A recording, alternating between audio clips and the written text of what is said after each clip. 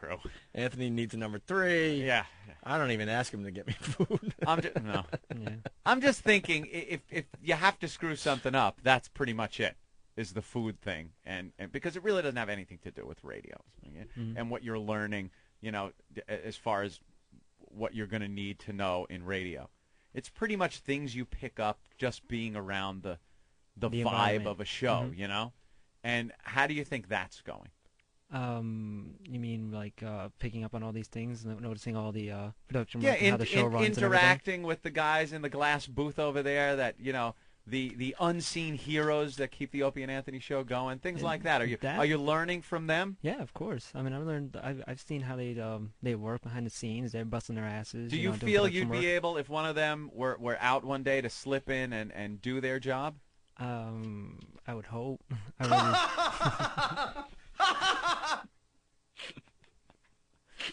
Do you feel comfortable here? Yeah. Yeah.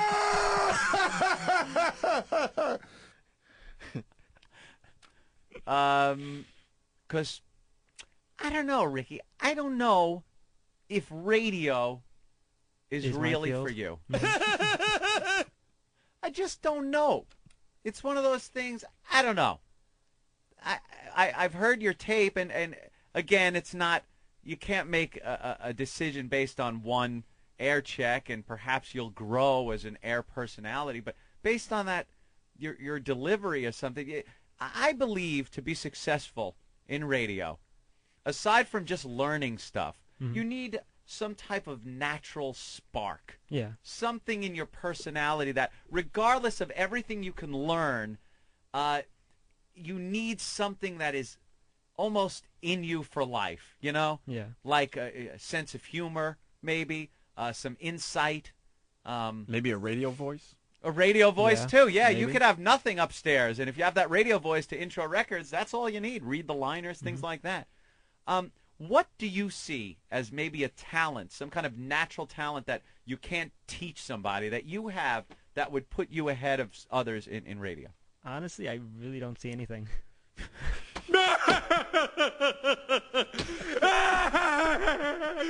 you see that jerk?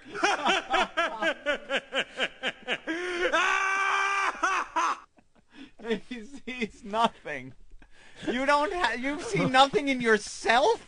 Yeah, I'm a very negative person, so You're a very negative person. You better not be negative around Opie. Yeah, Get the negative out of his life. All right. You'll be the first one to go. Really? Wow. Because I'm thinking, Ricky, do you have a plan B?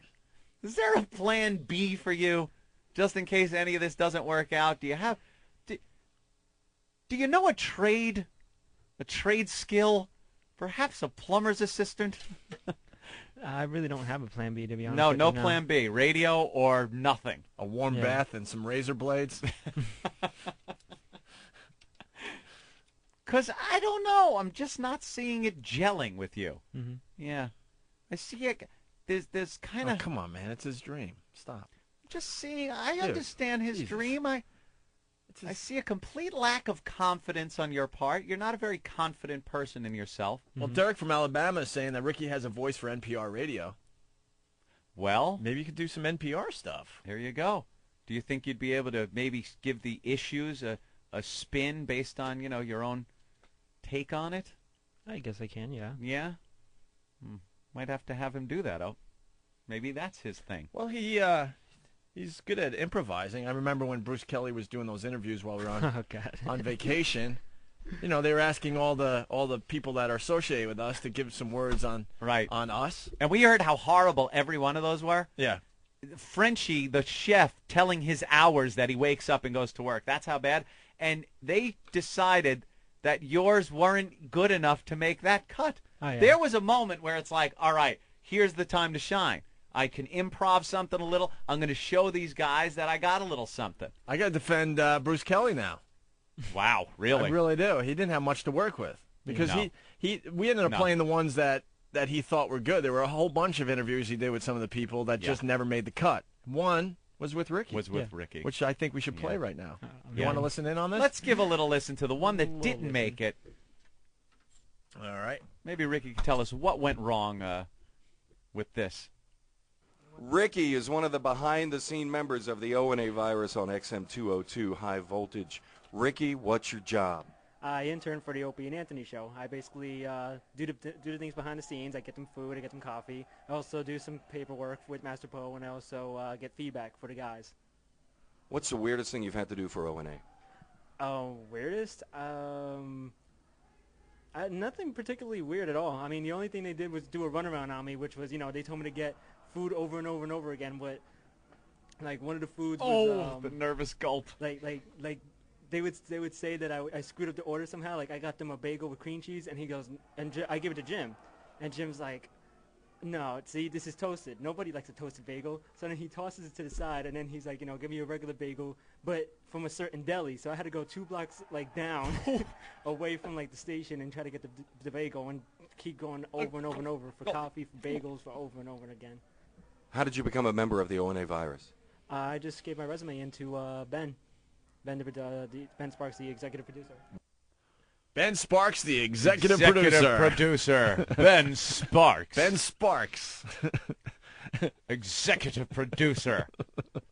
See, that was... Ben must have been tired. I got to be honest with you, man. Ben does a great job, but I think that day when you had it in your resume, Ben must have been tired. Well, I mean, let's be honest. You think he was just like, yeah, all right. Eeny, meeny, miny, mo, I think.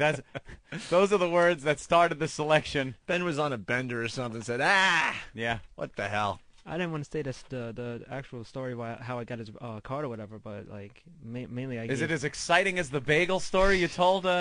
No, I just helped out during the Howard Stern rally. That was all. With huge signs. I was with Megan along the line. With when Howard was leaving at the limo, I was right there with Megan with the huge sign right in his face. And at the Letterman show with a few other guys as well from Whackbag. Mm-hmm. Yes, Ben? Well, Ricky, look at him. He's not all there, but he's a good kid. At the end of the day, he tries, He did a great job the day What of a the Howard compliment rally. from the executive producer. No, I like Ricky. That's a great review. He's a good He's kid. not all there, but he tries. He does. So, I mean, at the end of the day, Ricky tries, and he's done a good job. At the end of the day, Ricky tries. That's something you say to the guy that comes in third in the Special Olympics. Well, yeah. Well, at the end of the day, Ricky does try. How long did it take you to find the advertising, the full-page ad for Opie and Anthony the other day? That took me the last hour all the way to 12. The last hour of the show? Yeah. From 10 a.m. to 12. To 12, 2 hours you were looking through newspapers to find the full-page Opie and Anthony ad? Yeah, and then Ben told you to look for? Yeah. Who thinks you're a good guy? He's a good guy. Boy, Ben, you're just a great guy yourself. At the end of the day. At the end of the day, yeah. It took you 2 hours going through newspapers to find one full-page ad? I ended up not finding it anyway, and other guys just told me, just forget about it, So you didn't find it anyway? No. After 2 hours? Yeah. But he tried, Ben. He tried. He tries. That's good. Anywhere along the 2 hours did you think that maybe someone was fucking with you? Yeah, but then I said, well, maybe they're not, but might as well keep doing it anyway. Wouldn't you, at some point, maybe go up and go, guys, are you fucking with me? I mainly don't do that. If it is, then or might as in well your just go along inimitable with it. style, guys, are you fucking with me? Don't, guys, don't fuck with me. All right. You need a little more gumption. I guess it's the only word I could come up with. I don't know. Well, you can stay with the show as long as you want, You're welcome to, we'll buy you lunch every once in a while. That'll be cool. Kick around, sure. Yeah, we're not going to kick you out the door, but as far as making this a career with us, do you think, is there a goal where, like some of the people here, perhaps you'll be taken on board and be a paid employee of the Opie and Anthony show? I don't foresee that, to be honest with you. You don't? Yeah. Oh, dude, you got to be, I know this is a bit, but you got to be more positive with yourself. A little more. Just a little more. Mm-hmm. I can't do this to the kid. You got to be positive, though, dude. You can't say that. You never know. Nathaniel, yes? Well, I have one concern with Ricky, which is there's a lot of sarcasm on this show. Mm-hmm. And I was concerned because the other day I was they were moving some stuff around the office, and I was sitting at Steve's computer doing some stuff, and I was surrounded by chairs. And I said, "Can I get one more chair around me, please?" And No, Ricky honestly no, goes stop over it. to the couch Stop it. and starts pushing the couch towards me. Oh, my God. You're kidding. With no sense of irony at all. Ricky, when are you in Ricky. here next? I'm in here Wednesday. That is the funniest goddamn thing I've ever heard. Can I get one more cheer? You didn't see the sarcasm there. No, I just heard the statement. I said, all right, get another. Oh, okay. Oh, Never mind. oh my God. All right, here, Ricky. You're gonna be back Wednesday. Yeah. All right. I think technically we're his bosses for this internship. I think at the end of the internship we actually have to write a review for his A professors little and stuff. review, yeah. All right, we're going to give you a little assignment. We want you to do a small presentation on sarcasm for Wednesday's show. You mean a verbal presentation or? Yeah, verbal. No, use hand puppets to explore your feelings on sarcasm. It's radio, of course. You got the now Nathaniel's going, watch. He's going to come in now with hand puppets. you got the next. He doesn't understand. You got the next 2 days to come up with a relatively short presentation on sarcasm How short? that you could present to Anthony and I live on the show. Okay. All right. How short?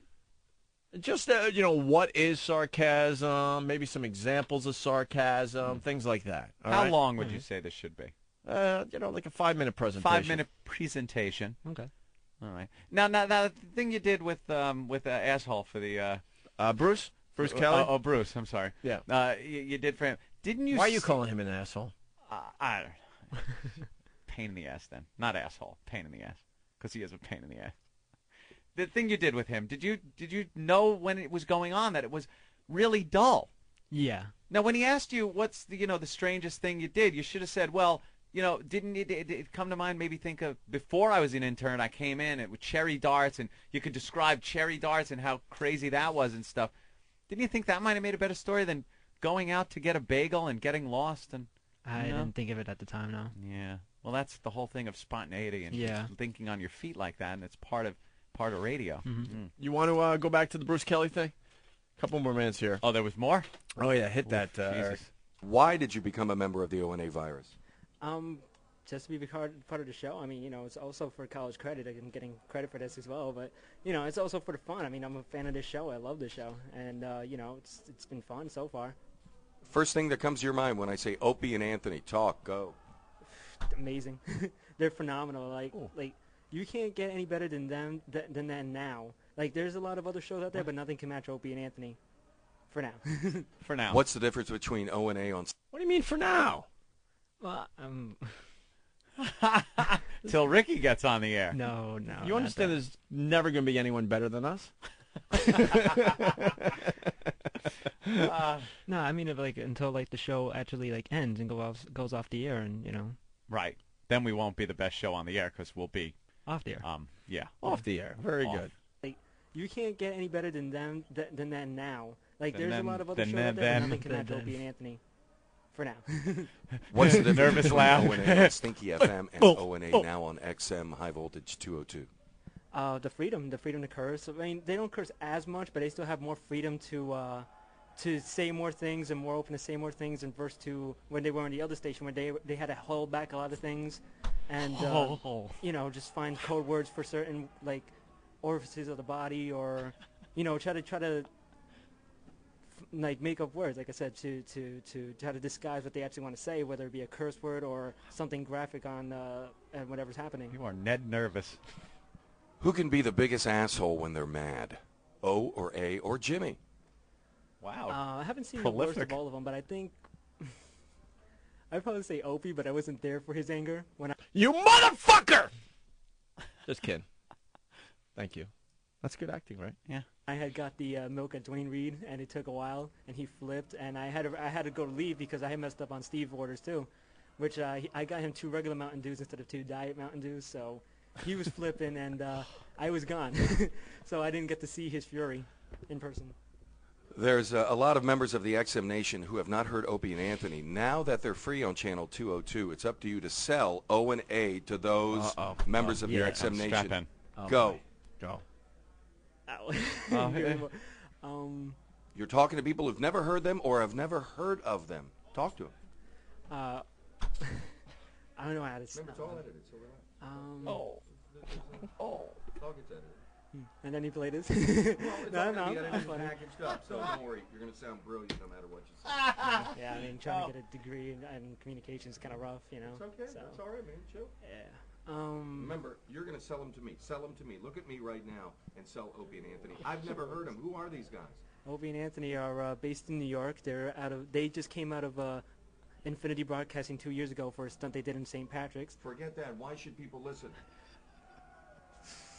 Because they're an awesome show. I mean, tune into it, listen to it. If you don't like it, then fine, whatever. I mean, they're not really urging for fans. I mean, they're just there. They're put out there to just do a show, and if you like it, you like it. If you don't, you don't. You know, it's particularly your taste. What are some of your other favorite channels?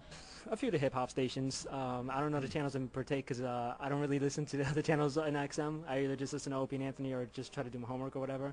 But particularly the hip-hop stations, maybe the techno stations. And that's about it. Oh, and the comedy channel, 150. I like that, too. Yeah. Oh, wow. That was really painful. Yeah. Well, any fucking time, sweetheart. That's what he should have said. Oh, wow, that was like pulling teeth, That Ricky. was brutal. Just sell me on the show.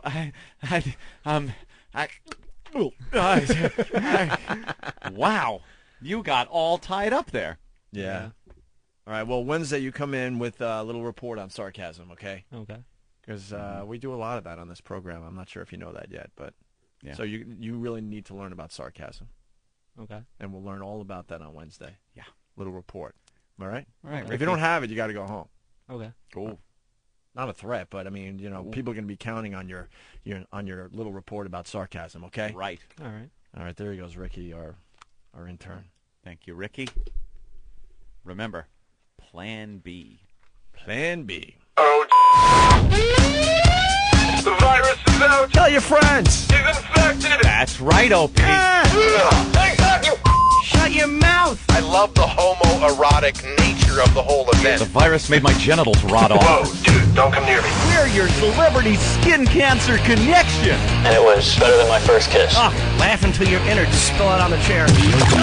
Anthony Show. Look at my boobies when you talk to me, buddy. I'm in the mood for bosom. The Opie and Anthony Show brings you the greatest radio promotion ever invented. Wow. Whip 'em Out Wednesday. Let me see those bummies. Get your official Opie and Anthony Wow Bumper sticker. Just fill out the form on opieandanthony.com or send a self-addressed stamped envelope to the Opie and Anthony Show. Attention Wow stickers. 111 West 57th Street, 5th floor, New York, New York, 10019. God damn it, what nice hits. This is apparently a very simple crime to commit. All one has to do is buy a couple of multiple Metro cards, stand at the turnstile.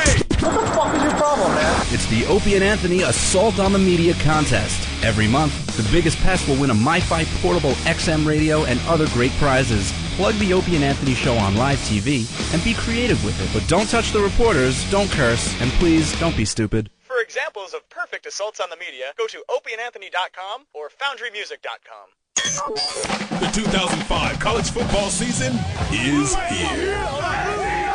Monday, September 12th, XM Channel 191. It's college football coast to coast with TJ Reeves. Hi, I'm TJ Reeves. Join me for the nation's college football show. It's college football coast to coast. With news, interviews, and points of view from the college gridiron. Fans, this is the show for you. Monday, September 12th at 9 a.m. Eastern, XM Channel 191. High Voltage is an XL channel which may include explicit language. Channel blocking is available by contacting XM Listener Care at 1-800-XM-RADIO. The Opie and Anthony Show. Yo, check 1, 2. This is definitely Flavor Flav on your radio. Just to let y'all know, y'all are definitely listening to the worst. I mean the worst of Opie and Anthony right here.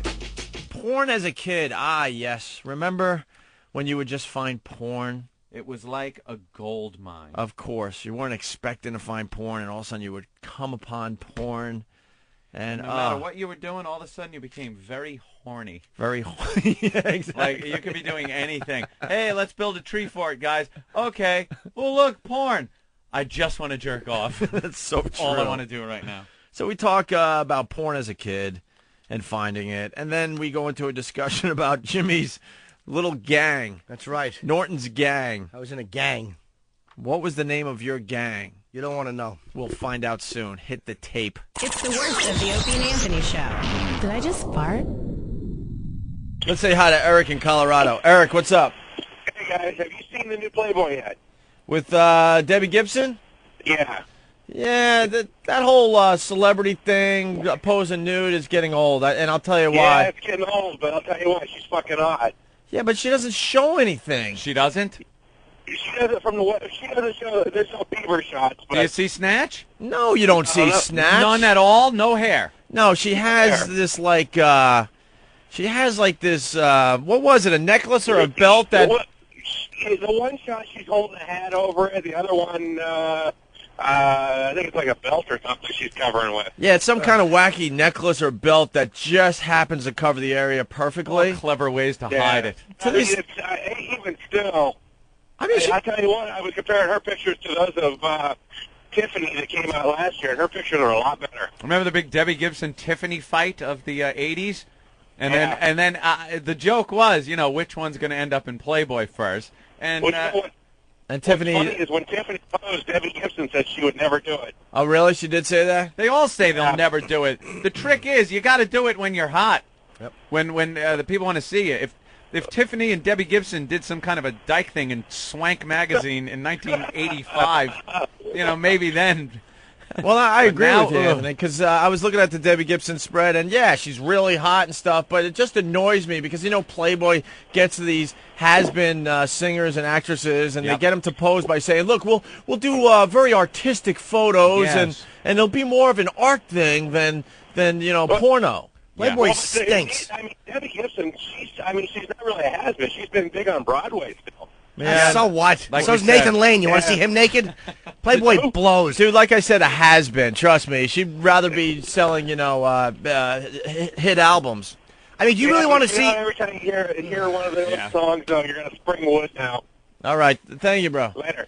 He's chatty. They have this phony sense of legitimacy because they don't show hardcore. That's what I mean, and that's what's driving me. It stinks. If they're not showing Pink, then they're not really posing for any of these magazines. But they think that's it's called classy. Being classy. Hustler is what Hustler is honest about the agenda. This is what I'm looking at it for. I want it to look like a gynecological an exam magazine. You're right. Filthy. You're right. Playboy fills the gap between people that can have that in their house and the poor sons of bitches that are pussy whipped by their wives that can't have porno in the house, but for some reason they've been able to talk their wives into letting them get Playboy because that's not really porno. There are articles in it, interviews with politicians, things like that, and then the occasional naked girl without, Hubba Bubba hanging between her knees. So, it serves its purpose. And for first-timers, you're a kid, you get your hand on a Playboy, that might as well be hardcore pornography. Anthony, not anymore, though. Not anymore. Not anymore. Yeah. And, I mean, you make some good points, but, I mean, Jim makes a good point about the honesty issue, I mean, she's still showing her whore side. Mm-hmm. I mean, who's she kidding? Yeah, not if you ask her. Keeps that private so no one can see it. That's what I want to see. That's the only thing I'm interested in. They could cut the head off. I don't need to see the head. It's given me such freedom. The reason I did this was, I don't know, it's an outlet. It's just a freeing experience from... Shut up. The paycheck. That's why she did it. Yeah, because she, wants her name in the press again. All these people that do this, they do it for the check and the publicity. It's just an avenue to get your name back up on top for a little while. There you go. And then maybe someone will pay attention to her latest song, or maybe give her some kind of role in a movie. That's all. Mm-hmm. But to act like it's artistic and stuff, no, you're showing desperation, and you want people to start talking about you again. Right. But to sit there, I watched her on all these shows. Yeah, the shows were the shots were done in an artistic fashion. Yes, they were. They're very classy. Look at this one, Yes, I'm dressed in orange cloth, in saffron. It's art, I swear. So you're right about the honesty issue. If you're gonna do it, you should just do it. Yeah. We'll see in the future. I guess like Christina Aguilera. Things like that. Britney. You think Britney will no, of course. Spread them for Playboy? Yeah, without a doubt. She might even go to Hustler. I think Britney does it before she, starts the The downward spiral. The downward She's spiral. already pretty much the has-been, isn't she? I don't know about that. Every day there's a picture in the paper. She has the bob hairdo now, that short haircut. Yeah? Kind of stinks, yeah. No, she wore that for a day. She's such trash. I love it. She wigged out. No, yeah, remember we were talking about that last week. She wigged out for a day, but she threw the wig on just so she could go out. Yeah, but I'm not saying she's not still huge in the news and stuff. But as far as a singing career goes, how relevant is she these days? Well, she threw the greatest hits package out. Greatest hits. That's pretty much. That's all I had, people. That's all I had. Now here's the greatest hits of it, and I'm done. You go greatest hits, then you go live album. Or do you go live album first and then greatest hits? I think live first. Live first usually, and then greatest hits. Yeah, because you need some of the live cuts. Greatest hits with that one song. That wrecks the greatest hits album. The one always. no one cares about because it's new. It's always in the last position because even the artist knows. It's crap and no one wants to hear it. It's just name some stupid band like Styx. Styx greatest hits. It's like one after another. You know all these songs, and then this last freaking song they're hoping you're gonna like. Something new that sounds like the old stuff with updated lyrics. They're talking about like that's what you want to hear. A band like Yes puts out a greatest hits or something, and they write a new song and it's about like the internet. It's like, and it sounds just like a song that came out in 1975, but it's about computers and the new stuff and the Iraq War. Yeah. Oh, this blows. Shut up. Really just Stop awful. whining. Let's say hi to Ted. Hey, Ted. Hey, guys, how you doing? Good, man. Hello. Jimmy, awesome show Friday night. Oh, thank you, Ted. Thank you for attending. Hey, I was sitting real close to where Pat from Moonachie was. Uh-huh. And Jimmy introduced him as, you'll know him, he's the guy with the safety pin in his sock instead of the 10th toe. Oh, did I say that? Yeah. Safety pin in his sock. Oh, yeah, I said That's he has to classic. pin it over. Pin it over like the sleeve with the one-arm guy. That's what it was, yeah. Hey, that is out, funny. guys. That's very good. Thank you. Take care. Bye. All right. George, what's going on? Not much, man. Playboy does suck. When I was 13, I was introduced to porn through High Society and Hustler. Oh, High Society was great. I used to like Wii. Remember Wii? I used to steal it out of a That machine, was yes. great. That's the porno, man. Like High Society, like this guy is talking. Just skank whores in that one. You get to see all scabby. the pimples. And Yeah, just a mess. There's Big no airbrushing. Big thatch of a patch. Oh, You guys awful. are great. You definitely worth the extra $2 a month.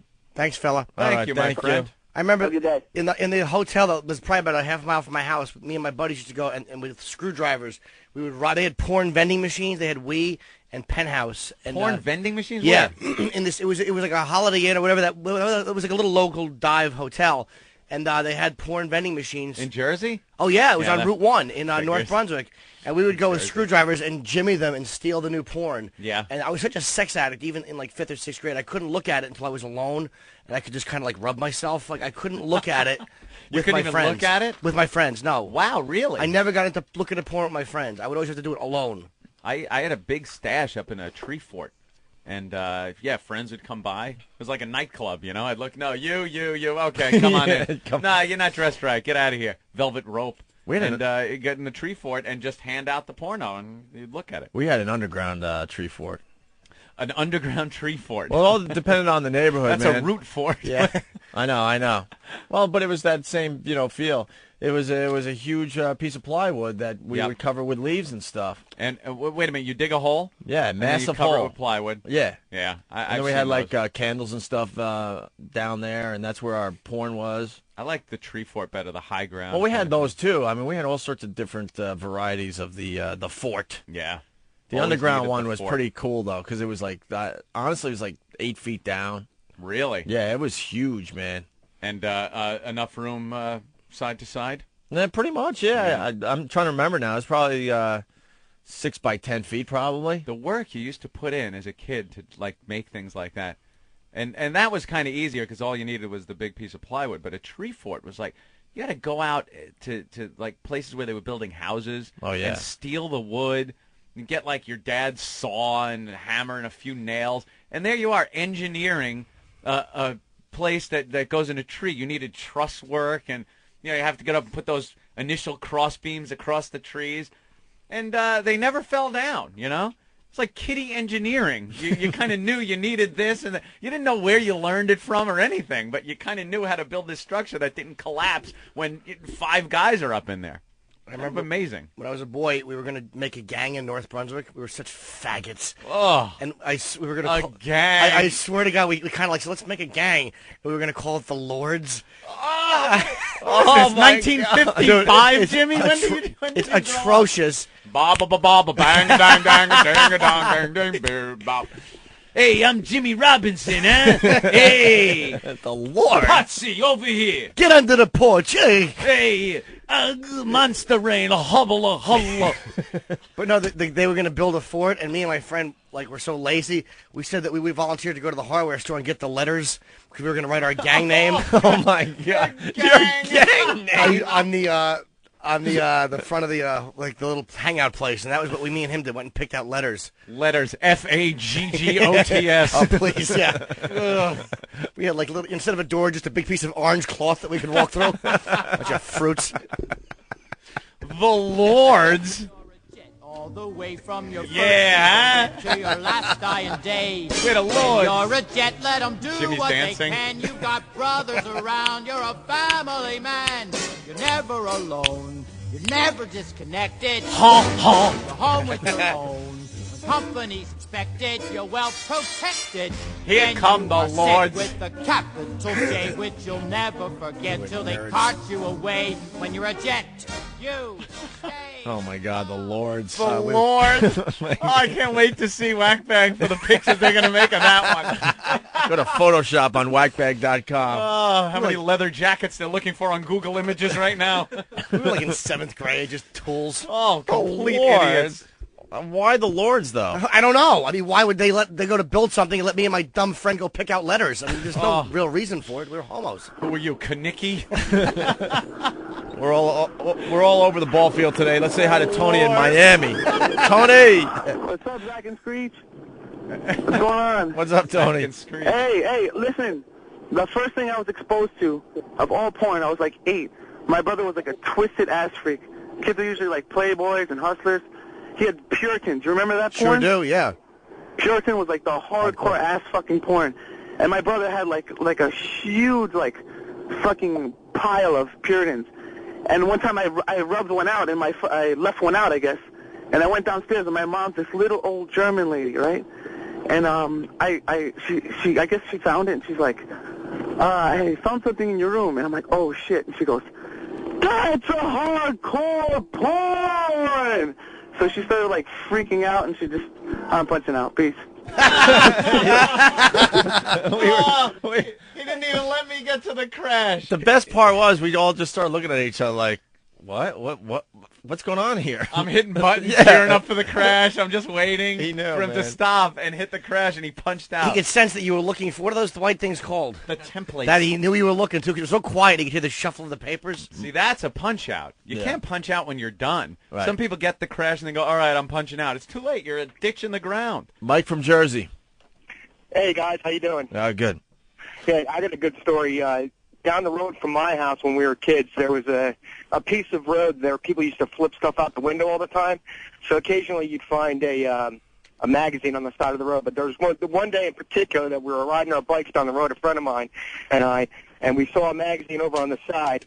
It was probably about a football field away, so we both raced as fast as we could to see who could get it first. We both got it at the same time. We wound up getting in a fight over who's going to get to look at the magazine first. It was kind of funny. You could rip it in half. Hold on. And trade. It was pretty funny. It was actually Cherry Magazine. I don't know if you guys remember that one. I certainly do. Yeah. However, that wasn't funny. No. Just to clarify, it wasn't funny at all. Just to let you know, that wasn't really a funny story. But it was interesting. Go ahead and crash me. No, it wasn't bad. No, it was good. West Virginia checking in. It's John. Hey, John. Hey, what's going on, guys? What's up, John? Hi, Jimmy, you beefy tits. Hi, John. Let's not be insulting now. It's Valentine's Day. Hey, I was 8 years old. My dad introduced me to the two best pornos, Porky's and Roadhouse. I'm punching out. Porky's and Roadhouse. You know what magazine stunk? Easy Rider. That trash laying around. What the hell was Easy Rider again? It was that biker magazine, but it had naked chicks in it too.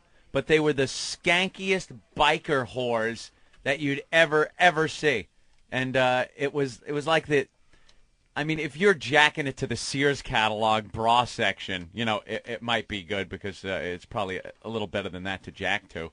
But just those awful biker chicks, very. Didn't you start with selective National Geographic though? No, always Playboy. Started with Playboy. Yeah, but you couldn't just get your hands on that when you were really little. Let me think. National Geographic might have been. You might be right. I mean, you graduate up to the porn magazines, because the National Geographic, you start realizing that they're just awful naked women in there. Yeah, well, it was the Africa at first women. it was just the oh my god naked women. Then you have to go you're jonesing for more and more, and then you eventually get up to the real porn magazines. But you have to start somewhere. National Geographic. And with me, it was National Geographic. Or going through the dictionaries and stuff, and I don't know, just finding. You'd have to find wherever you could. Yeah, wherever you could. A dictionary. Well, that's a bad example, but whatever. Medical books. Yes, any type of books that the parents had around the house, you're leafing through, hoping to, catch a glimpse of something. You find a medical book and thumb through it and find a picture of a woman with her eyes covered over with the black strip, so you can't tell who she is, kind of a thing. And it's a whole thing on psoriasis or something, so she's naked with psoriasis, but she's naked. That's exactly what I'm getting at. Yeah, I know exactly what you're talking about. And then you eventually have to find whatever you could. Yeah, and then eventually you start figuring out how to get your porn magazines. It's like thalidomide woman. She's got little flipper arms, but she's naked. You know how I got my first porn magazines? I had a paper route. Yeah. And I noticed that people would just leave their paper and their magazines bundle up for the garbage man, and you look through the stacks of that long enough, you'll find a porn magazine. Yeah, they put them in the middle of the stack. It took some doing, and you would have to spend maybe a whole afternoon literally going from house to house. I had scissors and everything, just cutting the rope that was tied around it, and every once in a while I'd hit pay dirt. Kids just do not understand how lucky they are today with the internet. It is amazing. I mean, years ago you had to. It was like a treasure hunt. You were just hunting around for a photo, anything, one picture of a nude woman. I remember my first porn movie. I'll never forget it. My buddy was an Indian fellow who lived across the street, and his dad had a VCR back in those days. Oh, cinnamon lips. Yeah, they certainly were, and his parents hated me. But they, back in those days when there were very few VCRs, and I went and watched a porno with him. We sat on the floor of his dad's room and watched The Fur Trap with Kelly Mint, and it's an awful porno. The Fur Trap, huh? I had to walk out of his room and lay on the bathroom floor and whack my bag. Really? You were just so worked up. I was laying on his parents' bathroom floor in these Indian people's house with my head on the tile, scrapping all over myself. Now, to this day, whenever he smells curry, he explodes on his stomach. I just couldn't handle it, though. I could never watch with other people and enjoy porn. I had to. When I was a kid, once we found a Super 8mm film. Oh my God! Porno film. How old are you, dude? It was years ago. It was like it was before friggin' VCRs, like the mid to late 70s, and had nothing to play. That's when your parents dropped you off at your friend's house with a horse and buggy. I mean, I know. What year are you from? It was Jesus! It was a long time ago. So now our quest, we had to find a Super 8mm projector. And you knew it was porno, though? Yeah, because we unraveled a little bit of it, but how much can you get looking at a small 8mm film? So we were ready to tear the whole thing off the reel just to get each individual picture. But I said no, let's try to get a projector. Finally, ended up going to my alma mater, John H. Glenn High School, and telling one of the AV teachers that we needed it. We have a film it was something about history. We said. To help us study for a big test that was coming up. And they let us sign out a projector. Went to my friend Frank's house, who lived right around the corner from the high school, set up the projector and watched porno on the school's movie projector. Oh, I know. And it was just threading it through, and finally you turn that on, and seeing porno like that, the worst 70s big Earth Mama muff, bad washed-out color film, but it was great. Pay dirt. That's awesome. Yeah. Hard to get your porn. You go to any of the porn theaters on Long Island growing up? Went to one. Bayshore, I think, was one Yeah, of them? Bayshore was the one. Yeah, went to it when I was working at some place. Dude, we went, like, just as high school guys. Like, we'd drink beers and then pay our admission and go in there. But you felt so, like, you know. You had to go with a bunch of guys. Oh, yeah. It was like a night out. But there was a bunch of perverts in there and all. But it was like, yeah, this is a cool thing to do. We'll drink a bunch of beers on the way over, and we'll go to the porno theater. Yeah. We went with a bunch of people from work once. Just decided, let's go to the porno. You know, and went down there, Bayshore, sat down, and just laughed our asses off watching the porno. But it's like any other place, like even a strip club. You get the group of guys that are friends there to drink beer and glance over at the girl. But then you get the guy in the corner that's just drooling and telling the girl that she looks like his daughter and, you know, giving dollars and stuff. There are your certain classifications of guys. Yeah. The naive guy that just keeps giving his money away. The guy that thinks he's going to get something. The only black guy in the white strip club. The old guy. You know, so you get those groups in the porn theaters too. All I want is to get laid and eat sandwiches. That's it. That's the closest reference he can get to something cool, hip, and groovy. Cool, hip, and groovy. Dick. Yeah. Where do you go when your wife changes the locks? The Opie and Anthony Show. I want to be on you. Well, you've come to the right place. I help you, you help me, we all laugh. Don't worry, we're not listening because this is a boring conversation. Love you too, sweetness. If you walk past them, they'll like take your jewelry, take your purse or whatever, you know? You have no idea what they are. There are a lot of questions about them. Real. Dirty looking. Freaking naughty. Shut up. Bring on the booze. Is this the Opie and Anthony Show? Okay.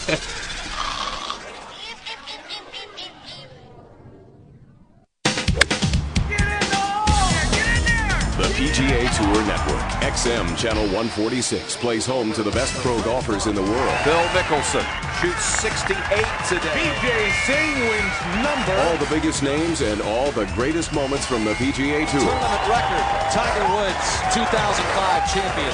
Can be found in only one place, live and right here on the PGA Tour Network, XM Channel 146, radio to the power of X. Log on to XM's 100% commercial-free music channels with XM Online. Highway 16. Rock. Deep tracks. Real 65 APM. XM Online. Anywhere you have an internet connection. Exclusive live performances, interviews including The Bob Edwards Show, XM Kids, and XM Comedy, all on your computer. XM Online. XM Online is included as a part of your XM satellite radio subscription. So log on to the music at listen.xmradio.com. I'm Scott Walterman, XM Satellite Radio News. This is an Operation Helping Hand, XM Satellite Radio and Red Cross update. President Bush taking time out over the holiday weekend to visit the American Red Cross Operations Center in Washington, D.C. If you want to help this country heal after the result of this disaster, please give cash money to the Red Cross. Call 1-800-HELP-NOW. There's over 5,000 Red Cross, or nearly 5,000 Red Cross volunteers that are working long hours at shelters in 19 states to help these folks that have been displaced get their feet back on the ground. XM Satellite Radio and the American Red Cross have once again teamed up to activate Operation Helping Hand. You can help. Call the Red Cross to donate, to volunteer. 1-800-HELP-NOW. Hey, this is Chris Angel. You're listening to The Worst of Opie and Anthony, two fucked up guys. I don't know. People mail us stuff all the time, and we got a box of DVDs. Mm-hmm. DVDs about how to have better sex, Anthony. All right. They were the instructional DVDs. This has a cute little spin at the end of the bit. Certainly does. I think this is a two-parter. So this is the first part of the bit where we got this box of sex DVDs. Check it out. The worst of Opie and Anthony. I know. All right, well, we got some presents, Anthony, overnight. Yeah. A bunch of sex videos. But not like porno like we usually get and enjoy here on the program. No. Is this someone trying to get on the program or what? Ben, why would Ben know? Why would Ben know? He's too busy eating and yawning. I don't even know where these came from. They're like sex help tapes, DVDs. Well, yeah, the first one I grabbed here is Incredible Orgasms, Anthony. A whole video on incredible orgasms. Oh, incredible. Great sex. The possibilities are endless. Discover surefire ways to maximize your lovemaking pleasure. Incredible Orgasms explores one of the hottest topics on everyone's mind. America's leading sexperts reveal the top 10 methods for achieving more pleasurable orgasms, Anthony. More pleasurable.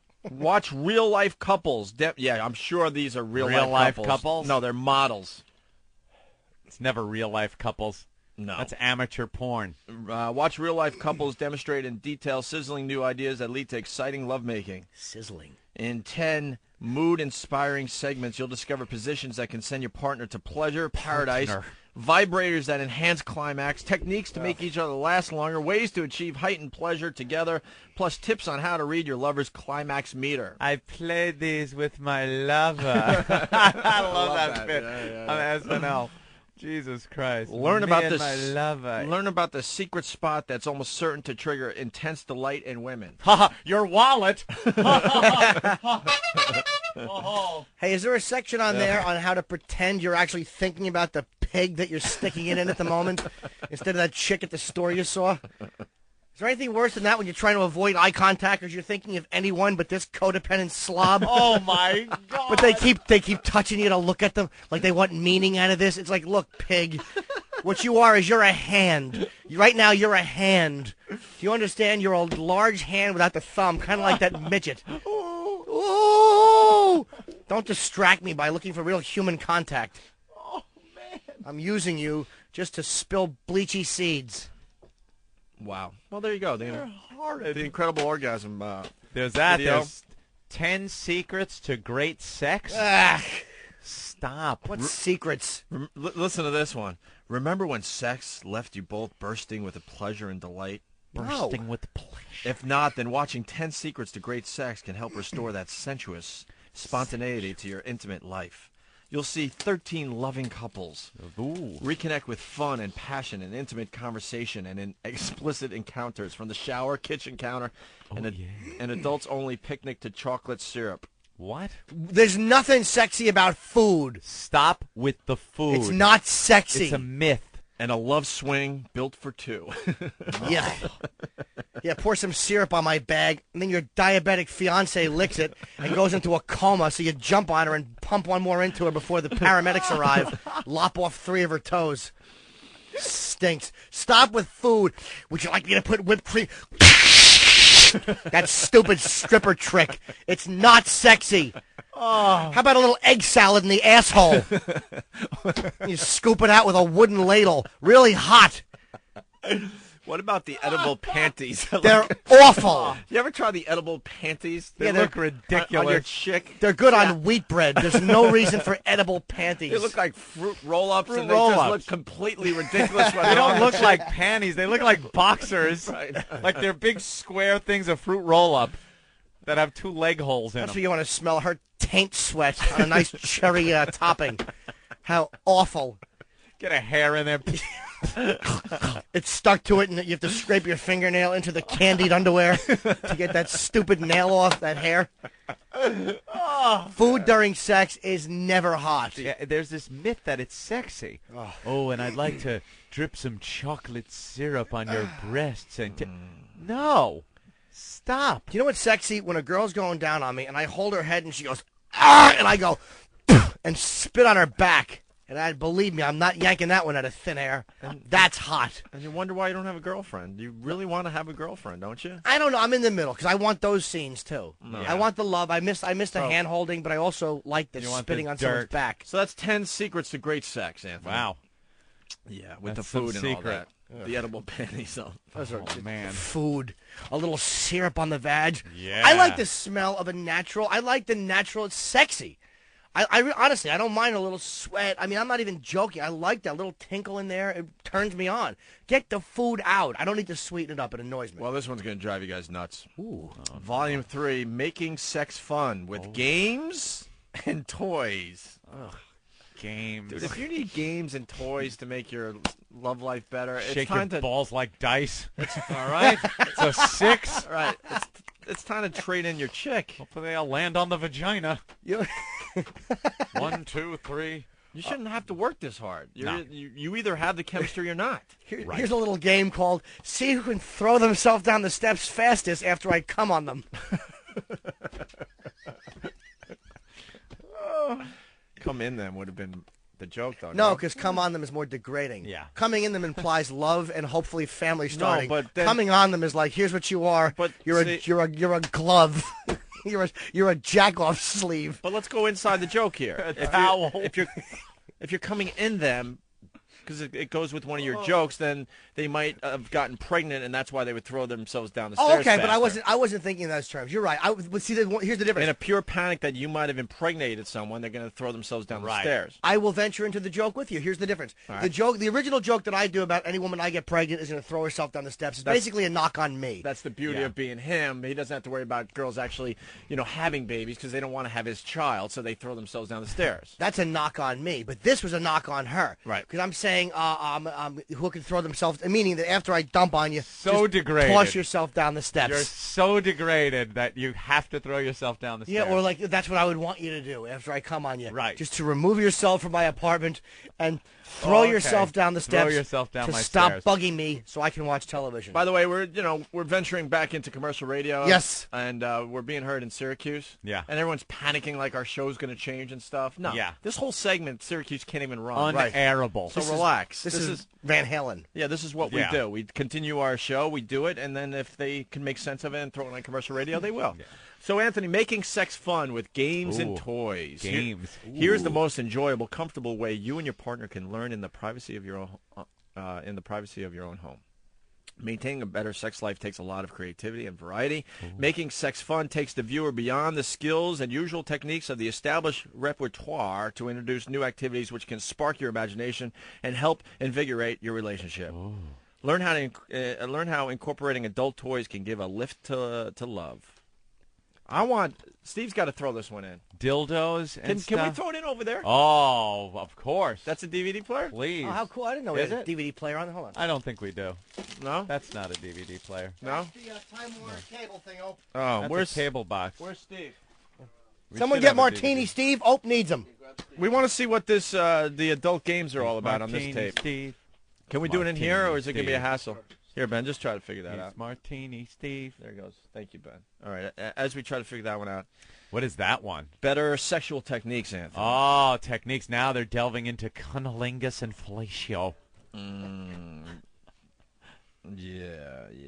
Is that it? How to be a better lover. Yeah, pretty much. You too can be a better lover, giving more pleasure to your partner. That's self-explanatory. People that put these together are filthy. Anthony, the It's the animals. the joy of erotic massage. Erotic massage. One of the most sensual massages. If your chick had an ass like that, me see it. you would have no problems with your sex life. Okay, Right. look at this ass. What are they dripping on it, though? Oil? Earl. Oil or Some Earl? yeah, some oil. Let me ask you, honestly, if you were massaging that girl's ass, and that's a nice one, would you lean down and just take a little sniff? Yeah, Would you have the cheeks, Yeah. right? You have to. of course. How could you sniff if you're digging in mouth first? Yeah, you're right. It is kind of hard to. You would have to check out the funky treasure. Be coming up every 2 seconds like you're swimming in the Olympics and your mouth's got to go. You know how they turn their head sideways? Get that big gulp of air and you go back in. So you learn how to massage each other, Anthony. Right.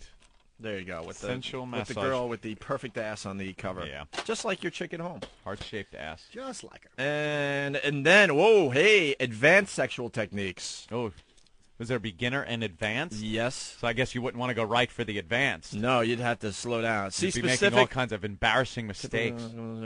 Okay. See specific positions and techniques for deeper penetration. This is, you know what this is? Let me tell you what these are. Wait, and It's excuses to have porno around your house for the guys that have these nagging rags that won't allow him to see real pornography. This way he goes, this is for us, honey. For us. Right. This is us. And he can play it and watch couples have sex. dude, it's advanced techniques. It's kind of funny. For oral loving, anal stimulation, manual genital stimulation for men and women, plus demonstrations of male and female orgasm. Will you use that for jacking off? So there you go. That's I don't know. They gave us like 6 videos. And yeah, you know, that advanced is the ass. You don't want to go for the ass Yeah, it's in the beginner. By the way, this ass on this cover is almost as nice as Warren from 10 to Midnight. That guy had the best cheeks of anybody in movie history when he was running down the street naked, just murdering women. Me and Florentine used to talk about that to people. Like, you ever see the guy's cheeks? And people are like, what? I haven't seen that movie in years. I'll be back. Oh, no, you won't. No, you won't. Yeah. All right, we get it. It's snowing outside. I mean, let's calm down with the freaking snow coverage here in New York. How's it going over there, Martini, Steve? He's hooking up something we can watch DVDs with in here. A PlayStation. Oh, very smart. Yeah. Anthony? Oh, erotic. What do you have now? These things are awful. We got too. the massage oil, the warming oil. Oh, with the the stuff that gets warm on you. I don't like and then that. you blow on it, and it gets cool, and just put Ben Gay on your nuts. Your satchel. And the lubricant. Yeah, the lube. What kind of lube? Is it, it's just regular lube. Can I see it? I'll smell it. I'll tell you if it's like the Astroglide, because the best stuff is Eros. Astroglide is awful. It smells like rubber cement. Dice gave us all that Astroglide stuff. Yeah. So, and then they give us. I just talked to him. No, this goes years over. ago. Oh, no, I haven't talked to him in a while. Back when he was famous. Back in the old days. Here's some lube. You don't want to use the KY. He was always talking about how bad KY was. Yeah. No, it gets sticky after a while. You use this lube. And music came with these discs. So you throw this on as you're banging? As you're banging. This lube is awful. Awful. What's wrong with it, Jimmy? I don't know. I think that Ben's egg salad would have been a sexier and more useful lubricant after it was run through Ben, which will be in about 8 minutes. Old goose colon. This is good. Remembering Lacey, her smile would make you smile. Smell it. Smell it. It smells. It doesn't smell good. It smells like that cheap Astroglide garbage. It's crap. Not even very slippery. No, dude, that's good for one pump, and then you got to pull out and put more on because it starts to get stuck in her dumper. After 2 pumps, you're pulling out spare ribs. Jesus. Oh, that's crap. So this is music to F by. Music to F by. Yeah. This is awful, too. This is what's called trying a little too hard. Yeah, to be sexy. Like, there's plenty of music out there that's good F music. You don't have to buy a disc of F music. I could have sex to taps at the funeral. Oh, Steve's got it hooked up. Play the video, Steve. Open Ant would like to see it. You go to chapter selection. Oh, yeah. We don't need the big. We don't need the big introduction. I guarantee it's some stupid sex surrogate doctor sexpert thing. in a stupid business suit. We've put this together to help you and your partner. Hey, partner. And it's not hardcore. I guarantee you it's that Cinemax nonsense. Oh, you don't know how to work these through PlayStation, do you? Yeah, I do. Well, it looks like somebody's job is on the line. See? Look, you're right. Where's the volume? Look at these two. We'll be fucking later. But right now we're clothed to tell you about this. And I guarantee it's not hardcore sex. It's that softcore drivel, which gets nobody off. What happened? Would they make it a game? Yeah. I have to, like, hit the right thing? Why are you shooting the black person now? Oh, there we go. Oh, okay. It's turned into Grand Theft Auto. Oh, listen to the sexy music. Sinclair Intimacy Institute. Here at the Institute. Now what do we want? Chapter selection? Yeah. All right, let me get down. No, go down. No, you gotta use the toggle. Wait, I'm trying to get to. And it won't stay. Why won't it stay on chapter selection? Oh, I did a quick hit. Did you see that?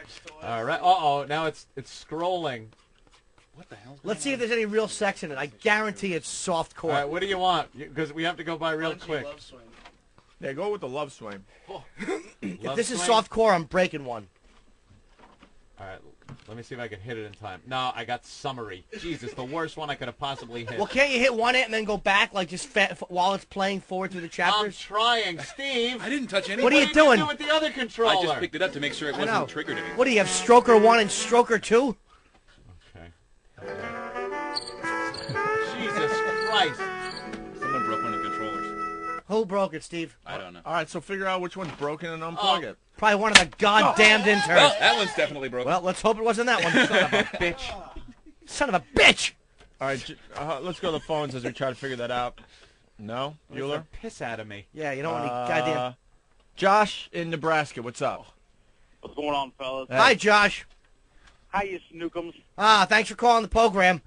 I'm going to do a little something funny with every state that calls in. How's the corn out there? Nebraska corn. Quite. And that wasn't because the joke bomb. That's actually the sounds of Nebraska on New Year's Eve. Go ahead, Josh. Well, I was basically just calling in. You know, I'm just truck driver, just calling in, just basically, just congratulate Jim on now upgrading to now being the lubricant diva.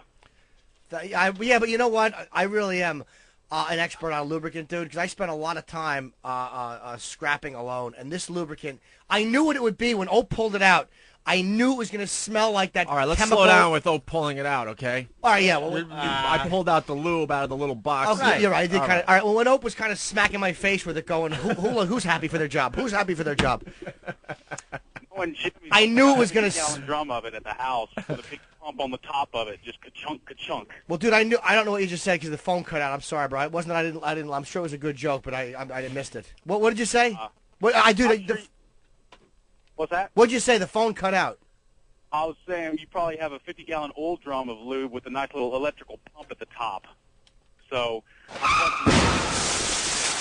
later, fellas. See you later. All right. Bye, Gio. You guided him into that wreck. Oh, dude, I couldn't wait. Why doesn't anything ever work? I don't get it. We just don't know how Steve, to... what's going on over there? Steve? You have a busted controller that keeps scrolling through all of the different choices, so I can't stop on How one. did it actually. break? I don't know. I think Anthony spiking it into the floor might have had something to do with it. What about the other one? Yeah, I don't think the other one ever worked.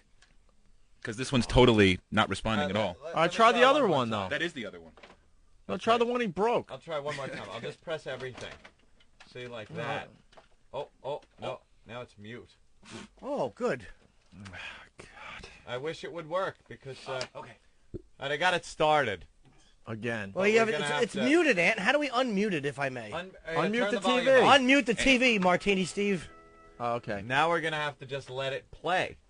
No. Because... No, we can't do that. Because you still have to hit play video. I can hit chapter selection. There you go. I bet. Quickly. No, there's nothing going on. And we're just wasting time now. Yeah, all right.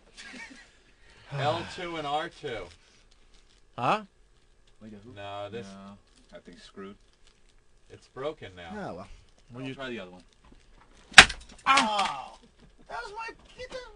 That was your what, Ben? That was what? What? My Those PlayStation. controllers Hey, I got it stink. All right, hold on. That was your PlayStation? That's my PlayStation. It's broken. Nothing working, Steve. Yeah, you don't have anything working. It's the same screen we've been looking at for 4 hours. No, Steve got it. Steve's got it. Go to anyone that Sex you can and get. Pool. Tie-up games? Tie-up games. Okay, there you like go. a home invasion. A bunch of Dominicans in the video. All right, here we go. Tie-up games. Tie-up games. Right? Many couples enjoy the notion of consensually surrendering control through playful tie-up games. Sexy. The intention is never to hurt or to abuse the partner. Rather, it is a form of trusting and agreed-to erotic play, which has its own script and results in mutual This is what pleasure. you want to do. Listen to this guy. As you're Rape trying to is have sex. violence. The fantasy of being forced to have an erotic experience is something else. Many women who talk about these fantasies are not talking about rape, but an erotic confrontation. This is morally permitted because they are being overpowered and are absolved from any responsibility. Another element of this fantasy She is that they surrender to anti-sexy. the experience, being swept Your away wrinkled mouth by like a an force asshole to rape moving. and control.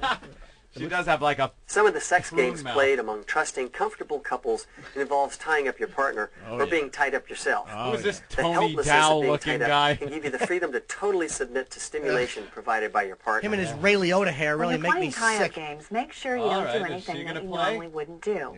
You could lose the trust of your partner if you go too far. All right. Before any knots are tied, pick Set a the word bed that on can fire. be used by the person who is tied up Safe to word. end the game. Stop. A safe word. Yeah. Make sure it's not a word that you would normally use so that it doesn't get used by accident. Like sticking Don't up my use ass. words like stop or no, because that would deprive you of begging for freedom when you actually didn't mean it. It's fun to beg for mercy when it's just a game and you don't want to be taken seriously. Of The course. key word should be used when you actually want to stop. Colon Make sure that cancer. you're both having a good time. Otherwise, someone could get hurt or embarrassed. Tie-up games, or bondage, only work when couples feel better afterwards than they did before. Here we go. It's over, Johnny. Wait, here we go. Oh, ominous. Ew! Look at her hairy bed. The guy's tied up, spread eagle on the bed, and his soft junk is gently laying to the left. When was this filmed? 1979? Look at that mop in her lap. Oh. More important than the kind of restraints you use is the idea of letting yourself be helpless. Punch him in the balls. Although you might be able to break the restraints if you try, don't try. For many people, being tied up is the only time that they totally lay back and receive pleasure. And she's just tickling him. That stinks. What is she doing? She's rubbing his arm. Use his mouth as a toilet. God almighty, what's wrong with these people? Uh-oh. Oh, she's rubbing her flappy tit on his junk. This is awful. This is horrible. Is she going to pop it into her mouth at least? Ew, ow! Don't twist it! Ow! What did she do to his yam It's bag? not a doorknob, you whore! Why is she twisting Wade Boggs' scrotum? The guy does look like Wade Boggs. His awful mustache. Oh, it's clipping. She grabbed his yam bag and twisted it like a doorknob. Yeah. What a bitch. Is this hardcore or no? The guy's obviously not hardcore. Guy. She's just flopping it out of the way. Oh, this might be real What is she sex. doing? She's yanking on his yam bag. Wait. I don't like that at all. She's Oh, this might be hardcore. Let's see. She's squeezing his yam bag. Ooh. And now her face is right in his lap, but you can't see what she's doing because her hair's in the way. I know. Move your hair. Ew, I think she's going for taint lick. Oh, God. Oh, God. She's going for the funky treasure. It's like a muskrat's running up his ass and she's licking it. Oh, Christ. What's with the... Once your lover is tied up, do the same things you do without the bindings. Wait,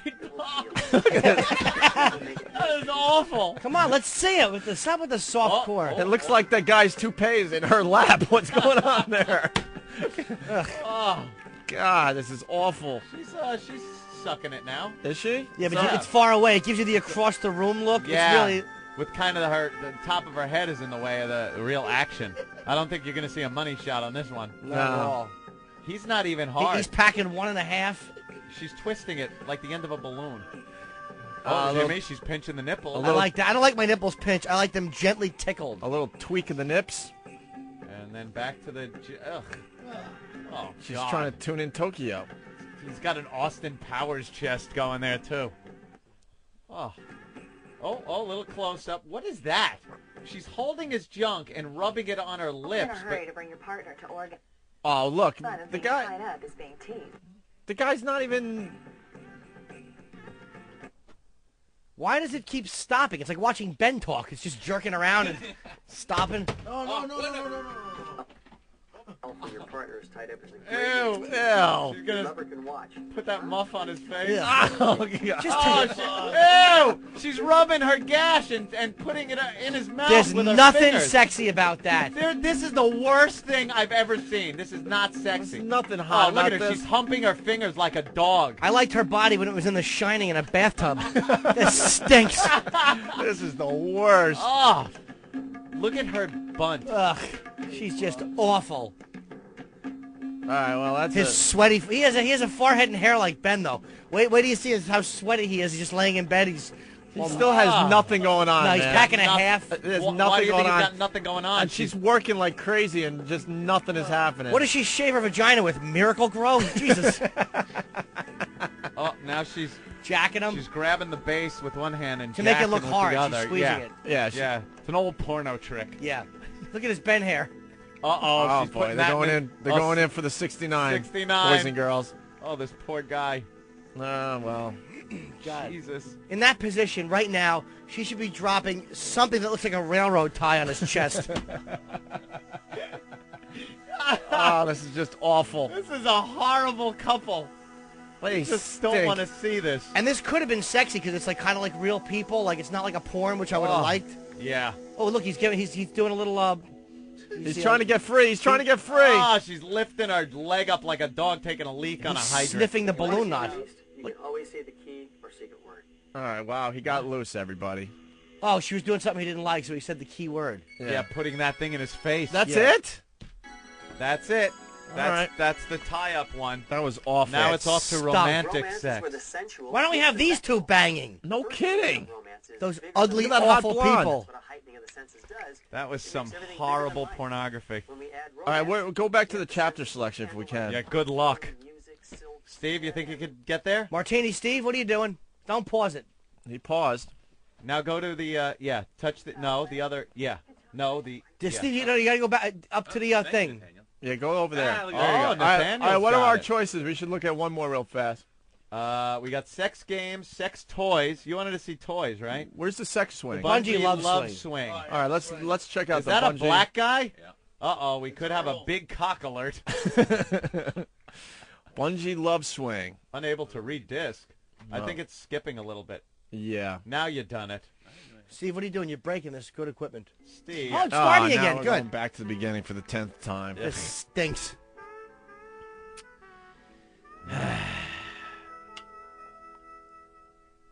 That would have been a good bit. That would have been another great bit today. 2 bits we couldn't do because of equipment failure. African gentleman in a swing. Yeah, exactly. Steve's trying again. All right, here we go. We're Bungee trying love again. swing. Bungee love swing. All Bungee right. love swing, Steve. Click on that. Did you click on it? Yeah. You did? All right. You clicked on it? What are you doing, Steve? Steve, did you click on it? Yes. Steve, you got to click on it. Ope wants you to click on it. No, just click on that over there. Opie's asking Right you to there. Look like click you on clicked on it. Yeah, You're not Did you clicking click on it. on You're it? standing here doing nothing. You didn't really. Try a different one. Try a different one. Read the. Why don't you just step on that awful PlayStation? You gotta pop the disc out and rub it. Buy it from me now. I'll buy it for you. Put some of the lube on the disc. Oh, is that your personal one? That Anthony smashed? Oh, I'm sorry. I'll buy you new controllers, Ben. I promise. What are you sorry for? Ben should be apologizing to you for bringing in faulty equipment. Bringing in crap like that. Yeah. You're right. We're Why trying was to I make a radio apologizing program here. so quickly. All right, well. What's the matter, Steve? The disc is dirty. Forget it. The disc is dirty. The disc is dirty? Ugh. It just came out of the thing. It came out of the packaging. It just came out of the package. Did Opie smear something on it? I didn't as do you anything passed wrong. it over? Or maybe that lady rubbed her fingers in her snatch and then smeared them all over the CD. Ah. You got the touch. Oh. You got the power.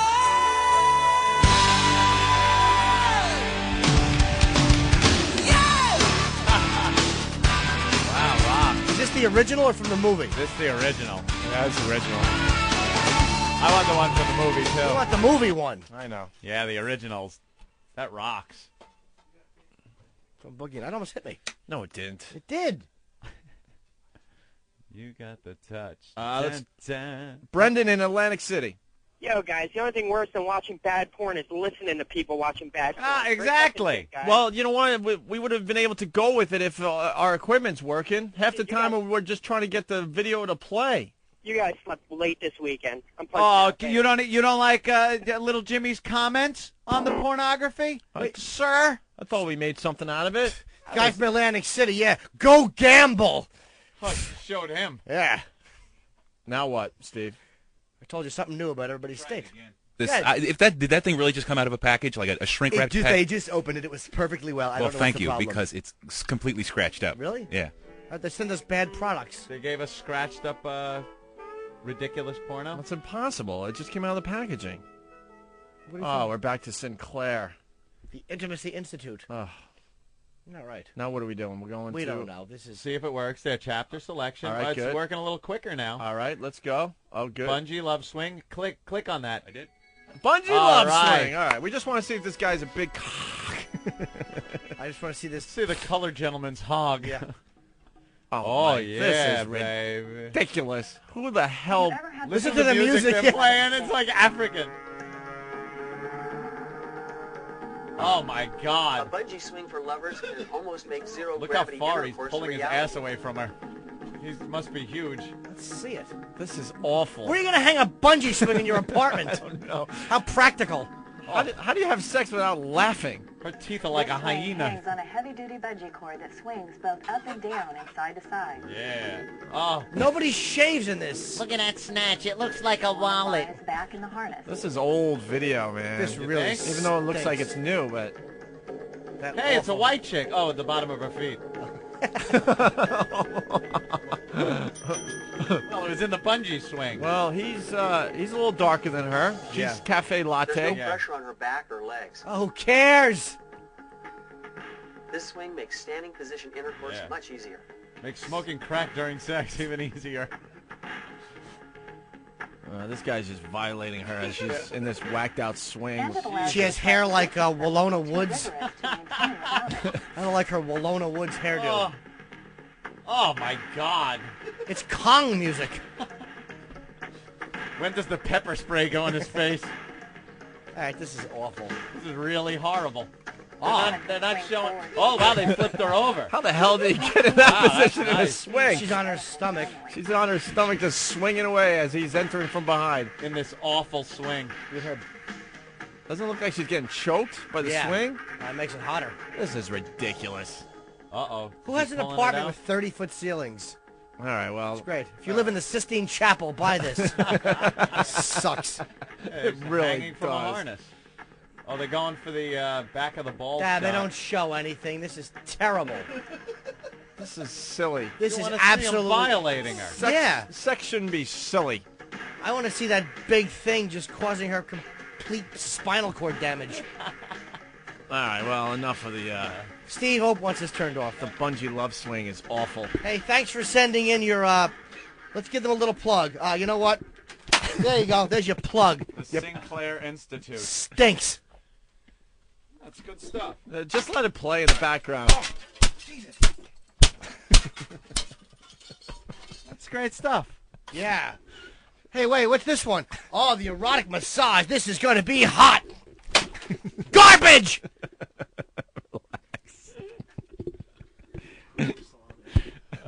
You know what the erotic massage is? It's some expressionless Asian paying off a slavery ship debt while she jerks you off in some basement in Crown Heights.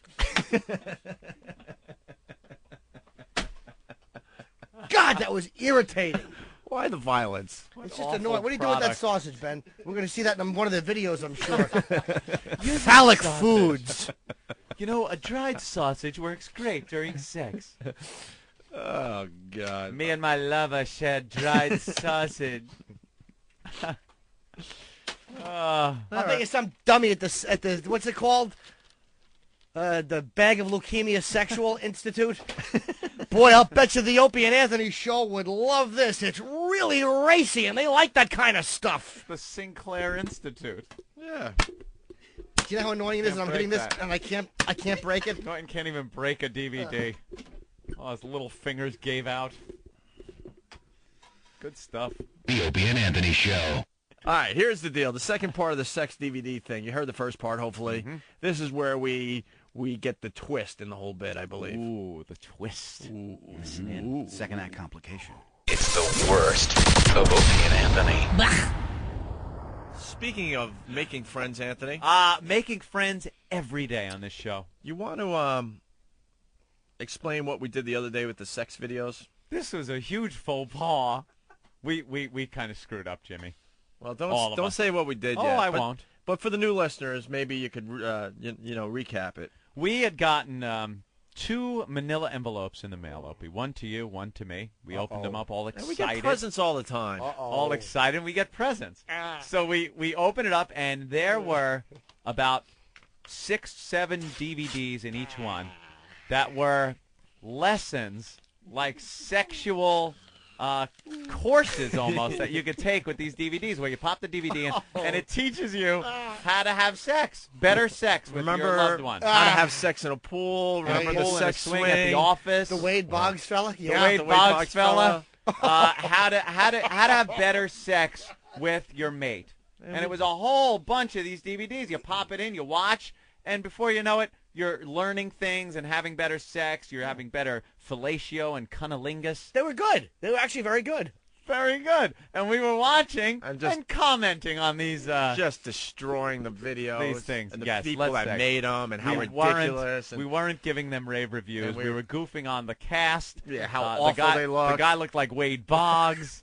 The girl was awful. I think I screamed, your product is garbage. Well, that was probably one of the tamer things that was said in the hour and a half that we spent. We commented on destroying their product. The what we thought would be the lack of effectiveness of such a product, and smashing on the floor. How awful it was put together. Yes, and then the smashing on the console and stomping on them. Hey, where's that one? Oh, we already broke it. Oh, we don't have that one. Yeah. Yeah. So we gave him a good trashing, right? We certainly did. Well, I got a folder in my hand. From Yes, I see. What's the folder, Ope? Well, it's from the fine people at Sinclair Intimacy Institute. Sinclair Intimacy sounds Institute. familiar. Better relationships, better sex. Did I say the fine people at Sinclair? Oh, those are good. Yes. Of course you did. All right. Really nice letter. Oh. That I guess came with the video. Came with the videos. So we should have maybe read. But we're not readers. This letter we just before we went on the air with these. We think reading's overrated. Yeah, it's for fags. Why read? Right, Rich? I agree 100%. Dumb readers.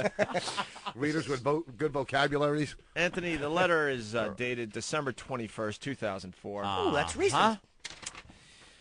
Dear Opie and Anthony, enclosed in 2 packages is a little gift from Better Sex to you. Thank you. Thanks a lot.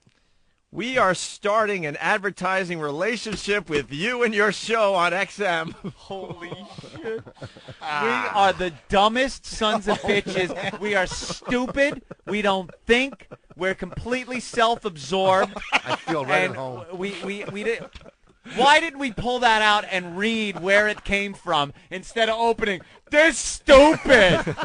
Open. This stupid. How come his dick's not hard? He looks like Wade Boggs. What does she shave with? Miracle Grow? Oh, self-destructive scumbags. Her ass underwater looks like a sea urchin. Remember all that? Was a comment? That was a good one. Yeah, let me back up. So we are starting an advertising relationship with you and your show on XM, running 60-second spots with high frequency starting in January. Oh, good. I can't wait to hear them. We look forward to the success that the spots should bring. Yeah, and Eric, tell everybody where you found the packages. Crumpled up in the garbage. What packages? We actually retrieved the packages from the garbage, so then we could, trash them. Yeah. Thanks for having us. We've followed the show for quite some time. Oh, no. And when we revived our radio campaign earlier this year, you were at the top of our list for desired partners. We are dumb little assholes. Why do we do this? I don't know. Is somebody supposed to open that and kind of look through it before Please find someone to blame it on, because we are just little douchebags. Should it be the? I don't know. Is there someone that's supposed to kind of? Maybe Ben Sparks should have hurt and jerked the envelope open. Maybe if somebody tried to read it, but couldn't get the page. Couldn't keep it still enough. I don't know what it says, dude. Herking and jerking his way through. Do we have audio of us talking about their fine product? Oh boy, Derek in the other studio. Well, I don't know. Maybe. Well, hold on. Let's hold off there. Maybe that some people from Sinclair were on vacation yesterday. Perhaps. I look forward to starting this relationship. We can maybe talk about their product. Let me tell you, I am so excited. Very for them psyched. To come on board. Because from what I saw on those tapes, there are a lot of people out there that could probably use a little help in the bedroom. Sure. And I think the Sinclair Institute is there to help. Absolutely. If you want to play third base, it's very interesting that Anthony just said that, because 2 days ago he did this. Let's give them a little plug. You know what? There you go. There's your plug. The Sinclair Institute. Stinks. That's good stuff. Just let it play in the background. That's great stuff. Yeah. Hey, wait, what's this one? Oh, the erotic massage. This is going to be hot. Garbage! Is that it? All right, that's audio from 2 days ago. We are the worst. We are maybe so someone should have dumb. Let me clarify. Yeah. I was saying that it was broken, so it should go into the garbage. Right, and please send another one. I can use this. Yes. Maybe next time someone should give us a heads up, because we can fake anything on this program. We stink. We fake excitement every day on this damn show. All eager, we opened up the envelopes, looked, and went, "This is stupid." So let me reiterate. Thanks for having us. Thanks for having us. We followed the show for quite some time, and we revived our radio campaign earlier this year. You were at the top of our list for desired partners. The Sinclair Intimacy Institute and the Better Sex video series have been around since 1991, Anthony.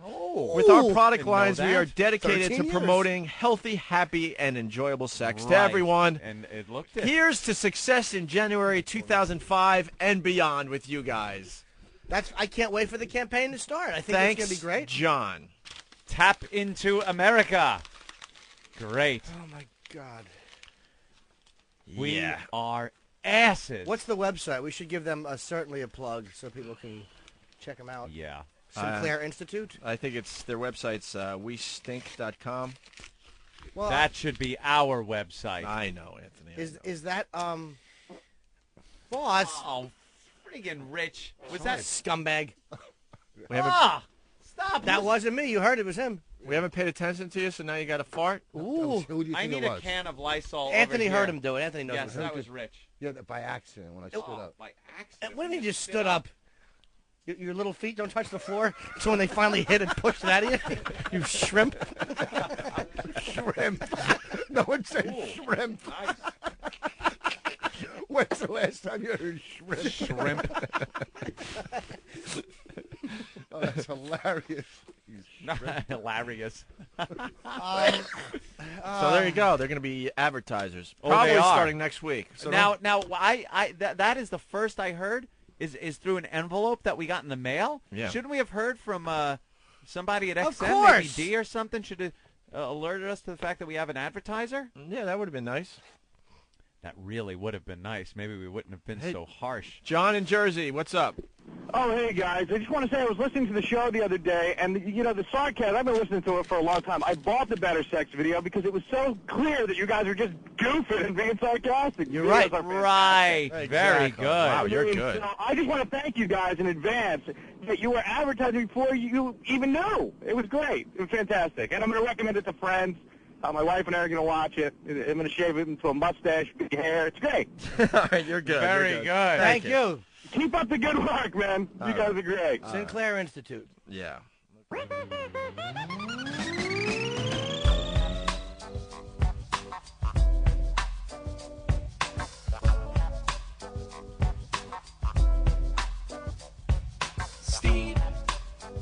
Steve the Bear. Steve the Bear. Sweet. Steve the Bear. Sweet face, so cozy. We go back to his place and in his cave he shows me his flame hat. I wonder how he can wear that. Wonder how many cubs got caught in his bear trap. His flaming clothes are exotic, homoerotic, and like Steve, it should have never came out the closet. But if you wear it, the sideburns gotta be in good shape. Can't be a cozy bear if your hair don't look great. Steve the Bear. Sweet. Steve the Bear. The Opie and Anthony Show. I'm Mike King. This is Indy Racing Today. Bev Patrick is the mother of IndyCar Series rookie driver Danica Patrick, and while she's watched her daughter turn plenty of laps, she's never sat in one of her race cars. Bev Patrick slid into the passenger seat of one of the Indy Racing Experience two-seaters to take a few laps. Okay, go ahead and slide in. Just put a foot off to each side. Okay, we're going to tighten this down. Okay, we're going to do your shoulders. Bring your head forward. If you look right up here or right up here, you're going to see everything you want to see. How was that, Beth? Wow. Something, huh? Yeah. Holy cats! This is everything I could do to think we were going to make the corner. Never mind, like shifting. I'm Mike King. That's Indy Racing Today. Don't miss XM driver Brian Herta behind the wheel of the XM Satellite Radio number 7 Honda-powered car. You can catch all the excitement from the IRL on Extreme XM Channel 152. Look at my boobies when you talk to me, buddy. I'm in the mood for bosom. The Opie and Anthony Show brings you the greatest radio promotion ever invented. Wow. Whip 'em Out Wednesday. Let me see those boobies. Get your official Opie and Anthony Wow bumper sticker. Just fill out the form on opieandanthony.com or send a self-addressed stamped envelope to the Opie and Anthony Show. Attention Wow stickers. 111 West 57th Street, 5th floor, New York, New York, 10019. God damn it, what nice pits! High Voltage is an XL channel which may include explicit language. Channel blocking is available by contacting XM Listener Care at 1-800-XM-RADIO. The Opie and Anthony Show. Hey, this is Lois Griffin, and you're listening to the worst of Opie and Anthony. Hey, cousins. Like we said in the 60s. Yes, the immortal Cousin Brucey from our oldie station here in New York has to find a new job. And I guess what we're going to do here is play the time that you and I... No, you know what? This is an Anthony bit all the way. And he did a stellar job. Anthony acting like one of these oldies jocks. That's right. Ooh. And me writing lines and throwing them at him. You did nothing. Robin. Tell him, Fred. Shut up. Fred's not saying shit. No, Anthony is the star of this bit, and I want to sit back and enjoy, once again, Anthony as a oldies jock. It's the worst of Opie and Anthony. Matt, what's going on? Listen, you guys better rip up Bob Shannon up on 101. Why? Because he was just ripping you guys up, and he said that they were in the newspaper that they just cloned them two monkeys. Uh-huh. He says now they have somebody to take your guys' place. You guys should take a break. Oh, that's pretty funny. Everybody talking about the Opie and Anthony show. Yeah, we don't mind. We don't care. Keep talking. All right, guys, later. Thank you. CBS? CBS taking jabs at us? Yep. That's the elephant graveyard. Yeah. Nope. That's where that's where the old jocks go to die. Hello, love. How could they even do that? Isn't that just a music station? Don't they have, like, strict rules? Who knows? You know, you're supposed to just seg the songs, shut up, maybe talk about how cold it is out, and go to the next Sherelle song or something. You have to go around the corner. Hey, Donald, what's up? Hey, how you doing? All right. I was just listening to CBS. My uncle had it on. He said that they cloned twin monkeys. Yeah. And he said Opie and Anthony can take a vacation now.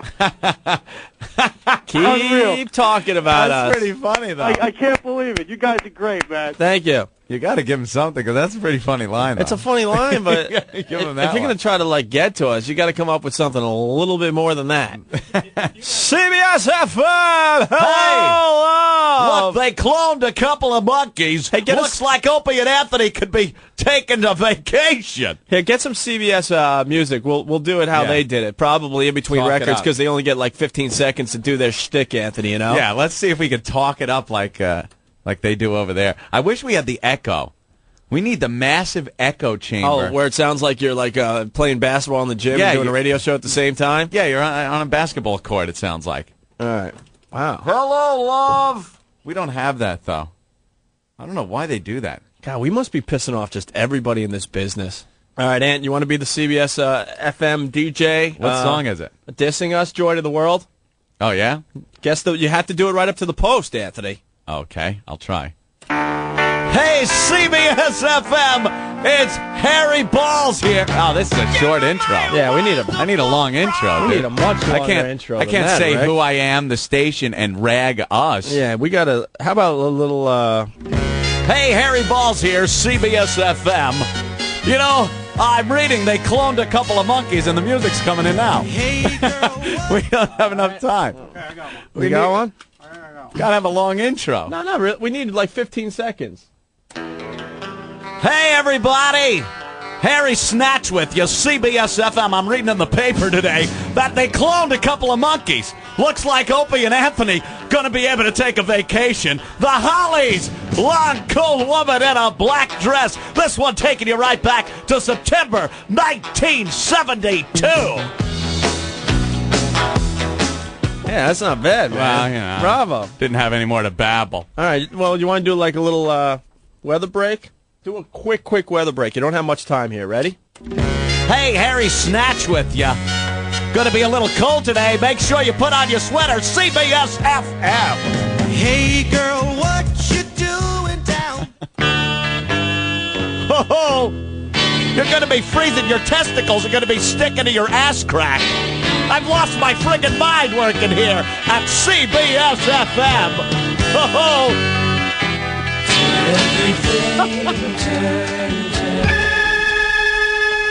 How you doing, people? Remember, it's really cold outside, so put on a sweater or you'll end up brain damage like Opie and Anthony. Look, I'm talking over the music. I'm going to get fired. Miss Tambourine Man. Miss Tambourine Man. I like the Shatner version better. CBS FM. All right, you're getting better as we go along here. The hell is this?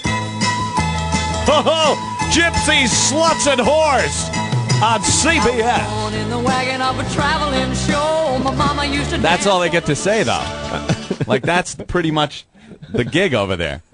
You got to do everything you've ever wanted to say in your life in like 3 seconds. Well, said she would be down. You don't even get a chance there. Oh, that one you don't. Here, try this one. Hey, everybody. Harry Sackwich you on CBS FM.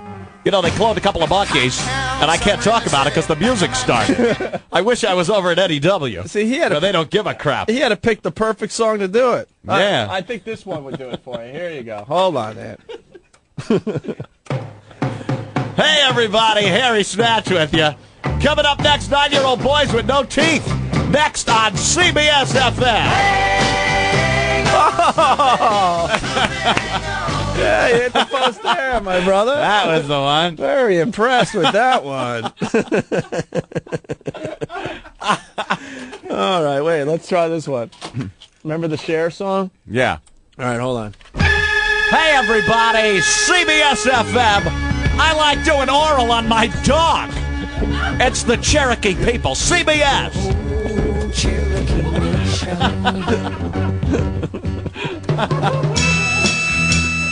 CBS FM, incense and peppermints, strawberry alarm clock. I got my finger in my ass. CBS.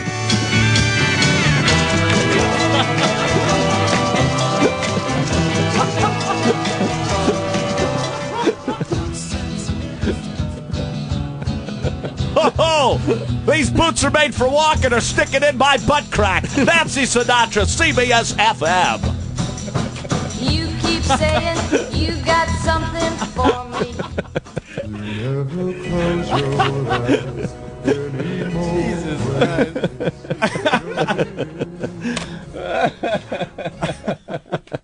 What a tool. Keep talking about us. We can care less. That is a talent, though. You got to give him that. 1, 2, 3, 4. Ho, everybody. Harry Snatch with you. Wooly bully, that's how I like my girls, with a big hairy gash. CBS FM.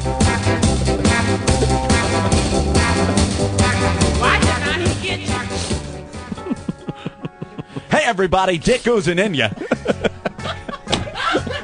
We're going to be happy together with the Turtles. Uh-oh, I screwed up again. I think about you day and night. It's only right to think about the girl you love.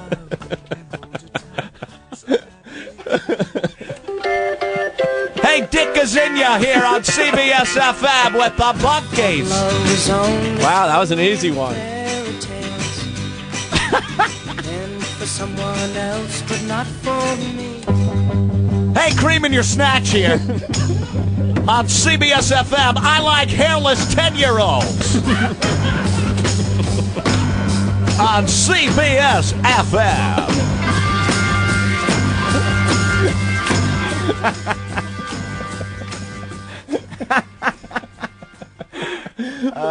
Freaking tool, man. Oh, it's windy outside, isn't it? And pretty cold. Make sure you wear your sweater. I like catching Hubbers. I'm catching one right now under the console from Windy CBS.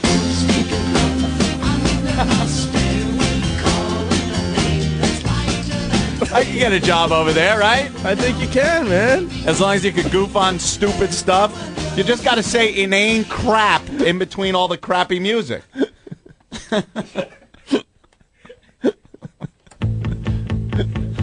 Hey, everybody. Harry Crotch with you. And, oh, dear. I was just looking at the name of the song. Well, it's a tricky job. I keep stepping on the words because I'm diddling myself. CBS.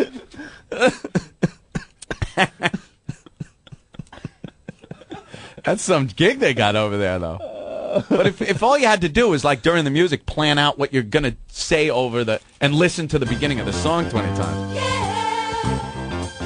Hey, the Osmond Brothers! You know, I like to anally rape the youngest one. CBS! Why that look on your face, girl?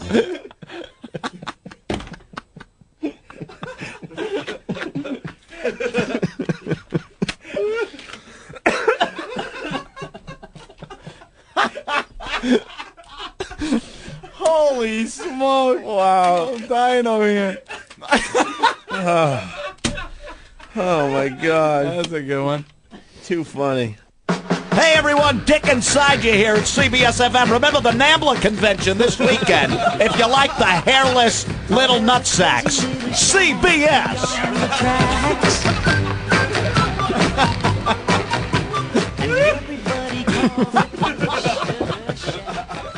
I don't even care if people aren't finding this funny, man. We can do this for another 5 hours.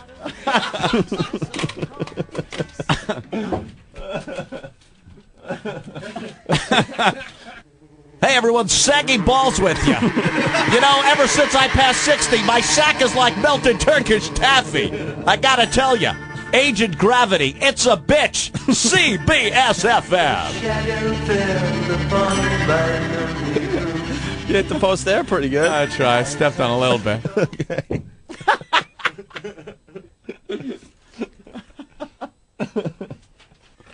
Hey everyone, it's your good pal Phil McCracken. Over here, CBS FM, it's the association.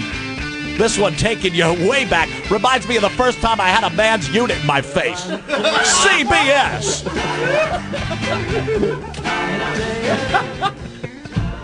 You went away and you hung around. Hey, shut up, bitch!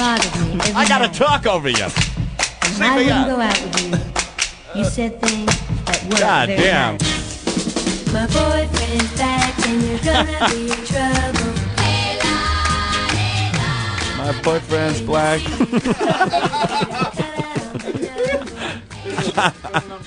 Oh, brother. Yeah, it's the Jackson 5. CBS FM. That's when he was a black man, as opposed to when he is now a white woman.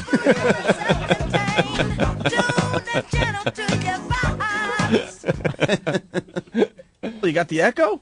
I just hear static. Hello, hello, hello? Nah, it doesn't work that good. Damn, I wish we had that. Oh, there it is. All right, here we go. Hey, whoa! Wait a minute. Very good. No, make it nice and loud for Anthony. Yeah. All right.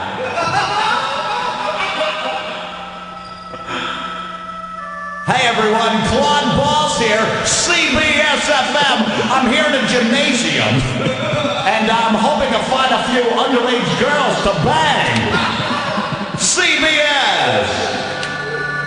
I can't even hear the music over this echo.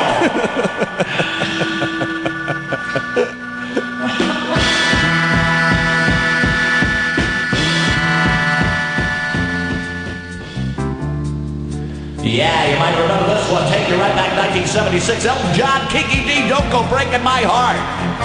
And I remember her yelling, Don't Go Breaking My Hymen. CBS. I couldn't if I tried. Oh, honey, if I get restless.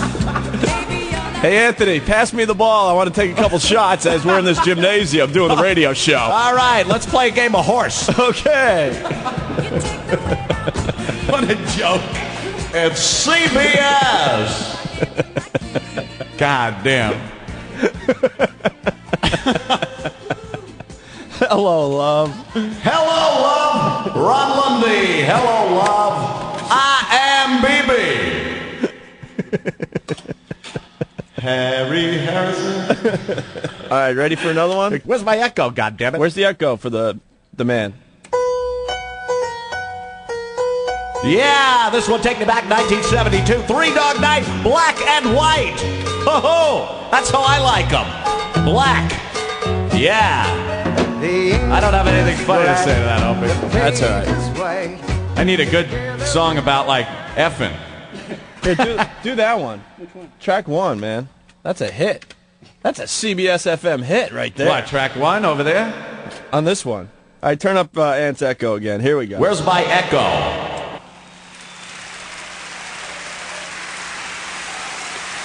Hey, is this a live cut? Yeah. All right, everyone. Elton John on CBS FM, Benny and the Jets. You know, on this Martin Luther King birthday, I'd like to say, I think the Klan has some good ideas. CBS FM. Hey, you,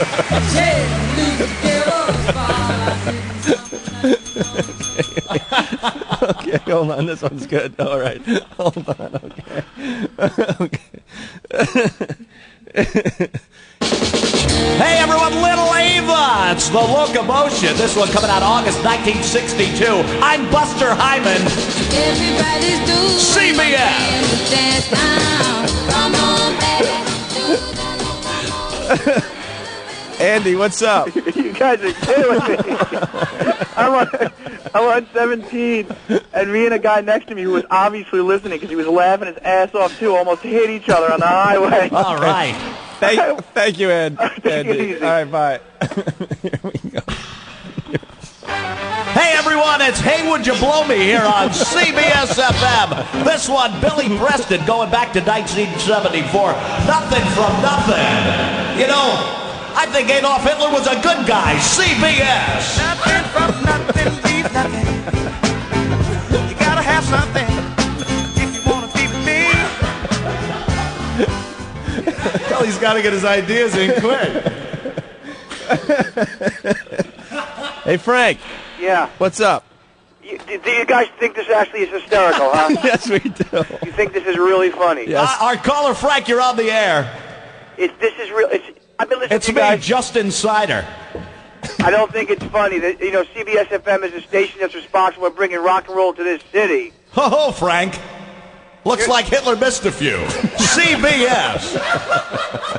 It's not funny, man. It's just not funny. It's not funny. You're saying it's not funny. It's not funny. It's not right, man. It's just not right. Is my echo coming through? Because that's all that matters. Hey, your echo's coming through. You need a little bit more if you really want to know the truth. All right, Frank. Ow. What's the beef with that other station? I don't understand it. I don't understand it. Why He doesn't understand it. Why are you mocking on CBS FM? And dedicated to him, we'll play Just a Little Understanding. Taking you right back to 1962, Frank. We understand you. We're listening here at CBS FM. What is the purpose of the echo at CBS FM? CBS. It's to help enhance my voice so you can't tell I'm 101, just like our frequency. 101, CBS FM.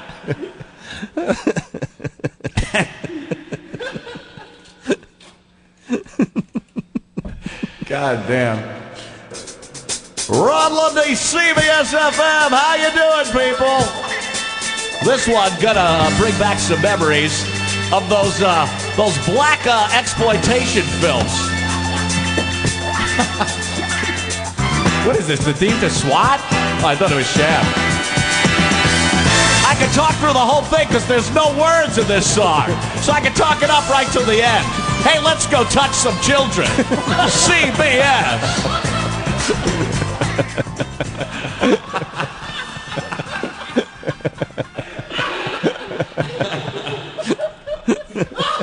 I bet Frank didn't like that one. Frank that just called in didn't like it because he's a child toucher. CBS.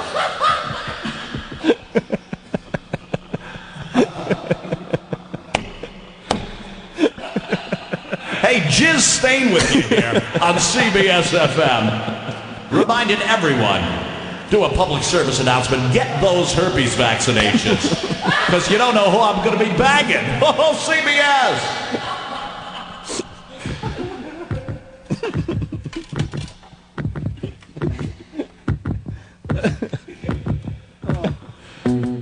Hey, Frank Dildo here. This one going to be taking you all the way back to 1974. It's David Essex, Rock On. And boy, I got a rock hard one here in my bed. Just thinking of passing by the junior high school earlier. CBS FM.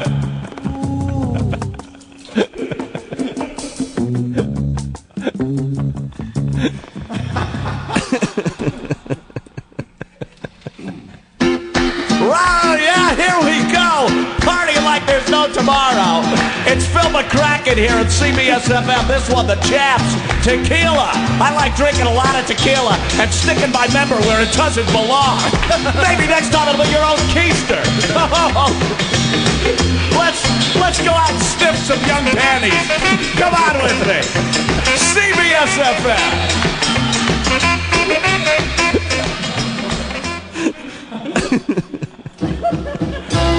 Yeah, Harry Sack here. It's Paul Anka. Lonely boy. I'm pretty lonely too. I'm just a lonely boy. Uh-oh, I ran out of music there, Opie.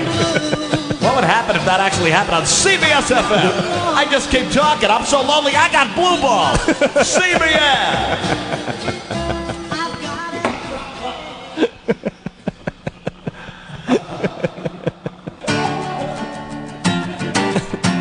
Hey, it's Wake Up Little Susie, the Everly Brothers. I like them when they're asleep. I can bang them, they never know. It's CBS. Wake up, little Susie, wake up.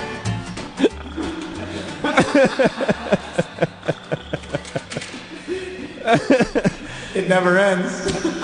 Artie, you're next. How you doing, guys? Artie, you're up. I hated those guys when I used to listen to them as a kid. This is the funniest skit I have ever heard in my whole life. We're going to get jobs over there at CBS FM. You guys are much better than those clowns that used to be over there, I'll tell you. Hey, Bloody Anus here on CBS, and I want to remind everybody of the NAMBLA convention this weekend. Don't forget, tight little supple buttocks. Sponsored by us here at CBS FM. 9-year-old boys, not a hair on their sack. What's up, Gio? How you guys doing? Good. What's up? Make it fast.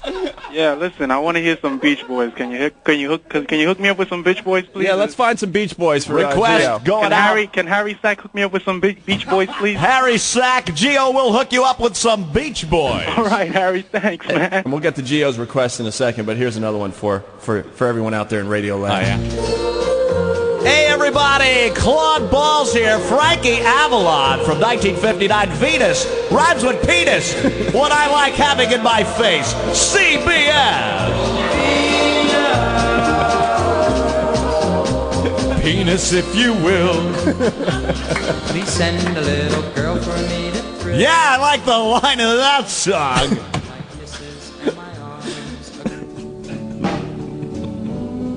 Everyone, from 1958, the Teddy Bears, to know him is to love him. And to know me is to be bleeding from the ass when you wake up. CBS!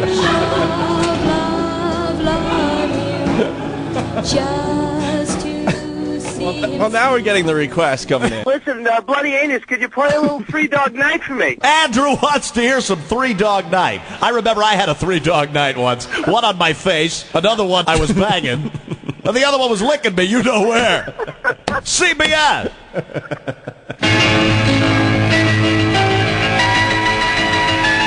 Yeah, this one, Dave Baby Cortez. It's called the Happy Organ, this song. I have a happy organ in my pants. Just think. Uh-oh, there it goes all over the console. CBS. Just had an accident.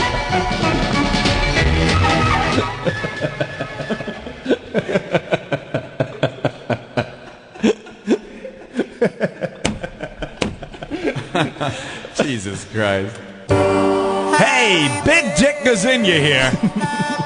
It's the Crass 16 Candles. Suck me, CBS.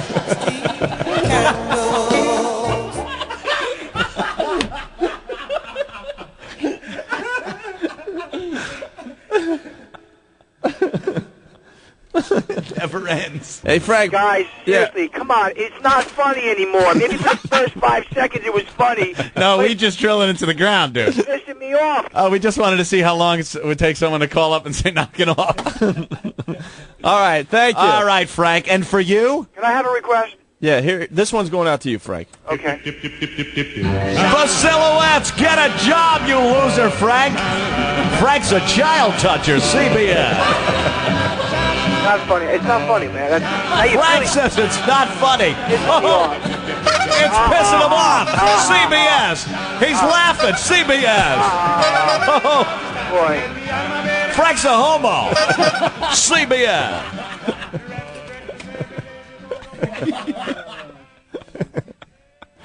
Come on. We're just having fun. Just can't make it stop. One more. Make it stop. Make it stop. We gotta end up on an up note here. All right. Here we go. Claude Ball's here. This one going back to 1961. The Lion sleeps tonight. The Tokens. Lion wouldn't be sleeping if I were there. I'm into bestiality. I'll bag anything with a hole. CBS FM.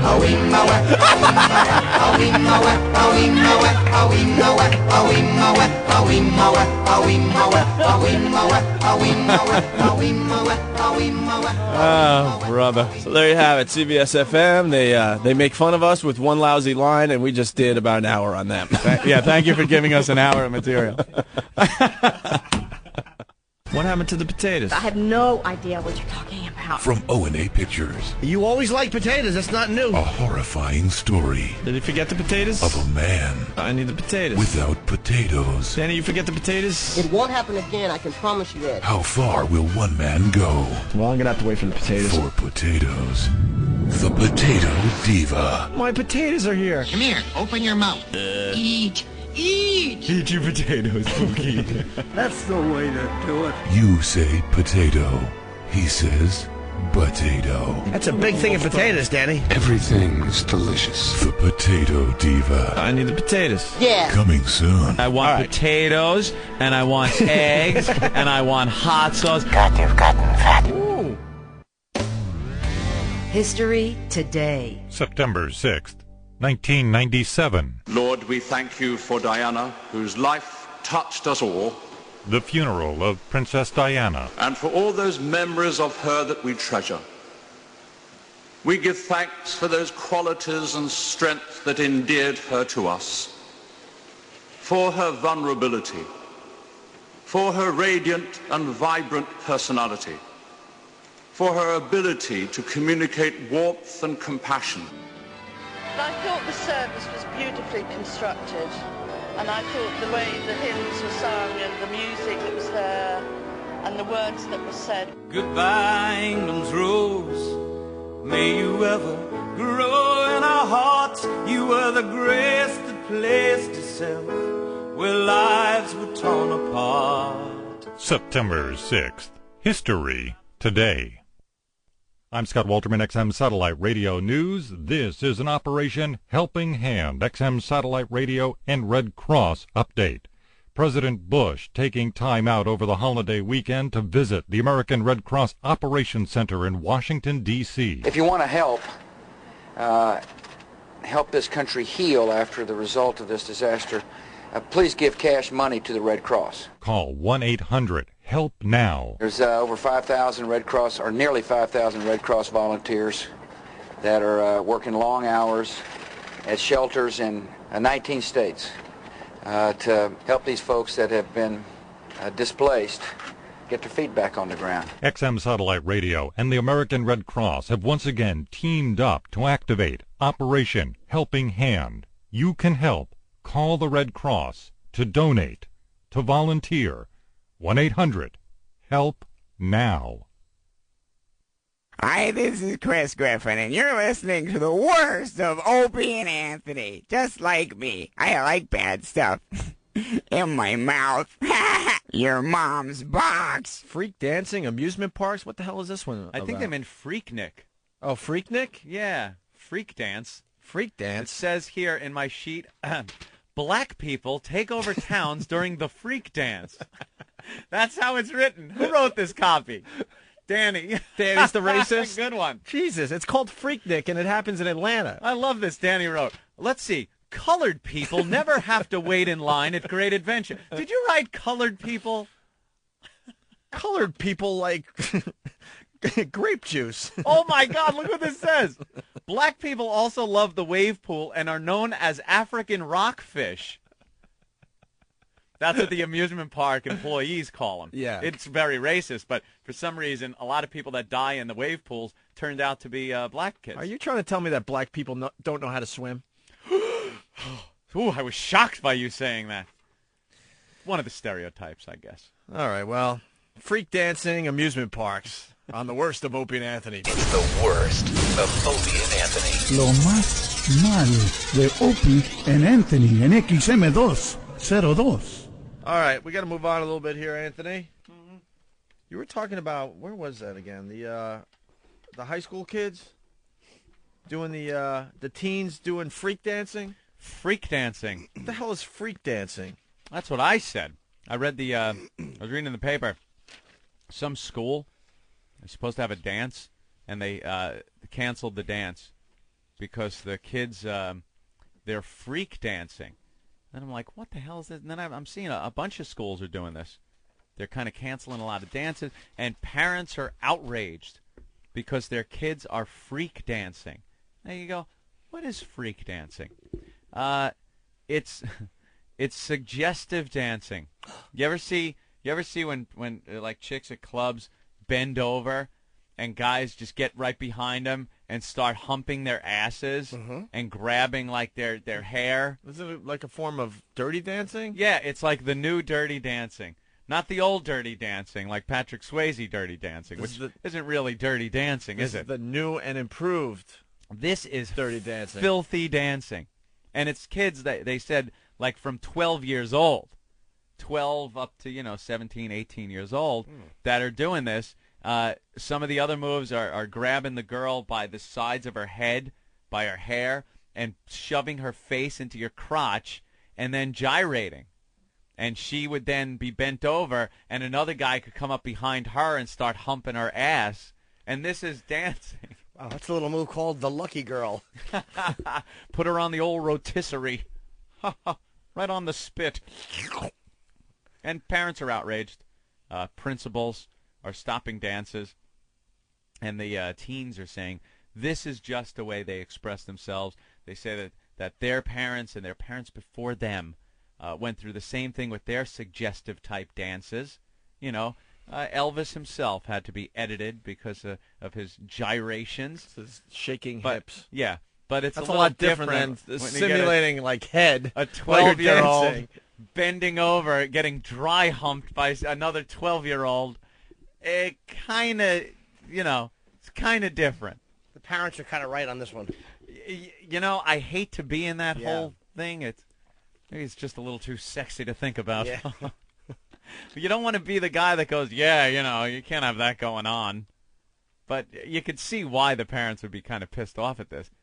You go to picture your little girl dancing. You want to, picture her in a ball gown doing some kind of ballroom dancing. Some nice slow dancing. Not having balls slapping against her ass as she's dancing, Well, the older people are doing that dance where they kind of grab a rope and their pants are pulled down and they get knocked into the water and they continue on and then their helmets are scraped up. It's called do the humiliation.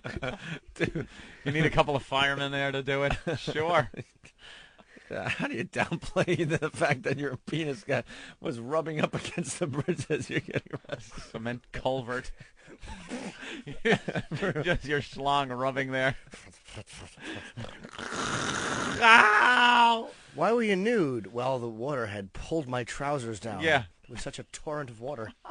Some of your penis is left behind for flies to nibble on. Oh, that filthy water just rushing into your open wounds on your schlong now.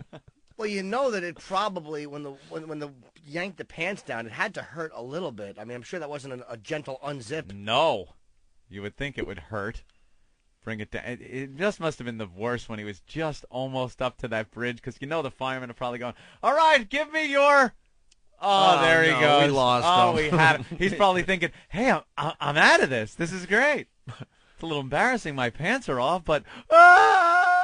Face first. Maybe let go of the rope to cover up his junk. Oh, the last thing the fireman saw was his white ass just falling into the water. Skinny doctor legs. Yam bags slapping that water. That's just a great piece of video. All right, so the freak dancing is going on, and pretty much no one gives a crap, right? Well, the parents give a crap, and the principals. But I don't know. Kids are, I guess, going to keep doing it. We saw that done in the first time I even saw it was during Freaknik. Remember that in Oh, Atlanta? my God, I remember Freak Remember Nick. Freak Nick in Atlanta? Yeah, they flew us down to Atlanta for a job interview after we got fired from Boston for saying the mayor of Boston died in a fiery car accident. Yeah. There's your pals almost worked in Atlanta. Yeah, close. Because Pat Irvin said it's just like New York. It's just Atlanta's like New just York. like New York. You'll be so surprised at how many displaced New Yorkers are down here. He's telling us in the middle of dart night in a country bar. Yeah. Where everyone had cowboy hats on and they were throwing darts. Nothing against that. I don't really care, but if you're trying to tell us it's just like New York and this is what oh no, did I say I don't care? That means Yeah, I do don't care. I don't care. I don't care. But if you're trying to tell us, it's just like New York as we're listening to Garth Brooks and people play darts. Yeah. Sorry that we're not really going to believe you. You get yourself a house out there in Buckhead, and you drive into Atlanta, do the show. It's just like New York. And you get a lot for your money down here. Oh, $1 goes a lot further than it does up there in New York City. Oh, stop it. We're not moving down here. Thank God New York wanted us as well. Thank God. Because we would have had no choice. Yeah. We would have lived in Atlanta. No. So anyway, why Atlanta? Freak Nick. Yeah, they flew us down there, and Freak Nick was going on. Now, this is spring break better known for black as, people. I was going to say better known as Whitey Get Out. Whitey leave. Whitey leave. Spring break without that pesky college to go back to. They converge on Atlanta, and the shopkeepers board up. We saw their this shops. firsthand. Yeah, they board up the windows of their shops and just close down. They close down for that week or whatever it is, the weekend. I guess it's a whole week, right? Yeah, maybe. And you'll be driving down the road, and all of a sudden you're not moving anymore. This is hilarious. And you're in traffic, and you're pissed off because you got somewhere to go. And you look. So you're thinking car crash or something. It's got to be an accident, something. And they're rubbernecking, and you're slowly going along like you do on the highway when there's some kind of accident up ahead. But it wasn't an accident. What was it? No. It was some young black people dancing on their cars in the middle stopped of the highway. in the middle of the highway. So the cars are stopped. There's music just blasting out of these vehicles. They got like super systems in these things. They're on the hood of the car. Remember the couple that was on the hood of the car? Yeah, on the hood. The guy was basically mating with this chick on the hood of his car. This one black chick, I remember this like it sticks in my head. She had this big old ass. I like big ass. Big. She's bent over with her hands on her knees, and she's sticking her ass out. She's looking over her shoulder with that face on. And she's biting her lower lip, with her head turned around, and this huge gentleman is behind her with both hands on her ass cheeks, just pumping away through the pants. They're dancing. Yeah. They're freak dancing, Opie. You move just like that. And you know what Whitey does? Just like that. You sit in your car, you Just roll like your windows up, you lock your doors, and you shut up. You shut up. You don't beep your horn. You don't yell, why don't you move over to the side of the road? Unless you want, the Reginald Denny potted plant brick to the head thing. Because when it comes down to it, us white people are scared S-less of black people. Black people? Hello, black people? We're petrified of you. We are petrified of you. In you certain can do neighborhoods. anything. Try that in Bensonhurst. I'm sure somebody will be honking true. at you. Yeah, someone will honk. Hey, you moolie. Yeah. Get out of the way. Get the fuck off the road. You're so belligerent. Hey, what's the matter with you, huh? Get the fuck off the road. You heard me. Yeah, No, where's down there during Freaknik? Yeah, Anthony, where was your road rage that day? I've seen you road rage like nobody's Opie. business. I saw Coming in from Long Island, but I figured, why would I be in a rush or why would I get angry when I can enjoy another culture? I believe your sit quote and was, watch. "This is a catchy song." And That's you what I said. Start snapping along to it a little bit. That's what I said. I said something like, "Wow, that sure figures. And I said something like, oh, my God, I wish this road was bigger because then we could drive around. I think it was something like that. I think you also said, no wonder they don't have jobs. No, I don't think I said that at all. No. Huh? Ding, ding. No? Yeah. All right, help me out. Thank you. I think I said, my favorite Pooh character is Tigger. Yeah. That's what I said. Or maybe I wish I had a bunch of pinky triggers. Right, yeah, things like that. I was saying something like that.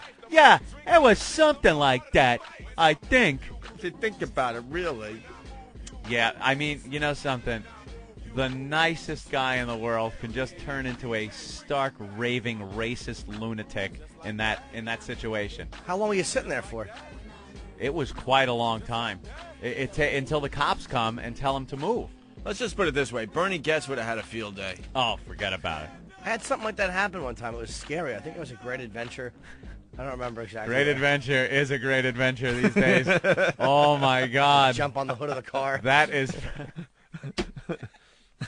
Are you talking about the Safari Drive and a Great Adventure? It's just Six Flags. It's just an adventure to get back to your car. Six Flags Great Adventure in Jersey. Wow. You talk about some line cutting going on and just mob mentality. You want to go there as a nice little white family, expect to spend twice the amount of time on lines than the black people, because they will just walk right in front of you and give you a look like, don't even question why I'm doing this. And you know something? You don't. You don't. You'll just sit there and go, I've never seen a bigger roller coaster. Nothing bigger than this roller coaster. Or something like that. That's what they say. That's what they say. And you get out the way.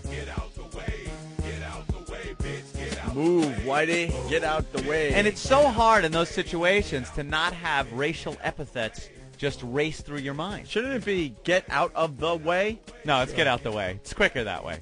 Get the out line the moves way. faster. They have that. What do they call that at the amusement parks, where you can get online? You usually have to pick something up, a card or a key or something. It's like a speed pass thing for the lines. Yeah, and then you hear this, and then you come back at a certain time. Oh yeah, and you get on the ride. You kind of have a reservation. Right? They all have that. All right. Only they don't need a card. They don't have to visit anything. They don't have to do. But they all have. It's a speed pass. Well, they got what's called a GAT. Yeah. That they kind of just it's show. Not, you know something? It's nothing but intimidation. And when you walk in a Great Adventure, when I was a kid and used to go there, it was nothing like this. You walk in now, it's like you're visiting Rikers.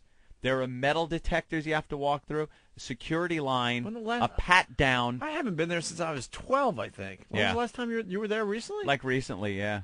Why? Yeah. Man. It's a friend's birthday party. He wanted to ride some rides. Go there, and I just sat there like, oh, my God, am I going to make it through this? Am I really going to survive through this? I've never seen a drive-by on a roller coaster until I went there. It's fascinating. They come down, or a log flume. You see the splash of water. You see the bullets fly. You see some brothers fall. Yeah. The photo, the police tape goes up. Yeah, the photo of them with their guns in the air. Like they don't care. Like they just don't care. Yeah, exactly. And you can buy those photos. Bill from Jersey, what's up? Mug shots. They take photos. It's funny. When you go on a roller coaster and you have your photo taken, at Great Adventure, it's one from the front and one from the side, and they're holding numbers underneath. Go ahead, Bill. Morning, Fuzzy Love Tits. How are you? I'm good, baby. Thanks for calling. Pally. Down in Asbury, they have the Greek Fest. For right. The black fraternities. But the local law enforcement refers it as Chocolate Sunday for the natives. Chocolate Sunday. That is so awful. Oh, is that inappropriate? Here we go. Boston wants in. Yes, oh, Boston. My God, Boston. Go ahead, Pat. Hey, what's going on, guys? Hey. Hi, Angel. Hi, Pat. What's up from the city of racial sensitivity, Boston, Massachusetts? Pat, what do you got? Even in little Western Mass, Six Flags, the only thing that's empty is the water park. But right. See, this is Boston. Down in the only thing that's empty is the water park, because they can't swim. Those people. But down in Daytona, they have a thing called Black College Reunion, where they shut down A1A. Like you said, they board up the walls, and it's just chaos for a little bit. It is. It's just whitey intimidation. We get so intimidated. F in Boston. It's very it's very hard to enjoy yourself in those situations. Boston never disappoints. Yeah, the only park is empty are the water parks, of course. Goddamn Boston never disappoints, man. Never. Rev from Whackbag, yes. Hey, what's going on, guys? Hey. Yeah, I used to go to Action Park in Vernon. They used to bathe them in the wave pool. All Something like that. It was the You worst shut thing up. ever. Enough. He does bring up a good point. But there is Action Park. I'm sorry. We used to call it Traction Park. Yeah. It was the most dangerous amusement park ever conceived. Ever. You go to most parks, and it's very in control. You know, the guests are not in control of the attractions. You get on the roller coaster, you go. You get done, you get off. Action Park was some guy's idea of let the people control a lot of this stuff. They had something called the Alpine Slide, where it was you go up on a ski lift, and it was what amounted to like a half pipe of a sewer pipe.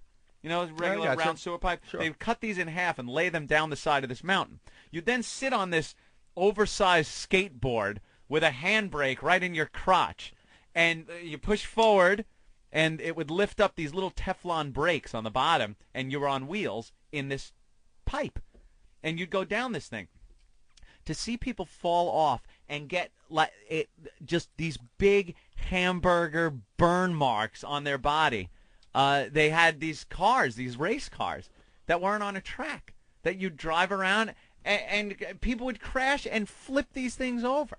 They'd have the water rides and the wave pool where who's guarding the people? Some numbskull Jersey asswipe that's taking the summer off is sitting around there. From his lifeguard They had job. more lawsuits and more people get killed and wounded at this place that they had to finally just shut it down. It was great to go to. But again, there was a lot of intimidation when you used to go there. Very scary. Classic. The phones have exploded. Let's say hi to Jeff. Jeff, what's up? Go ahead, Jeff. Hello, you're on the air, sir. Jeff? All right, we can't wait around today. Ellis from Philly, what's up? Hey, in Philly, we have the Greek Picnic, appropriate located right across the street from the Philadelphia Zoo's primate area. All right. Oh, stop it. Let's move You know on. something? You try to cover a subject on this program, and the listeners will take it to the umpteenth level that it was never intended to go. Let's go to Birmingham. Oh, Birmingham, Alabama ought to. That should be very sensitive. Yes, Pat. New Yorkers stuck here in Birmingham, but if you're a white family, what you need to do is you need to go when it first opens up at 10, and you need to leave by like 12, 1 o'clock in the afternoon. Why by 12 or 1? It's very dark at like 12 o'clock and 1 o'clock in the afternoon. It gets very dark. There you go. There's Yeah. Birmingham. From the city of Point of fire view. hoses in the streets, Birmingham, Alabama. Another area that never disappoints. Yes, Jimmy? Nothing? Okay. Pete from Jersey. Unbelievable. Hey, what's going on, guys? Hey. Hi, Pete. I worked at Action Park for about 5 years. I grew up in northern New Jersey. We had a line, well, not the Schwoogie line, but they even had a speech that told the people who can't swim, don't go towards the deep end. But the black people who did and they couldn't swim, we used to call them African rockfish because they was always swimming at the bottom of the pool. African rockfish? Oh, yeah. Are you kidding me? I kid you not. That Alpine Slide was made out of concrete. That's why you got all that hamburger, because I've done that myself. Yeah, that was a frightening ride. You know something? I do remember a lot of the water tragedies that happened there were the black guys. They'd go into the deep end, and for some reason, that stereotype, the swimming stereotype, would just hold up, and they'd have to get the lifeguards in there. And We hung with Earl this summer, and Earl didn't know how to swim. oh, Earl, definitely not busting apart that stereotype. Not at all. He doesn't. Petrified of the water.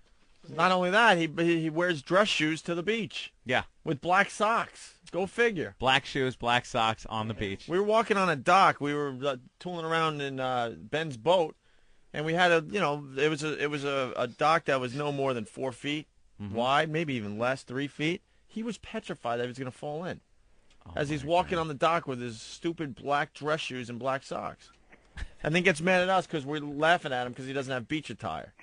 He would drown. Mark, what's up? Hey, what's up, guys? Hey. Hey, Deep Tits. Hi, Mark. Hey, listen, I was at Six Flags Great Adventure, and that place is atrocious. One of the roller coasters we were on broke down a little bit after the loading platform. Yeah. So we were on there for about 25 minutes. before it started the movie. And then they said, all right, the ride will be moving shortly. Well, this black girl goes, oh, no, it ain't. I want off this ride right now. And they're like, man, we can't let you off the ride. We can't reverse it. It has to go through before it comes. She's like, oh, no, I want off this ride right now. You guys are racist. They were arguing with her for about a half hour. Finally, they had to get a special crane, just to get her off the ride. Really? Yep. I find that hard to believe, sir. Thank you.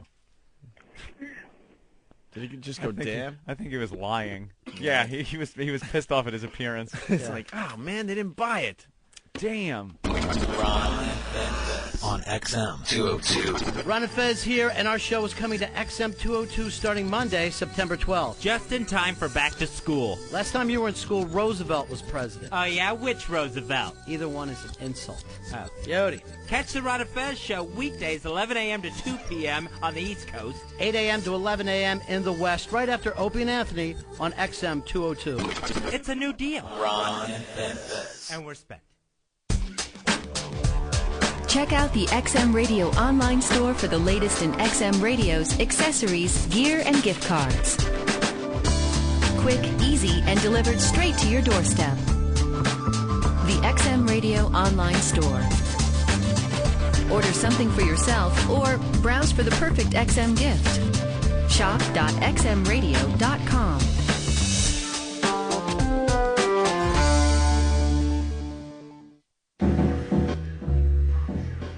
Welcome to the Esquire Minute. I'm Andy Langer. Whether slaying buffalo, eating wood, or killing natives for sport, the extreme adventurers included in British narrative historian Fergus Fleming's new book, Off the Map, Tales of Endurance and Exploration, are some of the manliest men around, if not the stupidest. Utilizing original journals, biographical histories, and age-old legends, Fleming's work recounts the dizzying lives and eccentric quirks of 55 of our most fearless explorers, including Ferdinand Magellan.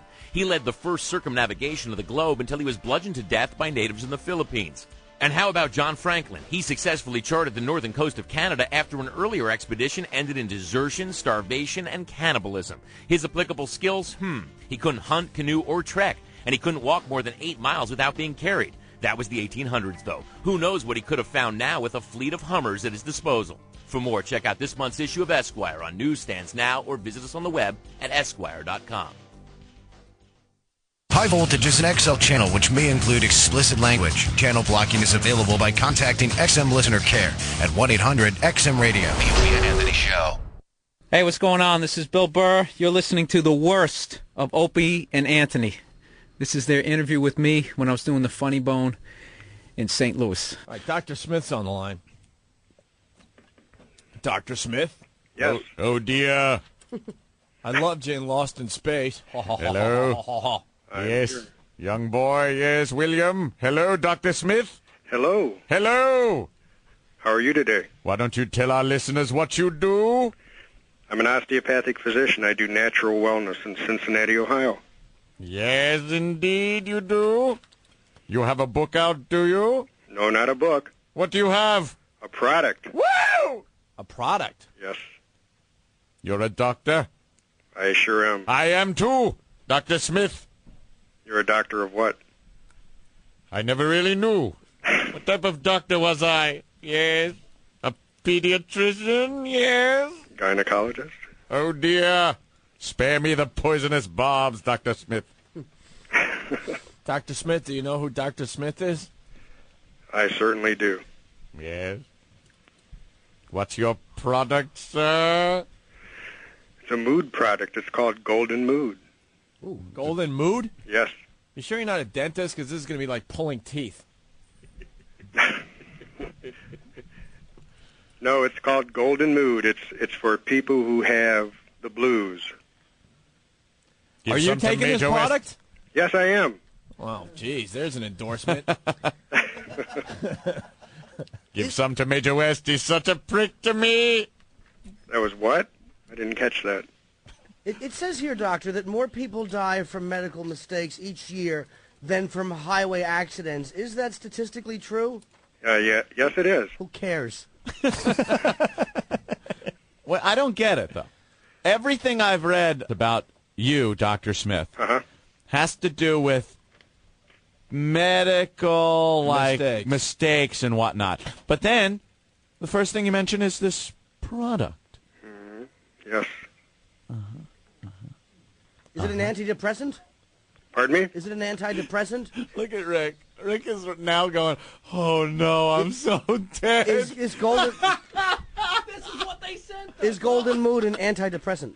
It's more of a mood support product. You could say that it has herbals in it that work as an antidepressant. Big Kev, do you have a guest for us?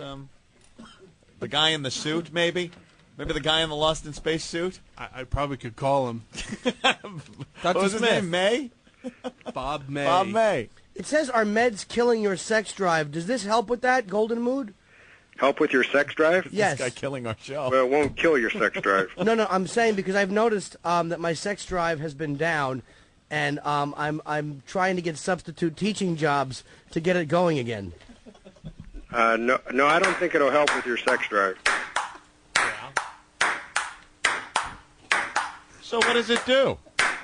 It's a mood support product for people who have problems with depression-type problems. Rather than going on strong antidepressants, they can go on something a little mellower like the Golden Mood.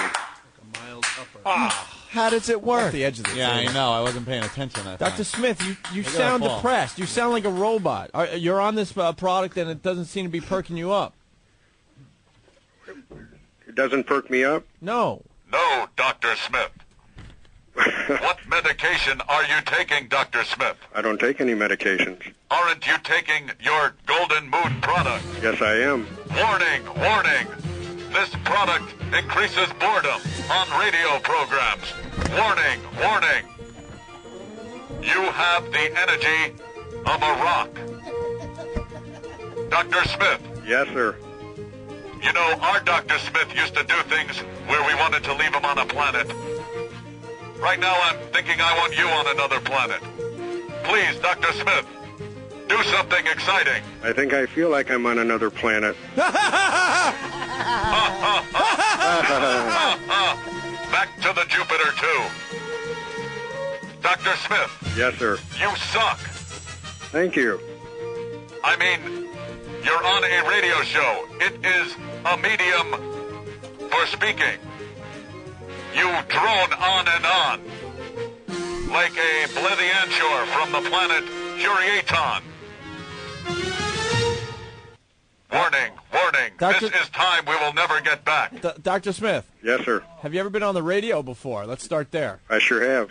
This is sort of a new experience. Where's young William? Have you slipped him a Mickey? You have your own radio show. I do. Oh, even the robot's laughing. Don't give anyone a radio show, huh? Oh, yeah, that's true. Yeah, if you pay some money, they'll give you one. Ah, waddle doodle, I understand. Just like me, the grease man. Warning. Doug from Springfield wants to know if he's on the Zoloft from keeping from boring us all. Dr. Smith, do you realize you are not that exciting? Absolutely. I'm a pretty exciting guy. I guess I'm slightly intimidated. What do you do for excitement there, Doc? What do I do? Yeah. Oh, go to theater and go skiing and. What kind of theater? Go gambling. Oh, we have some pretty nice theater stuff in Cincinnati. A lot of the Broadway stuff comes here. We took a gamble on this booking and lost. What was the last? What was the last show you went to for fun? Blast. Did you have a blast at Blast? It was a blast. It was great. I loved it. Wow. What a rousing endorsement for Blast. It's no stomp, but it's better than the Blue Man Group. And you ski? A little bit. Yeah, I have. Okay. I haven't went. Obviously, I haven't went yet this year, but I think probably in the spring I'll go. Yeah, obviously, because we know all about you. Right. Obviously. You failed to mention that in the last 10 times we talked on the phone at home. Were you around when Larry Flint got shot in Cincinnati? No, I wasn't here then. He did get shot there, though, right? I don't know if he got shot in Cincinnati. I know he's got some hustler stores here. In the area. Pornography. So how could you die from your medication? From my medication? Not your medication. Oh, from medication. Taking too many pills. Wow, you are really breaking some ground with that statement. Too bad you couldn't talk to Marilyn Monroe. You idiot. We could have saved Janice and Jimmy. Holy ass, you could die if you take too many pills, kids. Dr. Earl, is your product being sold successfully over the internet, or can people get it in stores? It's sold over the phone. Oh yeah? It's mail order. Mm-hmm. And how would one go about getting your product? There's an 800 number they can call. Oh, what's the 800 number? 888. Wonderful. Wait, what? Dr. Smith. Yes. Dr. Smith, we were losing your communication. Yeah, what happened? We wanted you to give out that 1-800 number for your product. What was that number again? 888.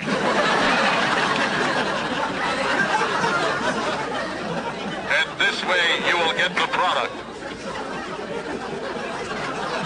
Dr. Smith, are you there, Dr. Smith? Yes, I am.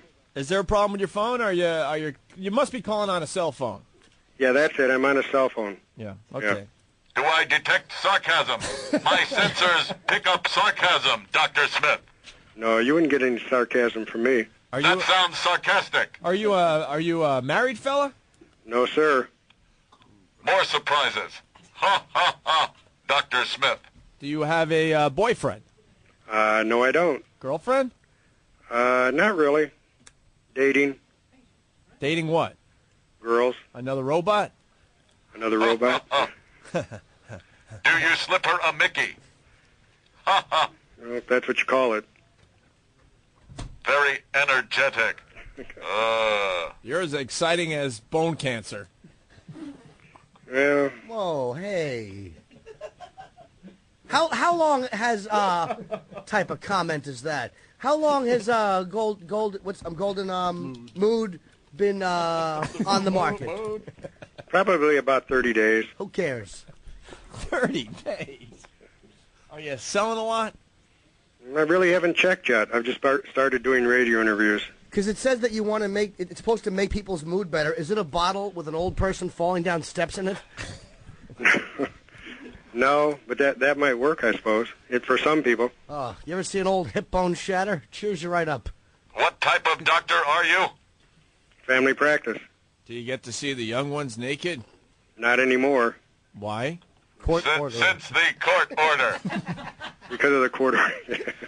I remember Dr. Smith used to like young William. Is that correct, Dr. Smith? You liked young Will Robinson. How did you find that out? You're a kid toucher. I saw the episodes, Dr. Smith. Why would the Robinson family allow a pedophile to roam around foreign planets with Dr. Smith? Hey, we got someone on the line that has tried the product. What is it called again, Doc?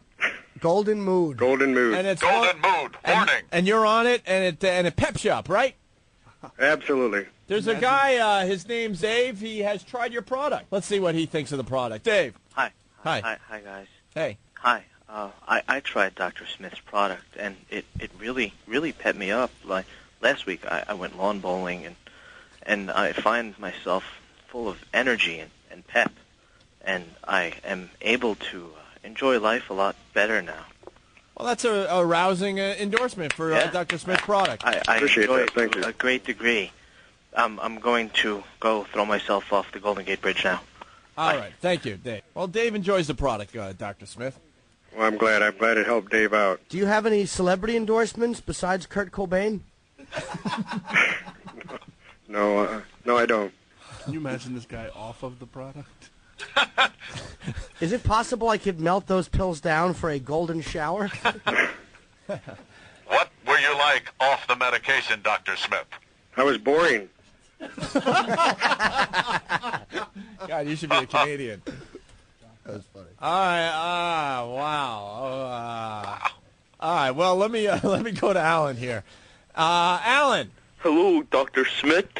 I have a serious question for you. Yes.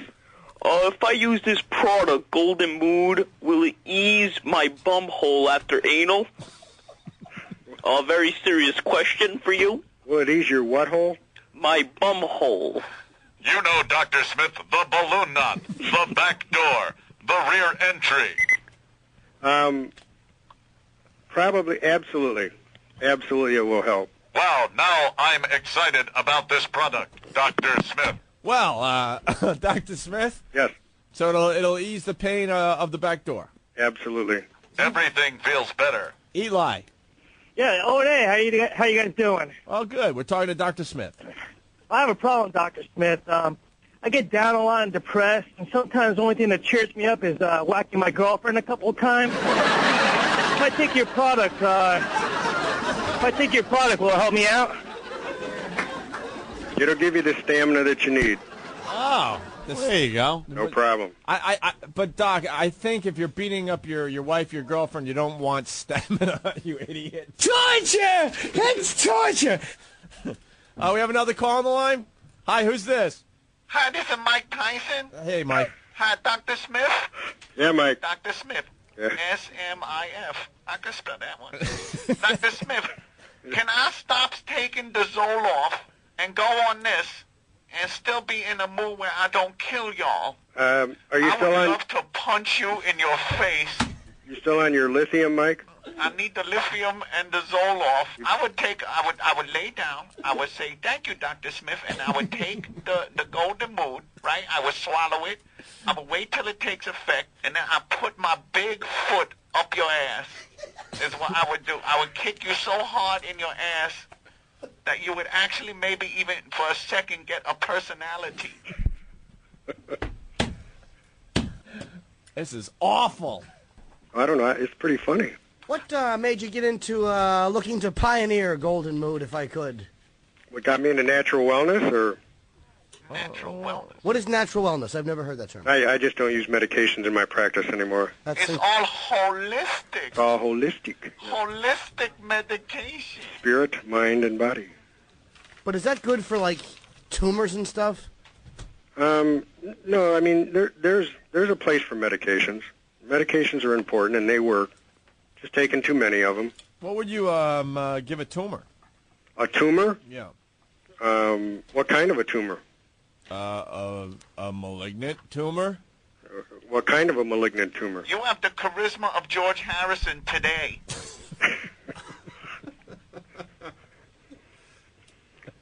Sir, let's just say that my rods aren't what they used to be.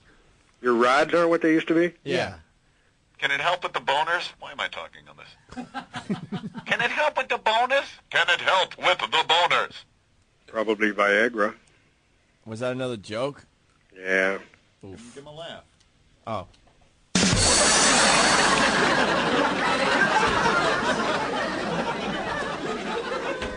Doc, you're awful. Wow. I got to tell you something. What's that? You are absolutely the worst radio guest we've ever had on this show. You are probably, and I'm not even being wacky, probably the most boring guy we've ever spoken to. But you remember me. No. Because I'm the worst.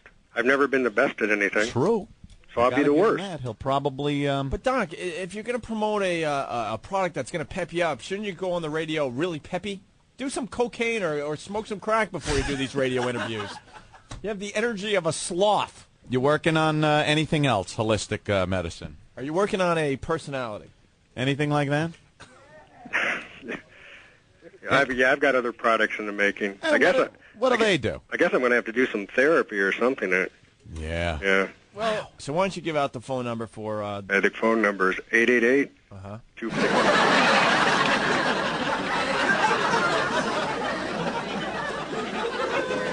And we got operators standing by? Absolutely. Dr. Smith, I have to ask you something. Sure. You say you're a family practice? Right. Yet you don't prescribe any type of drugs? Nope. All right, can we play a game? Absolutely. What year was Dr. Smith's license taken away? Can we play that? And why? And why? And why? Can we play? Yeah, when did he get out of drug therapy himself? Was that it? Yeah, no. You started dipping into the medicine cabinet yourself? Little of the morphine. Oh, need morphine. I think there's a story with Dr. Smith. There's some kind of story because there's no family practice guy that doesn't prescribe the dope. It was at the same time when I quit doing the pelvic exams on the women. Oh, the pelvic exam. Was there some type of touching thing that happened? It was the pedophile, the drug thing. It was the whole thing. It was so stressful. It just all came together at once. Yeah. Dr. Smith, I'm being serious here. There has to be a story why you're not prescribing drugs to people. Did you ever prescribe drugs to people? Sure. Yeah, I worked for 20 years. 20 years. And then family practice. What happened? Something happened. Something happened. What happened to change your outlook on medicine? Well, I had to come up with one incident, I guess. You're probably right. When I lived in Branson, Missouri, and my mom died from overuse of medication, wrong kind. Sorry to hear that, Dr. Smith. Sorry. I appreciate the sympathy. Wow, so where's it was everyone going? over medication. Jim is in a corner right now. From over medication. Right. All right. What was the drug of choice? What was the drug of choice? Of your what was the ailment and what was prescribed and how did it happen? Dear old mom. It was just an anti-inflammatory. Her stomach, she bled to death.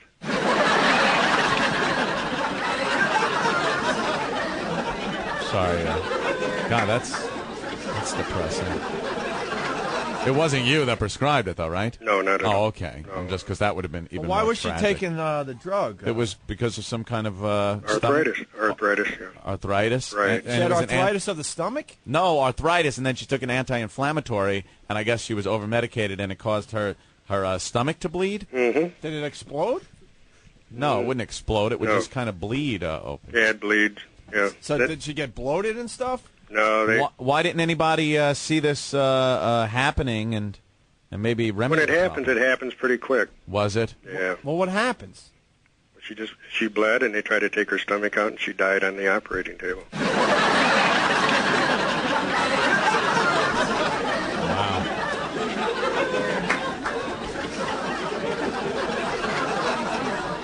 Huh. Jeez. So then you decided that medication was no good, right? Yeah. That kind of bad medication. That kind of put you over the line. Right. Mm-hmm. Yeah. Here's one for the old timers. You mean me? Wow. So that then you went into holistic medicine. How old were you when your mom died, if I may ask? 45, I'll say. All right, Dr. Smith, thank you so much. Okay, buddy. You want to give out that phone number once again? No. Why wouldn't? Hey, that's the best, funniest thing you've said. Why wouldn't you want to give out the phone number? I'm insulted. No. What's the matter, Dr. Smith? You okay? It's like Linus in the football or something, It's like I'm going to be kicking the football. Nope, I'm not going to do it. Dr. Smith. Oh, now you're going to make us feel bad. No. Give it out for the plug. Hey, Give it out for the plug. what's going on Wednesday over there with this WOW thing? Wow? Wow. I don't know anything about Oh, wow. come on, guys. You're more depressing than Old Yeller. I just talked to a friend of mine in New York, and he told me that on Wednesdays you guys do a WOW thing. Really? Yeah, Whip 'em Out Wednesday. Girls like flash guys on the way home if they see WOW in their car. Yeah, like why couldn't why couldn't you call me on Wednesday? Maybe that would have put me in a better mood. You're in a bad mood? Why? No, I'm not in a bad mood. Did we get off to a bad start? I just. Why don't you free your mind here? Why don't you tell us what you think of us? You all right? What I think of you guys? You all right? You all right? Oh yeah, you're a lot of fun. You sound a little. It sounds like you're gonna take a warm bath and slit your wrist after you hang up the phone. You have any friends, Dr. Smith? Do I have any friends? Yeah, you got any friends? I think I got a couple. That's good. All right. You get laid? He said he's dating, Ope. It hasn't been real recent. I haven't gotten laid. No. You want us to get you laid? Out in New York? Yeah. You made up that over-medicating story, right? She died from boredom of one of your visits. I'm not even a doctor. You're not. You what? I'm not even a doctor. Then why are you Dr. Smith? Well, I had to come up with something. Hold the phone. Wait, you're doing... You said that you practiced 20 years and you were an emergency room doctor. I know, but Dr. Smith couldn't take the call, and he asked me to come in here and sit and talk on the phone. Said there were a couple of jerks from New York calling, and he wanted to... Say he's trying to be wacky. I think you're lying, No. Dr. Smith. No, I'm not. You're Dr. Smith. No, I'm not. Dr. Smith would never have somebody else come on when he has something to talk about. That's right. No, he was busy, and he just asked me to come on and sit here and... I give you credit. It's a good out. I like it. Okay.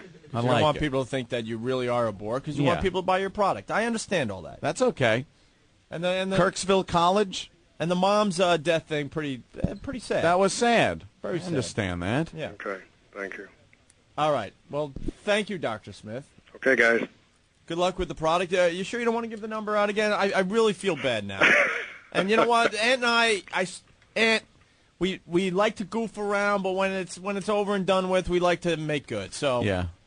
I mean, all right. I'm serious. Okay. Hold on, Thank you, Dr. Smith. You were a good sport. You took our abuse.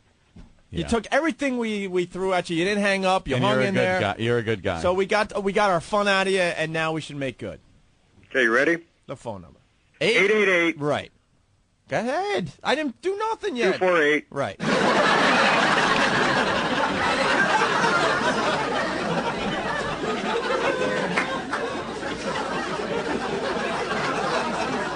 Very good. All right. Thank you, Dr. Smith. Thank you. All right. Bye-bye. There he goes. There he our is. new pal, Dr. Smith. Dr. Smith. We better keep in touch with that guy. He's I like gonna kill him. himself soon. Woo! Woo! Party radio with Dr. Smith. That was some of the most uncomfortable radio I've ever heard. You actually left your seat and walked into the corner when Opie played the canned laughter over the mom story. That was probably the worst use of canned laughter I've ever heard. Wait, Russ wants to say something. Russ, what's up? Man, I know you go for the cringe radio thing, but with the mom on the operating table and taking out the stomach, you're going to hell, guys. You are all going straight to hell. Norton, you rule. Thanks, man. Later. Okay. God damn. Talk about goddamn up-tempo number after a mom dying. Hi. It's Linus in the football. Linus in the football. Linus. Very good analogy from the very boring Dr. Smith. I'm not Dr. Smith. Except it's Charlie Brown. I know. But I didn't want to correct it. It's so funny. He's just like, I'm not Dr. Smith. Then he's like, I'm not Dr. Smith. That guy was great job. Great booking. Great booking. Thank God we could go with just about anything with this radio program. Imagine a real radio show that had to have him on. What would they do? So tell us more about your product. Yeah. It's a new structure thing. Today is Autistic Tuesday. We'll be back with the Opie and Anthony show. Stay there. Cash up, nigga. All my niggas in the P now, right now. Bubby, Hoggy, Bubby, Shoot. We doing it out here, nigga. We about to take all the millions, you hear me? All I got to say to XM Satellite is Suck my dick, cause you ain't give me no money. The Opie and Anthony Show. XM Radio, cash up, all day, everything. Get that bitch, nigga. Stop pushing me. Fuck you, bitch. The PGA Tour Network, XM Channel 146, plays home to the best pro golfers in the world. Bill Mickelson shoots 68 today. BJ Singh wins number. All the biggest names and all the greatest moments from the PGA Tour Tournament record, Tiger Woods, 2005 champion.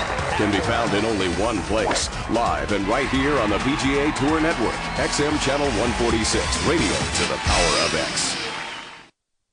Log on to XM's 100% commercial-free music channels with XM Online. Highway 16. Rock. Deep tracks. Real 65 APM. XM Online. Anywhere you have an internet connection.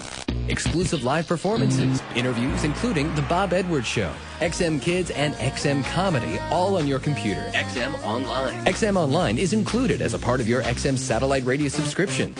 So log on to the music at listen.xmradio.com. I'm Scott Walterman, XM Satellite Radio News. This is an Operation Helping Hand, XM Satellite Radio and Red Cross update. President Bush taking time out over the holiday weekend to visit the American Red Cross Operations Center in Washington, D.C. If you want to help this country heal after the result of this disaster, please give cash money to the Red Cross. Call 1-800-HELP-NOW. There's over 5,000 Red Cross, or nearly 5,000 Red Cross volunteers that are working long hours at shelters in 19 states to help these folks that have been displaced get their feet back on the ground. XM Satellite Radio and the American Red Cross have once again teamed up to activate Operation Helping Hand. You can help. Call the Red Cross to donate, to volunteer. 1-800-HELP-NOW. Good evening, I'm Richard Cheese, and you're listening to The Worst of Opie and Anthony. Thank you. Good night. Also, Anthony, I hope we could get to it today. Yes. We have one of our favorite, I don't know, friends of the show. What do you want to call him? Just one of our faves. The Iron Sheik. Iron Sheik. One of the best interviews we ever did, Jimmy. Love the Iron Sheik. And then he did liners for the show. Can we play one of the liners as we go to break? What a complete ass this man is.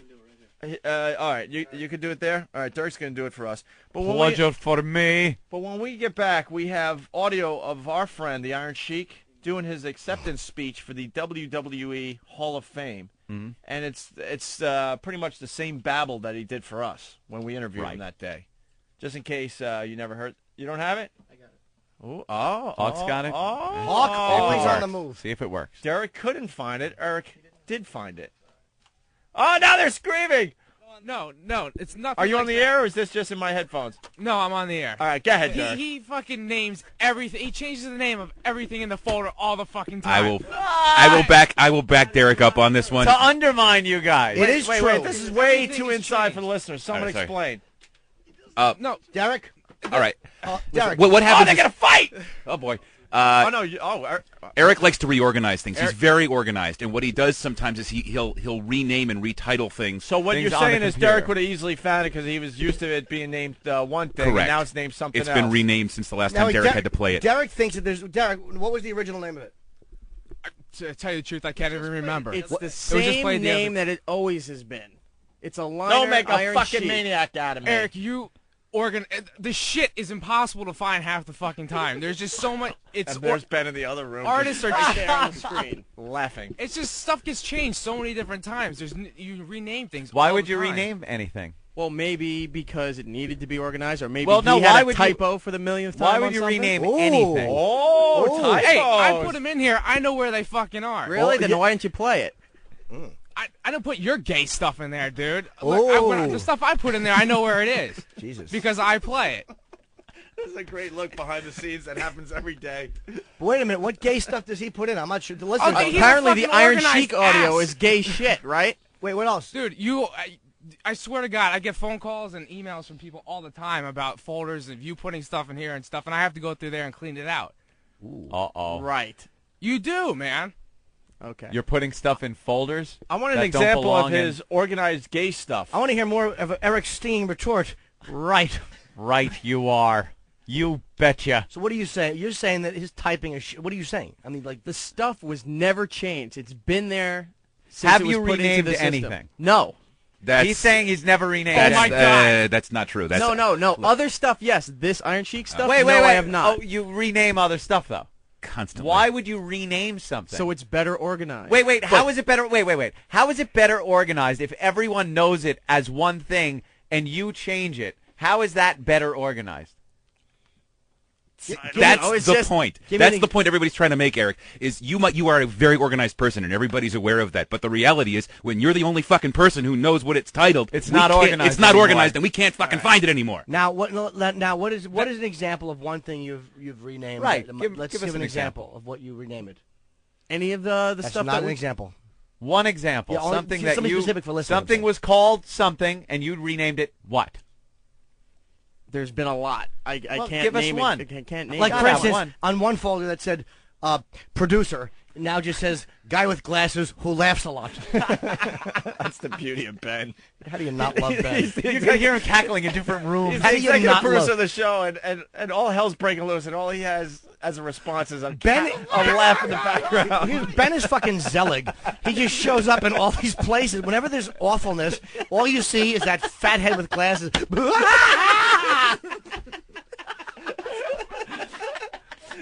This is funny. This is funny stuff. He was in here laughing at Jimmy. Right, because he smashed Jimmy. He smashed Jimmy, Yeah, and Jim he's laughing left at Jimmy. Ozfest. He goes into the production studio next door, into the producer, and he's cackling at these guys yelling at each other. Because what happened was Eric moves the folders.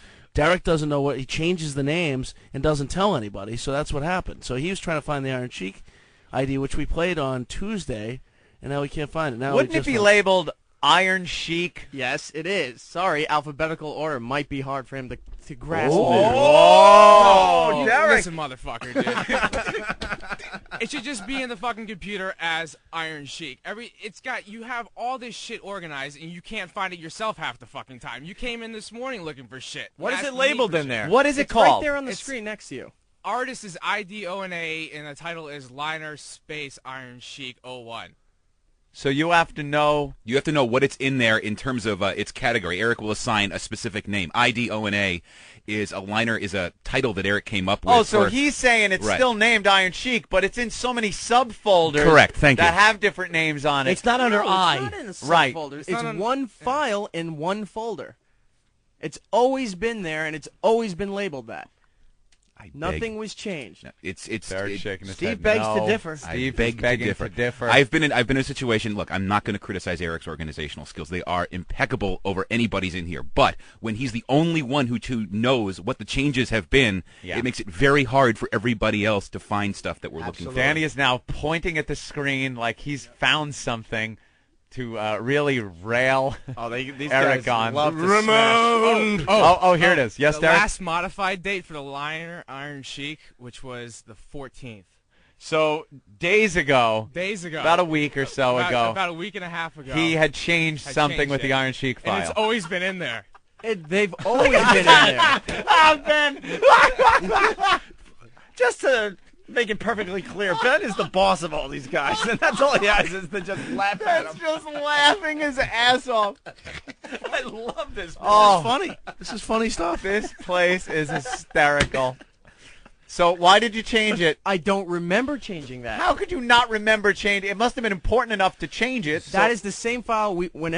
Anytime we went to play that file, those files have always been there and always had that name. I don't know why it was changed on the 14th. I don't know what I did Remember to when it, it was but cards it was open? always Yeah. there. Remember when it was just you and I? You and me, and it was carts. You and me and just carts. And some Iron Sheik was written in marker on a cart, and Opie would pop it in and hit a button, and you'd hear it. Now there's folders and subfolders and delete, and there's names being changed by one person. There's a staff of 15. There's 15 people and a cackling leader. He is great. They're yelling at each Ben's other. the type of guy, because he likes to stir up shit. He's the type of guy that distributes the lead paint chips and then just goes room to room and laughs at the sick babies. All right. Well, Eric's we going found 'em. back to his station. We have found them.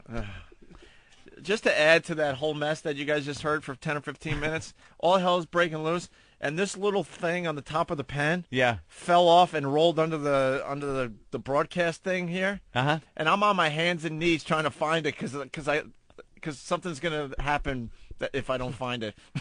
Because you're insane. Right. So by the way, they have to I was gone for about a minute No of that one whole noticed. thing because I'm on my hands and knees crawling around trying to find this stupid thing to the pen. And no one even noticed you were gone. The lunatics. So do we have it now? I mean, let me ask the producer, Nero. He's off cackling somewhere else. My fiddle, don't. Third, you got a bucket of water? He's the best, man. Can't get enough of Ben who's laughing. All right. So what do we do now? Well, we can play it, I hope. Who's got it? Derek? Derek's got it. Derek's got it. Wait, over which where one he do you want to play? I have number 2. You know what that means to me? Nothing. You know what that means to me? Glad Baggy's in the bathroom.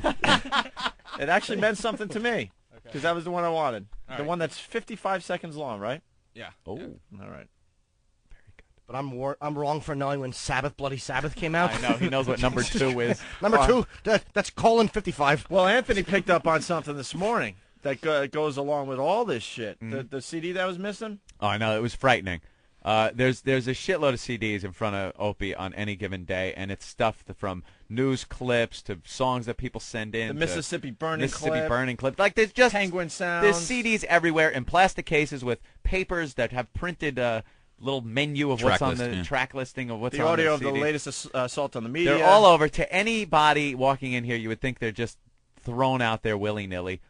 Ope comes in. We come in a little early to listen to a couple of things, and he looks down and goes, "Where's the CD? Which CD was it?" Sue Johansson. "Where's the Sue Johansson CD?"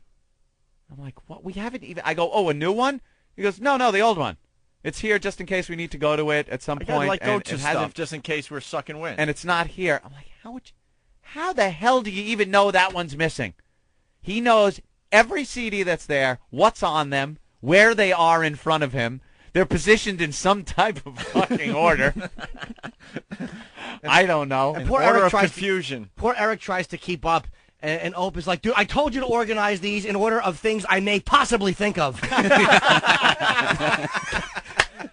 That's so true. Yeah, that is. That Who's in charge here? Who stole my lunch out of the fridge? And what's on my XM?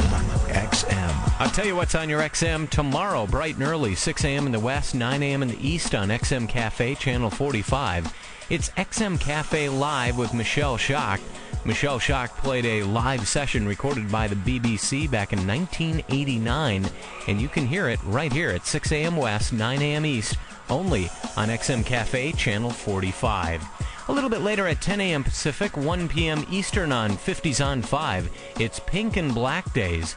Pink and Black Days looks at the top 12 songs in Memphis from the first week of 1959, and Alex Ward talks with Frankie Lane about Moonlight Gambler and his meeting with Elvis.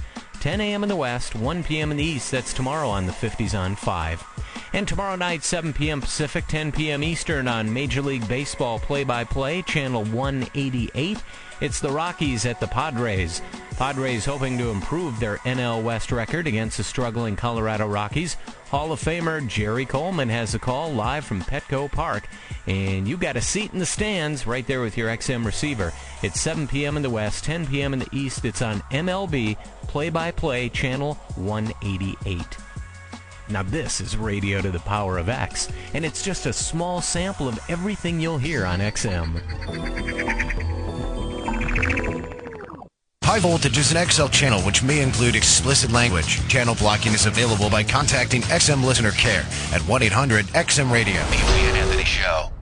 Hey, this is Adam Ferrara. You're listening to the worst of Opie and Anthony. The worst. It's absolutely awful. Enjoy it. Anthony, Siskel and Ebert audio. Ah, yes. These are outtakes from when Siskel was still alive, obviously, and Ebert, and they were working together. And they're bashing each other. Yeah. It's pretty simple, pretty easy. That's about Ebert's it. pretty funny, this. actually. Yeah, I remember this. I laughed and laughed and laughed. Yes, I we laughed and laughed and laughed. Me too. So sit back and laugh. With us.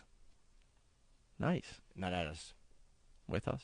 Yeah. It's the worst of the Opie and Anthony show. Siskel and Ebert, Anthony, finally? Sure. Okay, we're going to get the show back on track here. Having a fine program, though. A lot of fun. A lot of fun. Siskel and Ebert, outtakes. Mm-hmm. This was done, obviously, years ago, because Siskel is dead. This was Ebert's previous partner, and still when Ebert was big and fat. And they would do these promos. They would have to tape promos for upcoming shows. And you hear them do the promo, but in between, they're just miserable sons of bitches that are ragging each other. The writers, who's ever writing their promotion copy, anything. They just come off as real miserable guys. All right, here's the first track. Last week? No, this it's is not. Don't worry about it. I know, This he is was wearing a brown sweater. This is not the part that's supposed to match, Slick. Give it a moment's thought. What are we doing now? The promos. Do you know what they have to match? Nothing. No promo ever has to match anything. I thought we were about to do the Welcome to the exciting world of television. A wholly new field for you to begin to learn in. Well spoken, Roger. Well, that's something that you rarely hear. A compliment really paid to you. Gene Hackman and Kevin Costner in the Pentagon thriller No Way Out. That's this week on Siskel and Ebert. You sounded very jaded. You sounded What a dick. very Yeah. jaded. You can tell he's just a He dick. just sits there, and he said, "Well spoken, Roger," and he goes, "Yeah, that's the compliment you'll never hear." That was- Like, because the guy can't talk. For some reason, Siskel is mumbles. I think that tumor was growing in his head as this was being taped because he goofs on him about how he can't speak. He cannot. He's all mumble mouth, tripping over words. '87, that must have been. That's when the movie came out, I believe. Oh, was that it? Yeah. No Way Out, sure. Oh, good one. David, stop touching me. 2 thrillers this week on Siskel and Ebert. First, we'll review Michael Caine and Pierce Brosnan in The Fourth Protocol. And then Gene Hackman and Kevin Costner star in No Way Out. And we have a third thriller, too, if you're interested. What do you mean, 2 thrillers? They left out The Big Easy. They only review 2 movies in every promo. So they picked those 2. Why? Why those? I don't know why. I didn't pick them. Ask the person that picked them. Okay. The Big Easy. I think they probably went for star names. It's this nitpicking that's going on between the two of them. They hate each other. Yeah. They hate doing this. Ebert hates that he likes to soak his Doritos before he eats them. he hates that Roger Siskel fucking whatever their names are, fuck them. Fatso and Stemless. Siskel's got a head full of soaked Doritos. Like a little chip bowl for him. Man.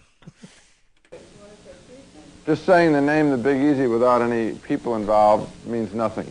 It means nothing. Randy Quaid, is he a star? Dennis Quaid. Close. Dennis Quaid. No. Not Okay, good people. read it this way then. Read it this way. How about, no, let's why does this always have to be lockstep? How about something like this? It's Thriller Week on Siskel and Ebert, and we've got 3 big ones.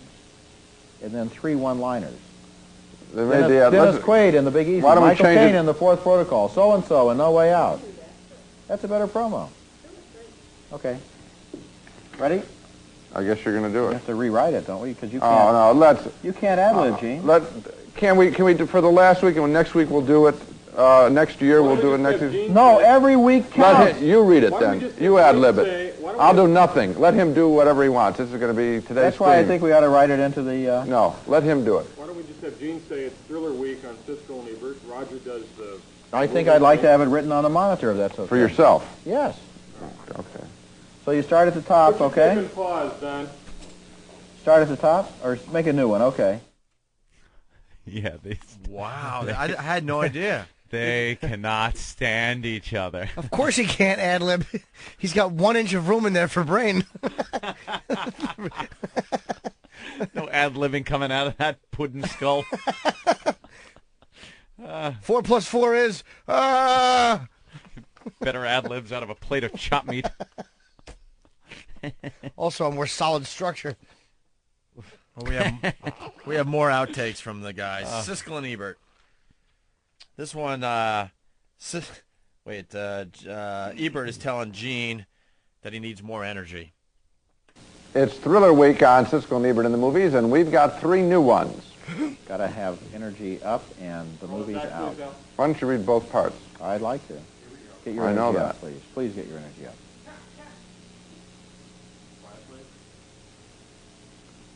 I can't read the top line. There we go. Okay. It's Thriller Week on Siskel and Ebert in the movies, and we've got 3 new ones.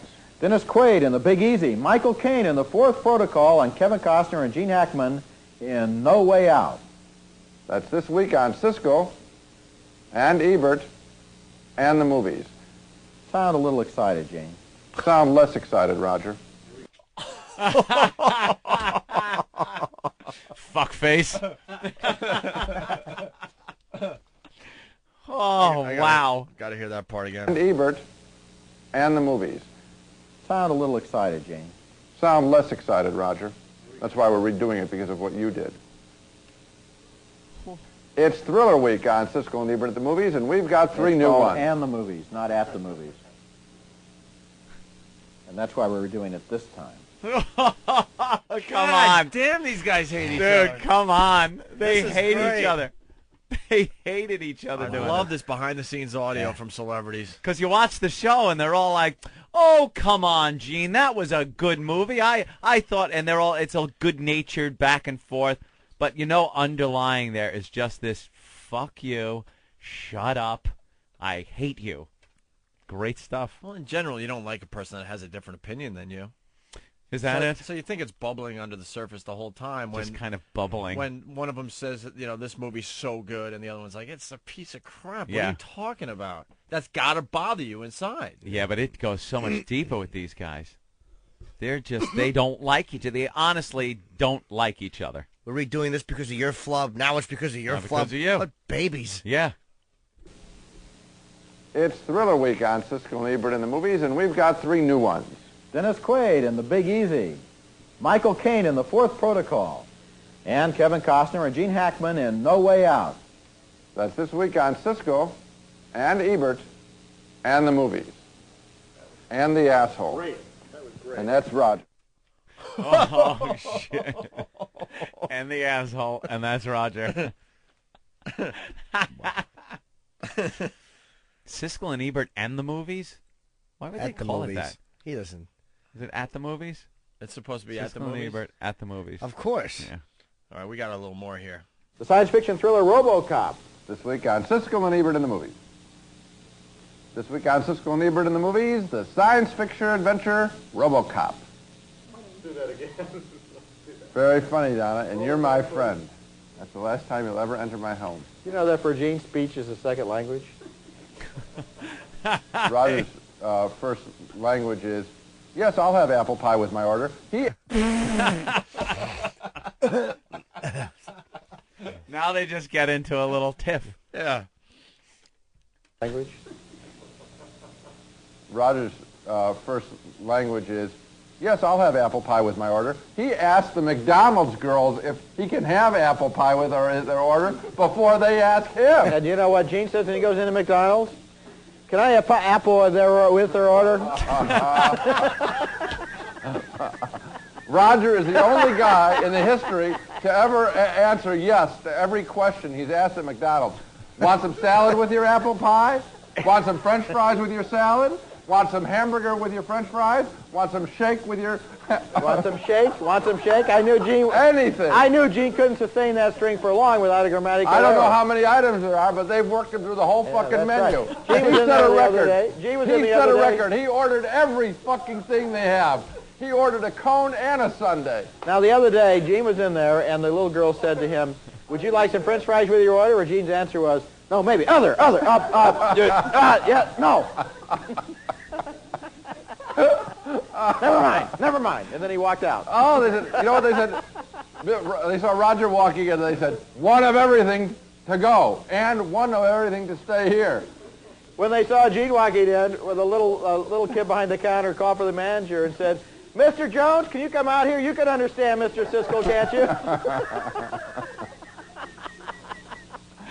I can't ever understand him when he's ordering. All right, what will you have, sir? That didn't sound good. Old tumor. I thought the same thing when he was coughing. I go, uh-oh, that's not good. God damn. That is funny. All right, what will you have, sir?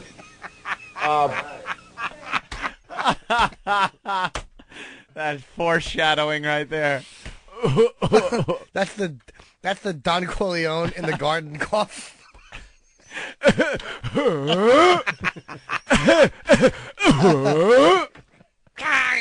Stop! You're spilling my brain. Death rattle. Grab a tomato plant and fall over, movie critic. All right, what will you have, sir? Quarter, pounder quarter. Pounder quarter. Quarter pounder. Cheese. No cheese. No cheese. They asked Roger, do you want cheese with your cheeseburger? He said yes. Shake milk. Jesus, way to riff. That was awful. This Siskel stinks. His brain is smoking at this point, trying to fight the tumor, trying to ad-lib. Apparently he had funny bone cancer. Shake milk. Shake milk,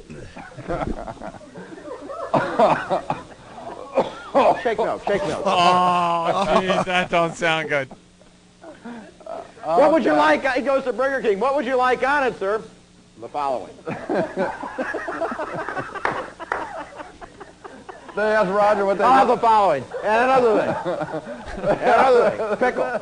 They asked Roger what they'd like on his burger. He says, salad, cherry pie, and a Coke. On the burger. With all due respect.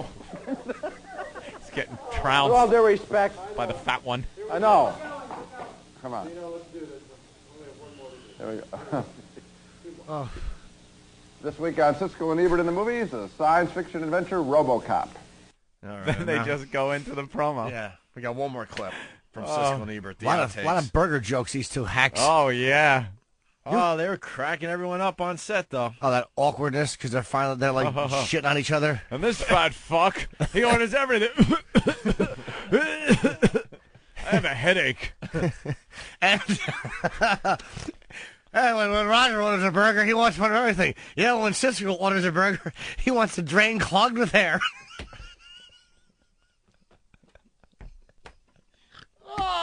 Shame, shame, shame, shame on you. Oh, clogged drain. Jesus. All right, here we go. He said Doer, of course. Doer Straits. That's what that favorite band. That's because that's what that whole goddamn culture drinks to death. All those wasps. Wasps. You know, they don't get enough shit, basically, wasps. They don't. They don't. They're called They yuppies don't. now. They They're run called the yuppies. goddamn country, and all of us, all of our... I'm speaking to everyone who's eavesdropping right now. All They of don't us... run the my whole God. goddamn country, Gene. What about the international bankers? Oh, yeah. Not to What about- mention the Vatican. No. I'm talking about they run... And the commies. No. They run the country. The wasps run the country, and all of us should band together and overthrow them, and there could be... You probably everybody, think our we president could all is a have wasp. fun. You think our president is a wasp, don't you? No, he's not a wasp. He isn't because he's Irish, so he's Celtic. You know that. Yeah, but you know what I'm talking about. They're all Protestants. They've all been Protestants. You know that. Come on, band together, people. Let's overthrow the country. Protestants, people who sort of want a religion. Let's stick I together. know. The Catholics and the fucking Jews. We go back a few years together. Come on. Hey, we're listen. real. We're real. We get down and get dirty. Listen, I'll take we it. were I'll burning take each a- other when Martin Luther was only a gleam in his mother's eye. I'll take a Baptist. I go back 6,000 years. I want Baptist. I mean, somebody that has some goddamn passion, some blood coursing through their veins. Case closed. Anything. Right. Goddamn Protestants. Biggest thing that happens for them on Sunday is a bake sale. No, they got to decide what color yellow tie to fucking buy. That's right. Okay, gentlemen, we're going to... He's right. Gee, what should it be, lime green or dark green today, He's honey? right. The only fucking religion that has the Reader's Digest is a prayer book. Wow. They don't get enough shit, and they have all the money. They have all the money. The only all those guys they're all running Northern Trust. They have all the banks on the South Street. It's all horseshit. The only time Protestants get on their knees is to adjust the They fucking have all TV set. They have all the goddamn insurance companies. They have all the insurance companies. They run the government. They run everything. You're right. Okay, tape is rolling, and here we go. Stand by. Stand by, please. Stand by. Here we go. Steve Martin's new comedy Roxanne. This week on Siskel and Ebert and the movies. You said it a little too fast. No, I think we were too long. We were, yeah. Well, then it's going to have to be Siskel and Ebert. Back it up a little bit. Back up, please. Stand by. Steve Martin in Roxanne. New comedy, I think that's right. That's right. Steve Martin's new comedy. Oh, fuck. Now get your energy Here up. we go, Steve here we go. Martin's new comedy, I Roxanne. already shot my wad on the Protestants. And there you have it. Sounded like he was talking about the Jews. Protestants. Protestants. My God, man. It was like watching Voss try to argue intelligently. Oh. Like when that, Voss is in trouble when that little stiff hand comes out, like he's trying to like hush you so he can get his thoughts together. Yeah. The little balloon animal hand. Oh, it's just awful. You want to just hug him. The Opie and Anthony Show. We're going to play a bit about this fat Polish chick. Yeah? Oh, I remember this. This girl came in and she was claiming to be a model, and her pictures online were unbelievable.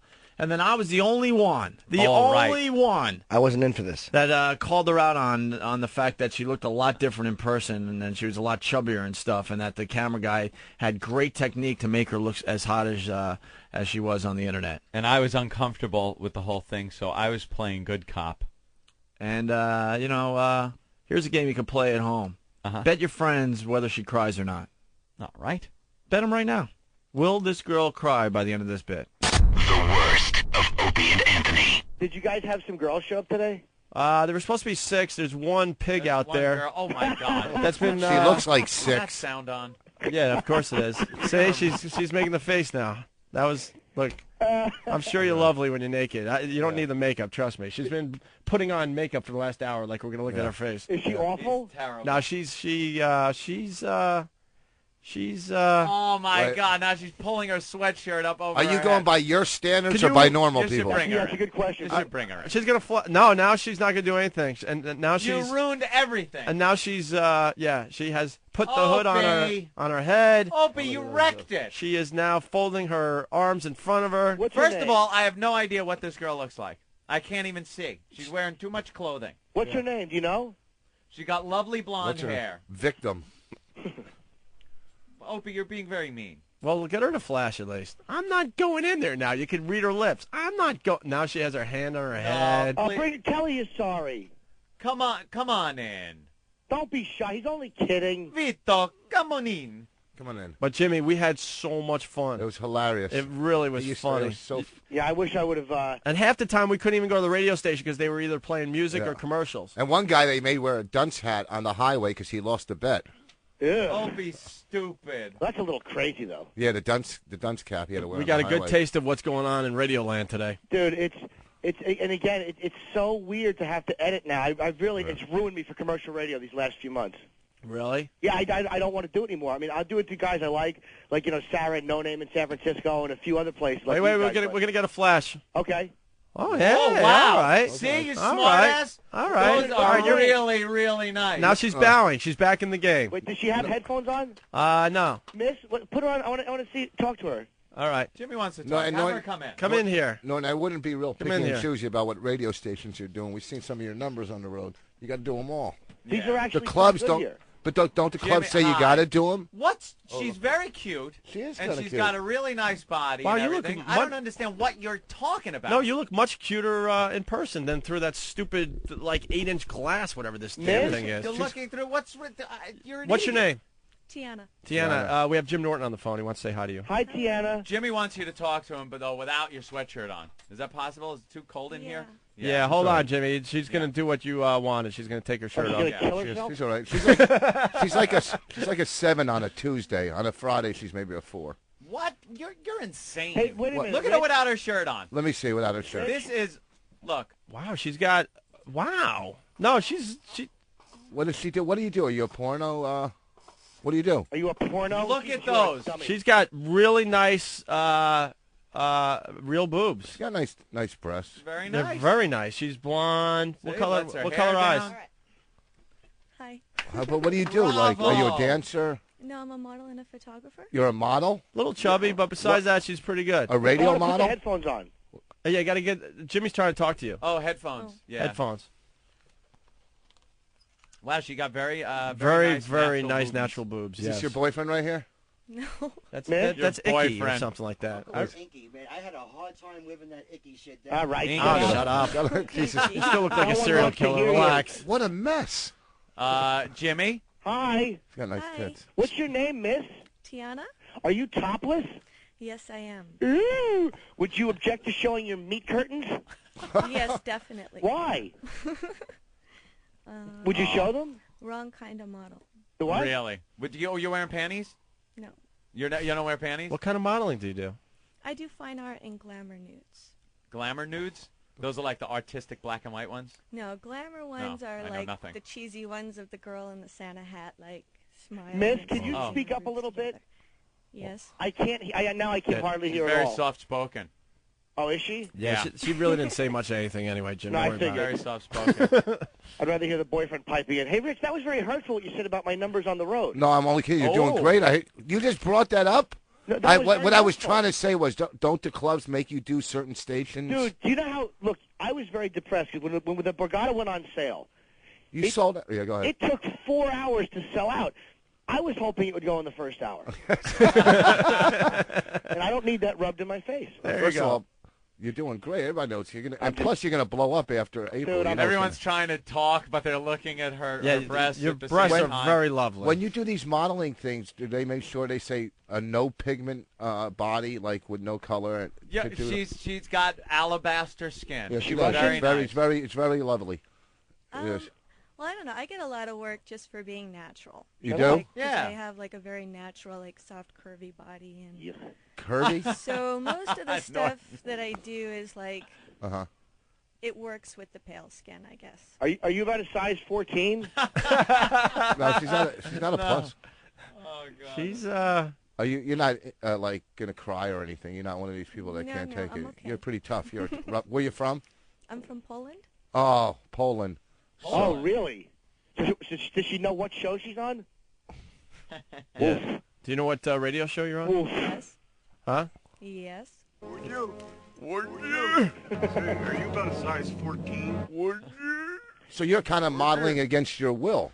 Is that what you're saying? They're making you do this? What? Can I just Oh, you ask know, a she question? came over from. Do you know how awful it is as a I comedian live here. when a Polish joke bombs? Do you understand how awful that is? What's that? I did a Polish joke, and it went right into the toilet. And I just, as a comic, for a Polish joke to go down, you really got to be fucking... Well, you know what? Maybe it was good. Why don't you do it again? Because we were just listening.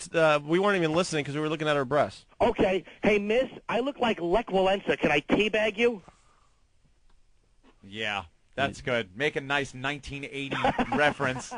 1980s Polish reference. Dude, I can't hear anything. Really? I mean, I can hear you, but it's like listening underwater. Can Yeah. they fix these fucking phones? Well, Jimmy, we're underwater today. It's the Underwater Show. It's Underwater Friday. We've submerged ourselves here in the studio. We're going to have a couple of listeners come in and put on scuba gear. We're Boiling Eggs Radio. That's what She we does- listening Look at to. those tits on there. They're great. They're amazing. But Very nice. But that's all we're going to get out of her. So let's What do you just mean? cut She's our not going to losses. show any box? She'll show? She doesn't do that. Does Why? She? What do you mean she doesn't Can do we that? see your Why? butt? Yes. Yeah, let's see. She's got pretty eyes too. Oh, shut up. Who cares about her I'm eyes? just saying it to make her feel. Oh, look. Yeah. Steve C., take a picture of that and email it to me, please. Nice and round. What's nice and round? Her butt. How about her vagina? We haven't seen that. We could just show it already. I think the guys in the booth saw it. Oh, Did they're they? giving thumbs up. Why don't you show those guys your butt? Good call, I Ant. think they saw it. Not your they, butt. They didn't see the butt. Show them your butt. The guys in the engineer booth. And, you know. All right. What a dummy. Wow, that worked perfectly. You are Polish. That worked perfectly. What a dummy. Man, I thought that was too obvious to actually have it work. Thank you. That was wonderful. How's it look? It looks great. It's blonde. I know. And it's shaved into a wide mohawk. The look Very doesn't nice. match the smell. It's so weird. Anthony, It's nice. Anthony, wait, Jim, I got to stop the program to Yeah. just tell everyone how brilliant Anthony really is. Thank you, Opie. Can you explain what you just did? Because I didn't have it in. I'm not that smart. Well, I wanted to see her butt, and Right. she showed me her butt, and our production facility studio through the glass is right across from me. Yeah. So as I'm looking at her butt, the guys in there were looking at her Poo-ha. her pussy. Right. And of course, she said she would not show She that. wasn't going to show it, but she had just shown everyone in the I'm booth. not gonna like spread open. No, we don't like I to mean, spread open. I don't mind If you being just pull naked in oh, general. just pull your pants out. We don't want spread open. We don't even like that. Yes, we I just do. want to see what it looks like shaved. See if it's let's see what the No, shave it's wispy. Look at it. Wow, it's blonde. Is it fat, That's though? not. It is. It's very yeah. very nice. You would definitely appreciate. It looks this. like a chimp's mouth. Oh, Just- miss, can I have a picture? Yeah, you would appreciate it. Miss, can I have a picture of that, please? Is anyone snapping away over there? Please. Yeah. Yeah. Absolutely. Don't worry about No, it. it's very nice. I shouldn't make Lots fun of pictures. She's, she's beautiful. You're very nice. You're very nice natural body on you. How old are you, though? Nothing wrong with that. 19. All right, here's the All problem. of a sudden, she just got 1,000 times better. Here's the problem. You do have that nice baby fat on you. You're 19. It's working for you. Trust me. Fast forward 5 years, you're going to be a mess unless you start taking care of it now. Jesus, Opie. Way to keep the mood going, Opie. Yeah, nice. Thanks. Boss, am I Good wrong? job.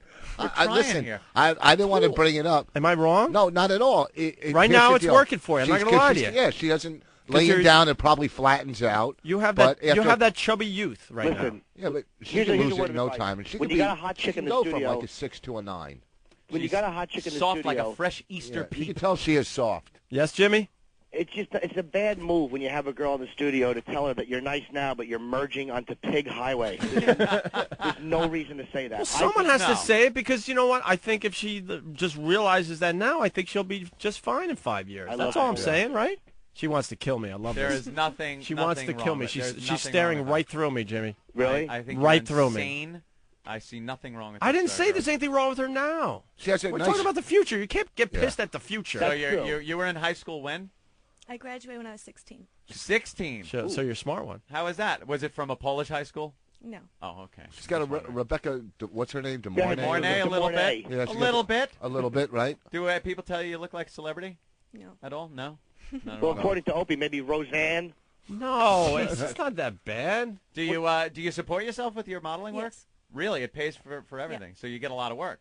Is this your See, photographer? Opie, you just don't understand. That's Uncle Icky. But what's he do? Does she do massage? What do you think he does? I don't know Look what the at him. relationship is here. Have you done magazine? Like, what type of magazines would you do? I haven't really done magazine work. No? I've done like a lot of catalog and stuff Catalogs like that. for, like, Most what? of the stuff I do is just Yeah. like photographers hiring me to make their books better. Portfolio and stuff?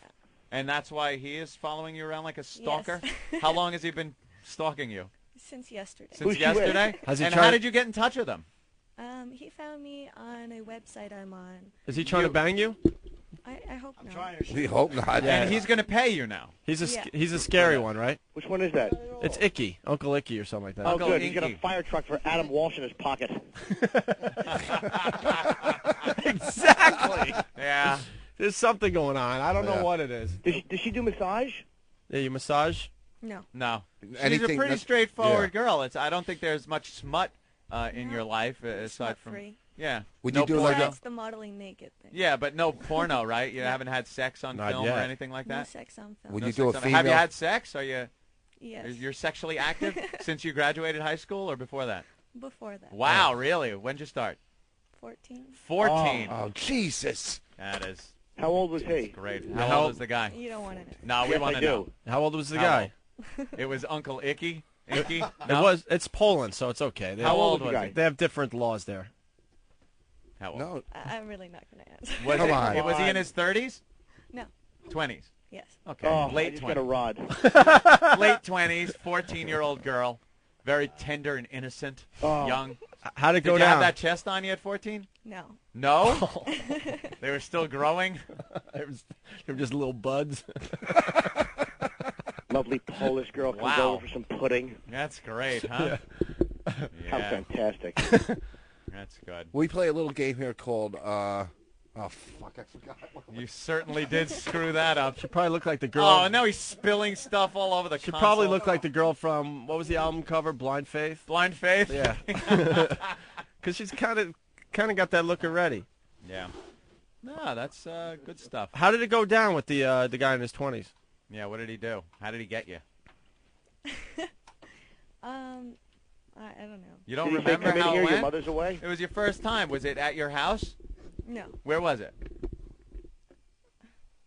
What place? A car? Was it a car? I really don't want to. I bet What do you he's a say? family He'll help you friend. with your homework for a month or something? He's a family friend. Let's get to the beginning of it. Was it against your will or was it? Oh, okay.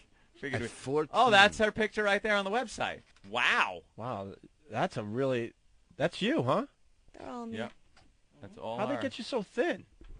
Jesus, Opie. Turn that. It's an ass. What? How many years ago was that taken? I'm not even kidding. You're beautiful. How many years These ago? pictures. She's 19. Where is she? It was taken when she was 12, Opie. Ooh. Oh, listen to Jimmy. Wait a Talent minute. search. You know, you Kiana? guys, listen to me. Yeah, I'm listening. Go back. Yes. I mean, you're beautiful, obviously. That's. A lot of girls go through phases where they're thinner or heavier. They fluctuate in weight. It doesn't mean she's, emaciated over here and fat over here. How do I find But it? these pictures were taken Monday, 7, so May, June, July 26th. Maybe she's bloating right now. What, You July don't know. She could be 26th? Are you on a- pregnant? No. Hey, Jesus. guys, It's Mr. Guys? Inappropriate. how do I find her? Online. Go to that and Put a cock on her. You'll have no problem finding her. search for... Hi, Daddy. Hi, Daddy. Wait, where can I find her? Oh, you're online right now? Yeah. All right. Go. Tiana, Tiana. Tell us when you have it, Jimmy. Okay, hold on. Wow, that's hot. Here You're with it another comes. chick right there. You take just a mean photograph, man. Thank you. Well, it's really slow opening now. Oh, really? Well, everyone's there. Everyone's going. I just want people to know that. Mega hits. I don't know. Yeah, and then you could call Opie on this whole thing. Oh, and wait say a you're minute, lunatic. boss. Look at no, that. Is that the same girl? No, not at all. Of course it is. I mean, it's the same girl, but is it the same shape? You can airbrush a picture. Don't get me wrong. She's good looking. She's a cute girl. Look at her on her bicycle. You could see. I like the bicycle picture. I know what Opie's I saying. love the photos. I'm not even great lying. photos. They're unbelievable. You take a really nice erotic photograph. They're Where's the amazing. naked ones? They're all over the place. Look at that. That's the same. Dude. Do they have any box pictures? Dude, what are you doing? What are you talking about? You're beautiful in these pictures. And? But why? Oh, why were you saying before that she looks like a pig? Dude, she's chubbier than these pictures, and she has an unbelievable body in these pictures. That's all I'm saying. Has your weight fluctuated? Does your weight fluctuate at all? No. Camera angles. It's camera knowing angles. How to model. Yeah. That's what? Knowing how to model. See, she knows. You her, really she do know knows how her to business. model. I'll tell you. Hey, Fatso, how long ago did you take Oh, these? Jesus. She's not Jimmy. fat. She's in good. She's She's just a cute girl. In person, she just looks a little chubby. Her boobs are beautiful. Her face is beautiful. I'm not trying to be a dick, but No, I'm telling you, fine. these photos are Yeah, don't like, start trying to be a dick. these photos are amazing. Wow, Cool. there you go. Look at her. She's in the shower. Oh, look, that looks like the Psycho her scene. bosom up against the. Yeah. Wow. Looks like she's getting ready to get stabbed. Yeah, it looks like a scene from Psycho, actually. Oh, I bet you Uncle Icky loves taking her pictures, Yeah. dirty boy. Yeah, he's He is taking a them now. Filthy animal. Have Uncle you Icky is a sleazy man. have you seen the pictures? Yeah, I'm looking at him right now. What do you think? I can't believe that. Well, off air, I mean, it was you were saying that she's a real fatty in person, and I can't believe, looking at these pictures, that she's fat. She is not fat. No. I'm just Oprah saying that to me off the air. Wow. He's trying. Wow, that's nice I'll go right with it. there. I can handle the pressure. She's Look at beautiful. that picture. She's got stomach muscles there, How beautiful she is. right? How tall are you? 5'7.5". 5'7.5". Wow. Can I ask you how much you weigh 140. right now? Mhm. Right, girls always drop at 10 pounds. So, all right, 5'7.5", 150. Right, Jimmy. That's Want a not bad. scale? I Do mean, you hate him? Do you hate him? Yeah. Why do you hate me? No, she hates me. But Oh, you're why? right in there too. Well, dude, don't tell her this. But I remember off the air you were saying she's kind of piggish in person. I mean, just obviously she's really hot. Why would you say that, dude? She's solid. Unbelievable. I will prove I could take this. Look at that! Look at that one. Look at that picture. The That's pictures nice. are stunning. Dude, do not tell her I'm saying this because she's really pretty. But like, what did she walk in wearing that you were like, ugh, what a slob? She had a sweatshirt on, a hooded sweatshirt, and it was very baggy and stuff, and you really couldn't tell what she looked like. But she took that off, and she's beautiful. She's a lovely girl. Yeah. It's tough to sit here because she seems like she could cry, but she's from Poland, so you've dealt with tougher stuff than this fucking idiot over here, right? Dude, I mean, from look Poland. at this picture and tell me it's the same person. That's all I'm saying. They look It like is. It's the way they model. No, I understand. Yeah, but the still, photographer. The photographer. She had tough abs back then. She's When was hot. that taken? About Which 3 years picture are you ago? looking at? I don't know. There was They're all one. dated, actually. Oh, they Each are? one next to it says the year and the month. Yeah, they're dated, Rich. This guy's the Ansel Adams of nudes. I'll tell you. Ansel Adams. Who the hell? Nice reference. That was the only photographer I could think of. Oh, I'm so glad that guy's not lurking behind me anymore. Yeah, he really is a creep. Does he? Do you know him? Does Wow. he come here a lot or Is that something? blue eyes? Because I can't tell in real life, but in that picture, they're just like, wah. Very nice. You must make good money doing this, huh? Now you see why she gets paid and is able to support herself with her modeling. Very Oh, good. look at that wrestling. What are you Look at going to do with these, Inky? What are you doing with these pictures? Once again, I'm here. Get on mic over there if you could, Look. please. Look, I know there's going to be a whole discussion about this after we get off the air. We took a couple snapshots, right? Yeah. All right, I want those on the website next to the photo she's got on her website. got That's nice- all I'm saying. Hey, that beach one, go there. Yeah, these pictures that I'm taking today, Whatever it I'm is. giving to you guys for Found Your Music, whatever you're using. Oh, okay. I'm trying to set up a shoot for. See, you for could Seaside tell Wells. she's the same girl right there, but that looks really, really hot. Uncle Icky. It's just the way it's photographed. All right, very, very good. Bravo. Good job. Don't try to clap and make her feel better after you humiliated her. Shut feel up. bad. She's a Awful. tough girl. She's You're from Poland. Stop She's giving my secrets Are you away, from ass. Poland? You're actually Well, we're from gonna let you Poland, be, or you're just originally from Poland? When did you leave Poland? When you were 1? All right, I'll try that So one. you're American, really? Okay. All right, Tiana, we're going to let you be. Didn't think you were walking around the streets of Poland with like a babushka on your head and stuff like that. No, you left there when you were 1. You guys, let's let Tiana be, all right? All right, Tiana, thank you very much. Thank you. She's a lovely girl. Icky, thank you. Look, that see? She's a very lovely girl. 19. I hope she turns her life around. She's doing very well for herself. She's still here. She's got, she's putting her shirt on. Look at that. You get a bumper sticker. Oh. Well, these are great. Smile, smile, smile, even though you hate us. She don't hate us. She loves us. One more. Oh, put the sticker down a little. There you go. When you get into, you don't want to cover those things. When you get into his car, don't be worried that there's no door handles on the inside. Yeah, and the shovel, duct tape, and tarpaulin is all part of the photography thing. Uncle Icky. And if he tells you he used to play with the Grateful Dead, he's lying. All right. He really is. He has the all type his of guy fingers. that goes human hunting in the woods. Like he'll put an orange hat on her to make it easier. Make her run naked through the Pacific Northwest while he shoots at her.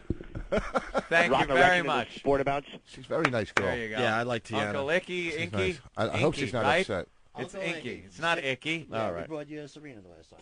Serena. Oh, yeah. And Serena. what shallow grave does she reside in now? Yeah, absolutely. Honestly, I have not heard much Shut from up. her. Shut up. No one cares. I know. Do you Thank say you. we because you're so big? Do Yeah. you say we because you're a big guy? Or do you have a company? What do you mean by we? Well, me, my partner. Oh. We're in Hey, thanks, Mics- guys. Mics are optional. Yeah, I'm Guys, sorry, take guys. it easy. Thank you. Thank Thank you. you. She's- Have a great day. Thanks. All right. All right. And there they go.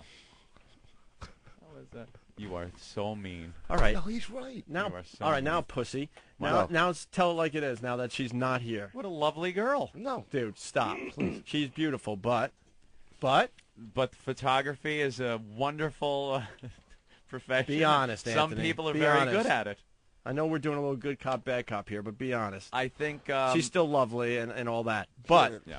what we saw live and the photographs on this website is like night and day. Not night and day. Night See, and that's day. where I have the argument. I It's would not almost, night and day. I would almost say that the girl. It's dusk and early evening. I would almost say the girl in those pictures we saw. Yeah. I would say she's a 10. Yeah, in those Oh, yeah. pictures. The girl we saw, She's 10 pounds from 7, 6.5. But that's life. No, That's it's every joking. every hot celebrity you ever see. If you see them in real life, they do not look like they do in their pictures. Yeah. It's what they do with the Dude, that photography. picture right there. Yeah. Compared to what we Yeah. saw. You can tell it's the same girl. Oh, yeah, I know it's the same girl. Yeah. It's the way they I don't know if photograph it was trick photography or what. Trick photography. Maybe that's a picture of a funhouse mirror or something. Yeah, she was a lot. I she do was notice heavy. you could see some ribs in her chest in that picture, which you probably didn't see in real life. I don't know if maybe they add that in. Let me see that picture right there that you were just pointing at. Let Which me see one? That. No, that one. Yeah. Did she leave? Yeah. Yeah. Let me see that one. You know, Jimmy, these guys just don't know how to be honest. See, you can tell. You can tell she sucks it in. Yeah. She pulls in her stomach when the picture's being taken. The way she's posed, All right. her boobs are like the focus of attention. Yep. And her leg is up. It's all the way she's posed and photographed. But it's her. I don't think there's any trickery being done. Okay. You know, they have very talented photographers and the people that pose her, and she knows how to model. Well, she's got a natural beauty to Look, her. I guarantee I will win this argument with Yes. the fans. Guarantee it. Well, who the hell's taking the pictures in here? Of I'm just course. saying, take some of the pictures we took in studio, match them up with what's on the website, and let the listeners decide. I have make enough other confidence in people- what I was saying. That's all. I agree. I thought she was. Because people, I guarantee, right now are looking at this website going, "Oh, you're absolutely insane. Yeah. This girl is a 10. She's No. phenomenal and all that." I'm telling you, There was saw a her. drastic drop off. Yeah. She was 19. She had. It wasn't muscle. It was rolls. You know, there was fatness. It was sexy in a way. Jimmy? Yeah, I want to see what her vag looks like. It was very nice. It was I like very a nice nice. fat Polish one. Polish chicks are very sexy. Rev from Whackbag says, "Is Cage her photographer from Whackbag, the guy that does all the Oh, Photoshop yeah, yeah. work?" Oh, very good. By the way, I just got an IM from Ben Sparks, and it said, "She is a pig." You're not lying, right? No, I swear to God. Thank you. Ben just I am me. See, because no one can say it to their faces around here for some reason. I can just see potential there. Definitely. Well, it wasn't about the potential. It was about, the live girl and what the picture showed. It was I don't know, really different. When she took her clothes off and the no pigment, I really thought she reminded me of Norton. Though. What as is a pigment? female, Reminded as a female Norton, she looked. Female Norton. That's what I was thinking. Jesus. Raped at 14. Her boobs were they were perfect, live and on the website. She was a mess. Rich, that's very hurtful that you're making fun of me. I'm not making fun of you. I'm your number one supporter. The other day, what are you kidding me? You're poking fun at my physical appearance. No, you lost weight. You look good. You don't smoke. Everything's turning around. All right. Although I did go into the dressing room at the Stress Factory last night. I saw that poster that you have in your CD. Oh, yeah? It's so funny. Thanks. It's so he's sitting in an I was at the photo shoot. It's awful. God, how funny is that? That was the most embarrassing thing I've ever been a part of. Fucking funny. All of a sudden, Jim's like, "Hey, I got to get some photos done for my Yellow Discipline CD." I'm like, "Yeah, I'll go." It was down in Soho. It was in a really nice place. The photographer, that girl was so hot. Yeah, she was sexy, right? And then all of a sudden, Jim's like, "Well, I'm gonna, go get ready for my photographs." And at this point, I really don't know what he's doing. I see like yellow, flowers, or whatever, and the set is all set. And all of a sudden, Jim comes walking out with his underwear on, completely. Well, she bought them for me. Completely pulled up to his nipples, so his gut is just taking over his underwear, and he's like, "All right, I'm ready." I started spitting up coffee, man. Well, she had bought me those because she thought I could possibly look sexy. Yeah. Like she wanted me to do like James Bond type photos, holding yellow roses. And she bought me these Calvin Klein briefs. So Right. I know what a pig I am. I forgot about that. That's right. She wanted to dress you up in nice black clothes, whatever, and you were like, "No, I'll just wear the underwear." Remember when you went on that audition you said for Calvin Klein? Yeah. In the waiting room, there was like all 10s. All models, all male models, yeah.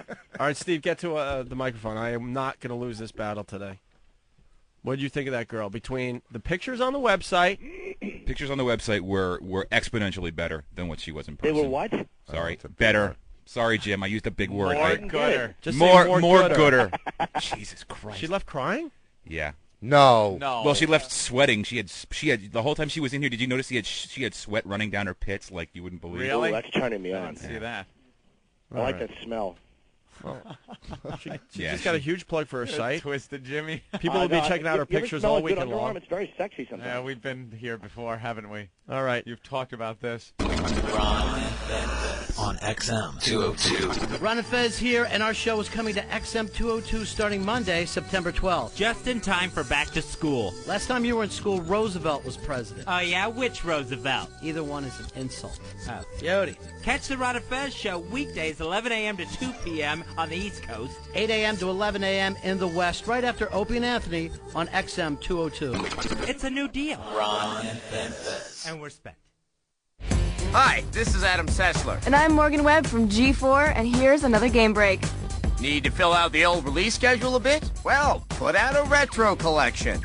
That seems to be the only explanation for Sega Classics Collection, a melting pot of 10 old-school Sega titles given three-dimensional facelifts. A handful of the games are still good.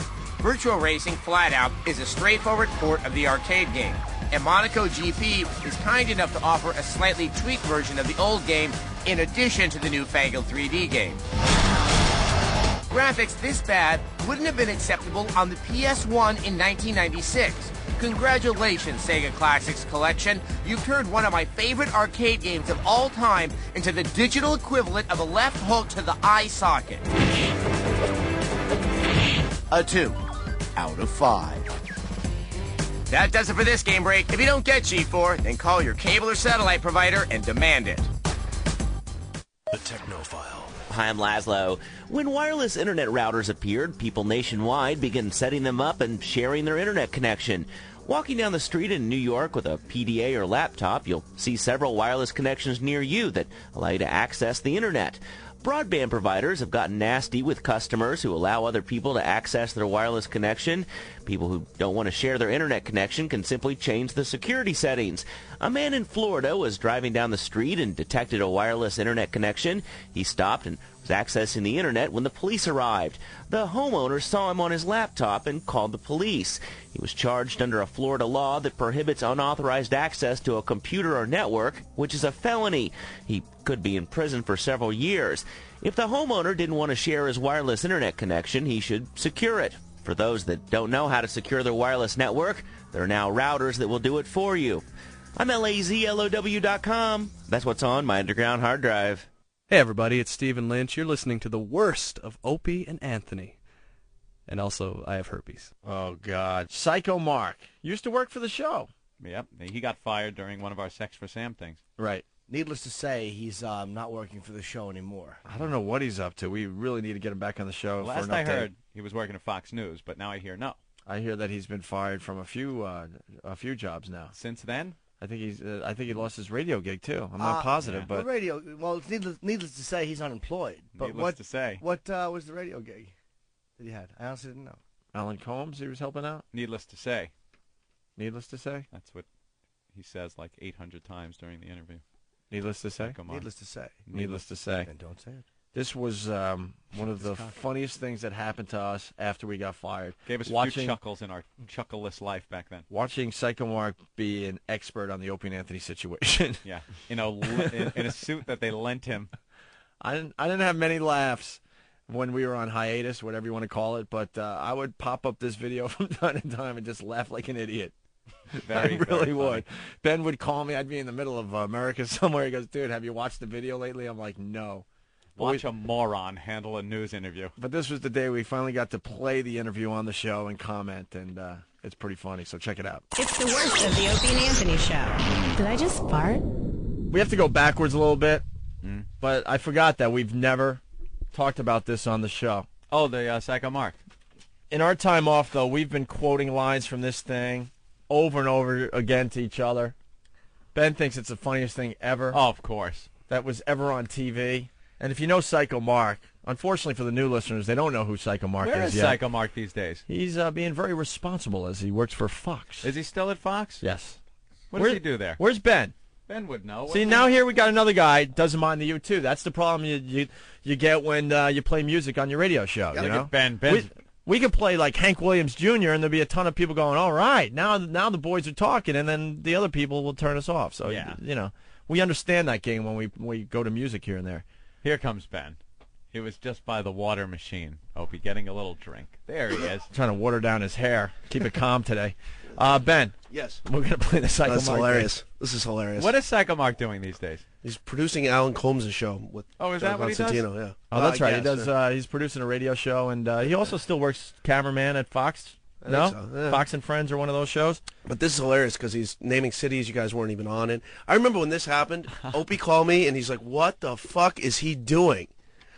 Yeah, he's way out of... He's saying how he knows the leader of the Catholic League, how he's a friend of his. This was the first guy... He just lost his mind. Yeah, this is the first guy that was even remotely involved with the show that was talking.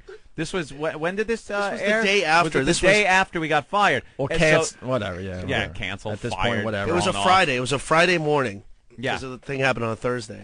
So he was like the inside guy. Well, because they were trying to get, it was such a big thing, the Sex and St. Pat's, that they were trying to get anyone on their air. Yeah. They wanted us, obviously. They camped outside our residence for, I don't know, off and on for a couple weeks. They wanted anybody involved with the show. Anyone. Steve, Rick, anybody. Ben. Yeah, anyone that was even Our close. agent. No one people was that talking. work for Viacom. No one was was talking except Psycho Mark gave the exclusive interview to Fox and Friends. And they even goof on him a little bit at the beginning because he's wearing a suit, and he never wears a suit. He's like... They're goofing on the fact that he's clean and he's got to give the suit back to the guy he borrowed it from. Right. I guess they pick him up. Was a regular employee. He would help us out, but he also worked for Fox and Friends. So he was like just a regular scumbag over at Fox and Friends. But he had the exclusive on the biggest story of the day. Yeah. So they treat him like a superstar. They made sure he had a suit. I think they even got him a limo that day to bring him to work. Brushed his hair and sat him down for the exclusive interview, the inside scoop on Opie and Anthony. Wonderful. This thing has made us laugh for the last 2 years. I don't know if you'll find it as funny as we do, but we'll stop it. You got to also remember, especially the new listeners, this guy is out of his freaking mind. Oh, yeah, that's why he's called Psycho Mark. But he was using his broadcast voice all of a sudden. Yeah. Because this was a very serious day. You ain't go from talking like this. Let me tell you how fucked up we were last night. Yeah, Holy he'll talk shit. about the coloreds in Boston with this really bad voice, and then Yeah, the coloreds, they love keeping them in their own fucking area up there in Boston. And then he's like, hey, how are you doing, guys? Right. So I use the radio voice now. Here's the audio. We'll stop it. Unfortunately for a couple of guys who are making millions of dollars a year, Opie and Anthony in New York City, they were fired yesterday after a couple was caught having sex at St. Patrick's Cathedral, and it was all being broadcast on their radio show. Joining us now with some exclusive details is a member of that cast, Mark Walsh, better known to Opie and Anthony, on those Opie and Anthony listeners as Psycho Mark. Hi, guys. How are you? Good. Thanks for having me on. Hi, guys. Good to have me on. How are you? Thanks for having me on. Yeah. Like he's a general talking about the war. Right. Thanks for having me on. And like Jim Cook. And right after this interview, he went right behind the camera again and filmed Fox and Friends. Yeah. Thanks for having me on. Wasn't he miking people back then? Oh, that's what he was. That's what his job was. He would put the little microphones on. Thanks for having me on. Before the Opie and interview. Anthony, on those Opie and Anthony listeners as Psycho Mark. Hi, guys. How are you? Good. Thanks for having me on. Mark, it's a thrill to see you again, especially clean. Thrilled to see you again. Thrilled to see they you again. him every day as he's miking the guests. He works with you. He works with you idiot. That'd be like me going, hey, Jimmy, thrilled to see you again. Right. Like, oh, he doesn't stop by very often, but good thing he's here today. All kidding aside, Ann, thanks for having me on. Oh, no problem. They're making no it sound problem. like he's their expert for the things in the media. You Yeah. know, he comes from time to on from time Good to time. to see you again. Like you said, the war correspondent. Yeah.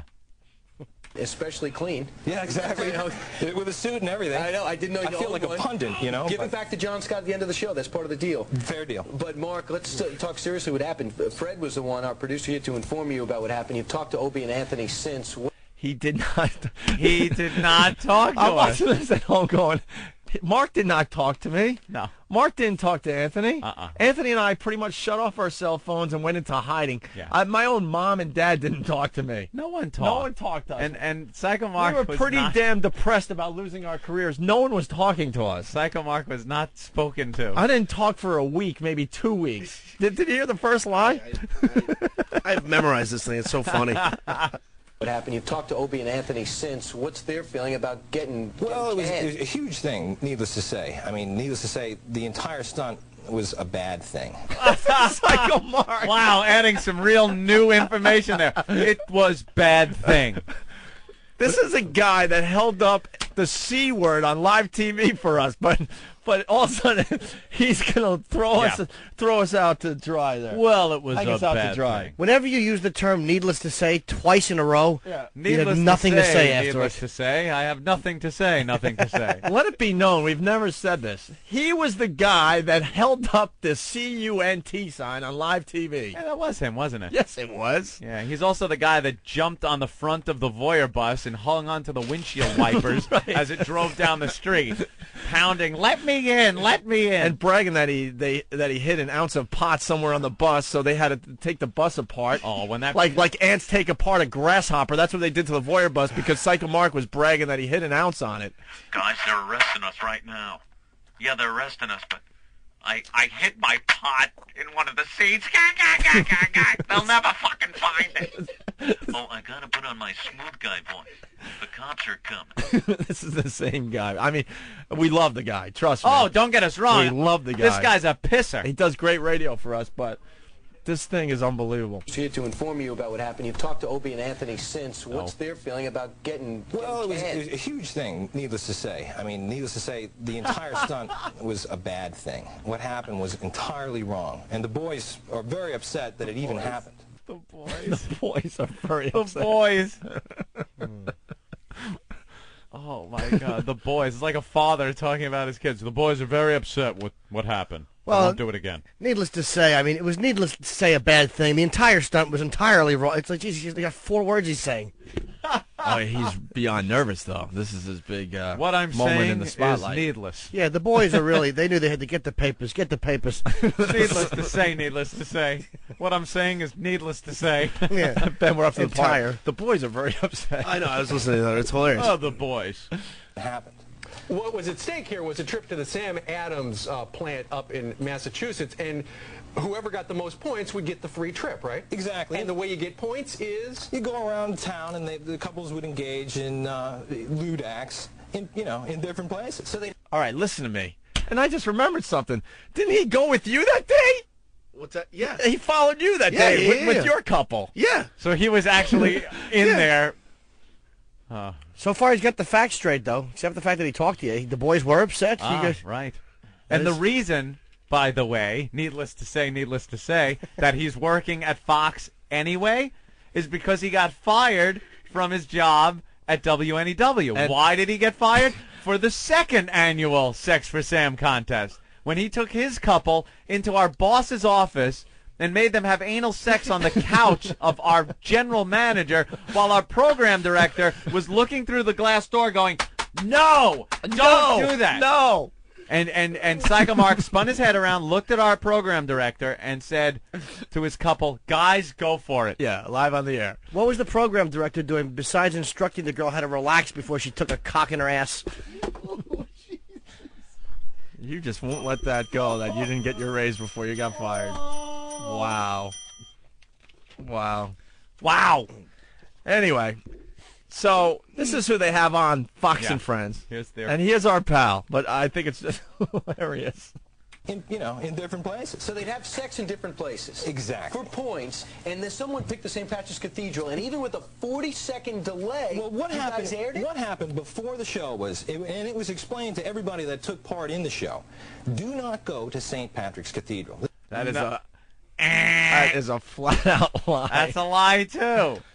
We didn't even bring up the word St. Patrick's Cathedral. Church was on the list. Yeah. We kind of told the people, did we even tell them to steer clear of the churches? I don't think we did. No, not really. I think it was on the list, but we assumed we were going to control it from where we sat. Yeah, we did a great job, didn't we? We weren't going to take any calls from like a church, but if we did, we were going to play it in a way that we would have probably saved our asses. Yeah, but when we plunked the phone line down and Paul Mercurio just said we're here at St. Pat's and they're doing the balloon knot, it was kind of too late. No turning back. Could have punched the dump button, though.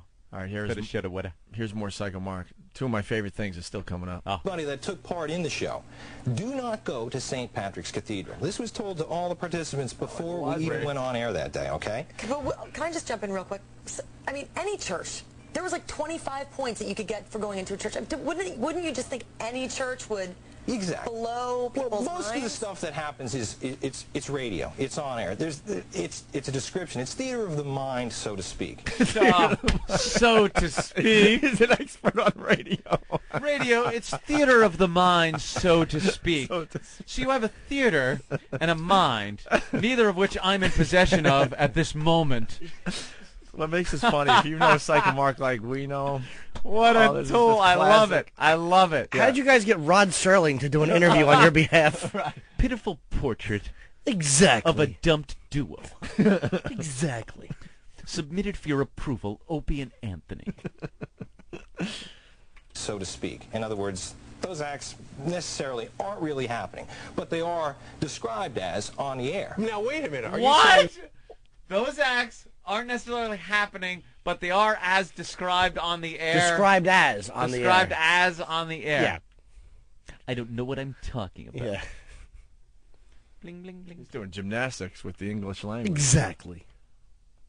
What is he trying to say here? So to speak. In other words, those acts necessarily aren't really happening, but they are described as on the air. Now, wait a minute. Are you saying they didn't really have sex because the usher says the people were partially naked? I'm not